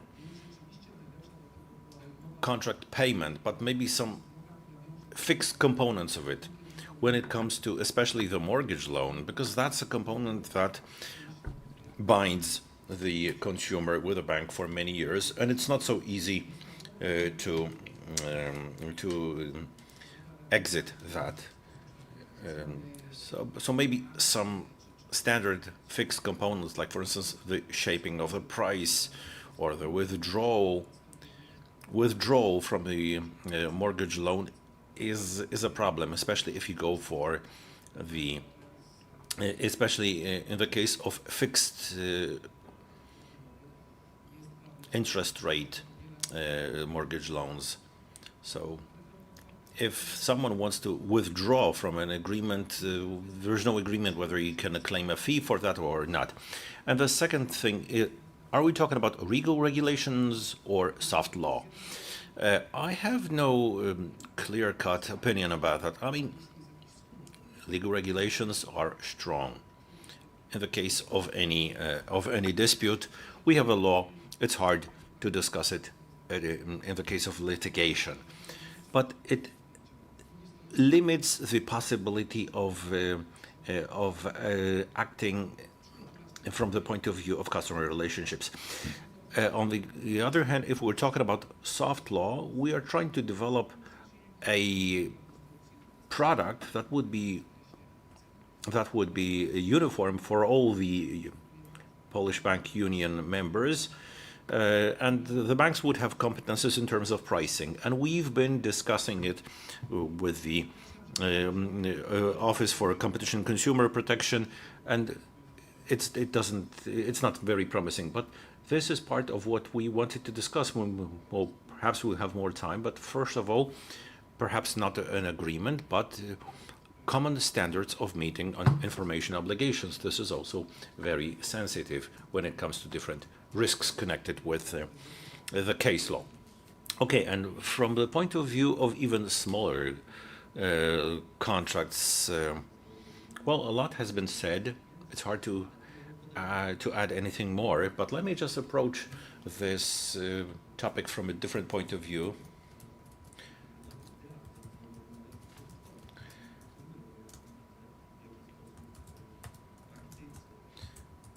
Because I can see that how lawyers have been building their contracts, that the team takes 5 or contract templates from market leaders, and the team copies them and adjusts them. So everybody wants to build some competitive advantage, but they want to also flow with the mainstream. So maybe there is no single template, but some components are just copied. If we were to take the 10 market leaders in terms of the lending institutions, of course, when it comes to the same products, it seems like we are reading the same author using the different words, different wording. It might work for simple products, but the more complex a product is, like Mr. Chugan mentioned, in this case of consumer credit, it would probably not be practicable to develop it owing to the number of its varieties, but for various varieties, perhaps they could. So when it comes to this solution, such as the simple account for managing payments, or like, for instance, also for such cases as electricity and other utilities, probably yes. But when it comes to the effort that we would have to take as the financial sector, the question is whether this is what the consumers would expect. I'm not quite sure. I believe that many customers, just for the sake of their own comfort and because they trust, they don't want to even read the contract. They just believe that there will be no abusive clauses. And I believe that many market operators in the lending market operate in this way. You only read the clauses in difficult times, except that you have to inform your consumer. So let me just say that in the case of the loan agreement, there is the European information sheet, and this is the case of information. Thank you very much, Madam Director. From the regulator's point of view, there have been different attempts and different opinions, perhaps not necessarily optimistic when it comes to the chances of success. Do they make sense? Would that improve the market standards to try to implement such contract templates? Let me put it this way. I'm very happy to be the last one to speak in this round, because when it comes to that template, I should say that I have mixed feelings. I don't think I'll be controversial, and I think that there have been such components which are easier and safer materials to create that template. But the question is whether this is a way to limit litigations. I think we would have to start with determining what the source of litigations is. Because it seems to me that it's not always what the wording of that is, whether there are in line with the law or not. The most important thing is whether the parties stick to the law. If I didn't have my notes, I think it would be best to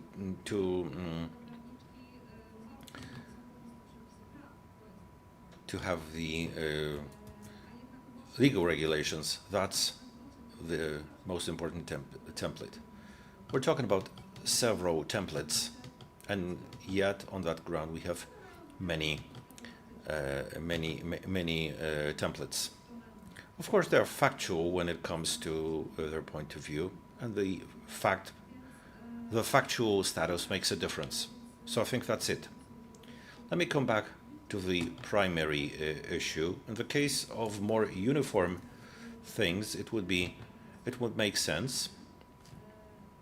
But again, the question is whether customer expectations are not such that in the case of more complex products, such a uniform component eliminating the disparities could be created. I'm leaving it as an open question because it's a topic of a very long discussion, but I'd like to touch upon this topic, whether legal regulations or soft law. We perfectly realize what the legislative process looks like, especially in the case of passing laws. I'm afraid that developing such templates, although the hard law would, although very much applicable, would be very much reactive, and what we need is proactive activities, because and that's the problem, because the financial market is very much reactive. So we know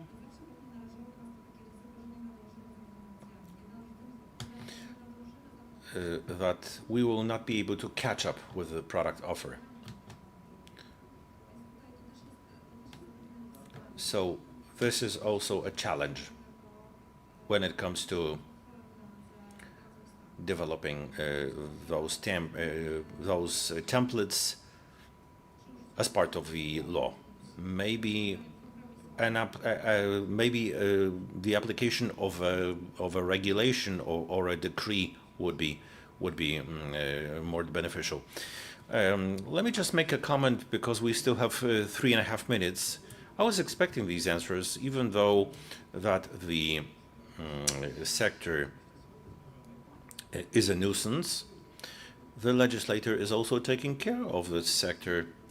So, for instance, in Germany, the model actions, model litigation are used and do well, but we have a systemic problem because we don't have the judiciary system which is working correctly. We don't have the appropriately functional Supreme Court. So this all cannot be done. I mean, in understanding of your doubts, because they are right, it's hard to expect that the judiciary would get improved. So the very length of litigations increases that risk. But I'm very thankful that very interesting concepts have been presented in response to both questions, and I very much appreciate the fact that this was a real discussion of different voices. And I'd like to take this opportunity, given that this is the last panel, I'd like to congratulate the Financial Ombudsman and Professor Rutkowska-Tomaszewska for organizing this conference, which has been not only a splendid Jubilee conference, but also an outstanding substantive conference that will have a significant impact on shaping the solutions. So I wish to thank all the panelists, all the moderators, and the organizers, the entire Office of the Financial Ombudsman for this splendid organization.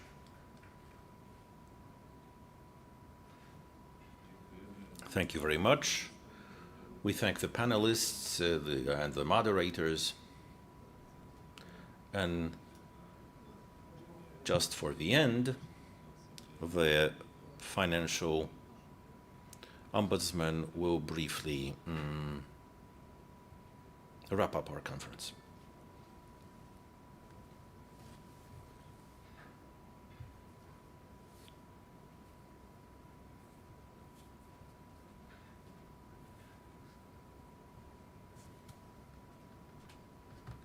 Yes, please. Please join us.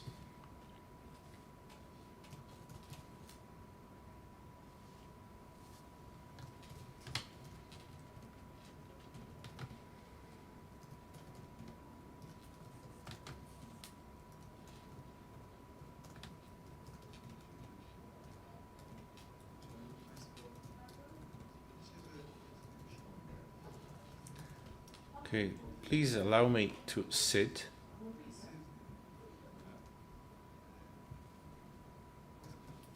But I think I can just do it after those 2 intense days. We started on a very lofty note, but then the conference was transformed more and more into a real scientific event or academic event. We had an opportunity of looking at solutions adopted in different European states, and I wish to thank our guests from abroad, for international guests, for the great job and splendid presentations. We had an opportunity of confronting the activity of the Financial Ombudsman with the past, present and future, with the activity of other institutions enacted to protect the consumer, creating this network or umbrella, depending on how we approach it. And on top of that, we had an opportunity to confront the Financial Ombudsman's institution with the activity of the court of consumers in the Consumers Ombudsman, and with financial institutions. Actually, the last panel, which has just ended, was the one where actually all the topics that I wanted to be touched upon have been touched upon, and the panelists and the moderators did a splendid job. And I'd like to take this opportunity to thank you for that panel, because the topics addressed, along with the very topical issue of the model agreement, along with the questions asked by Professor Dziurda, the attempts to answer those questions were attempts to answer the question of what the financial market might look like in the immediate future. And at this point, I think, ladies and gentlemen, we have reached the finish line of our Jubilee, but at the same time, we are at the beginning of our further way forward. We've defined many challenges.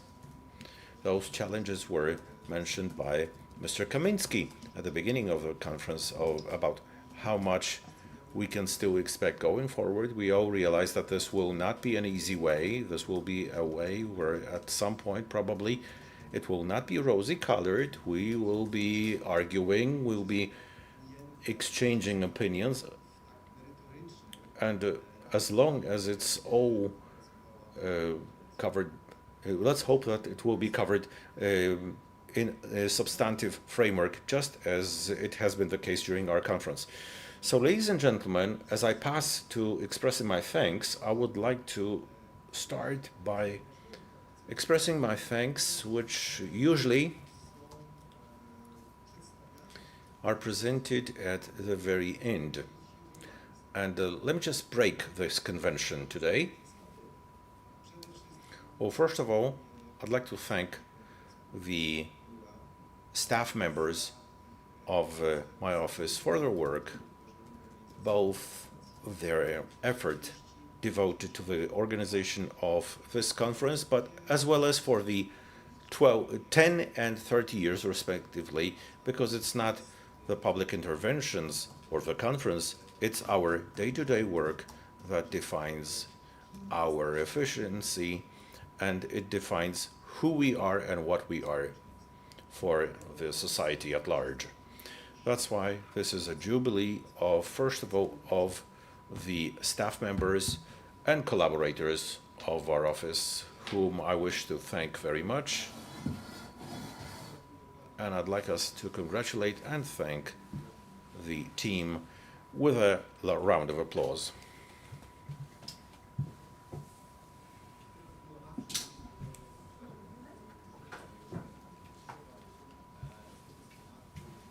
So,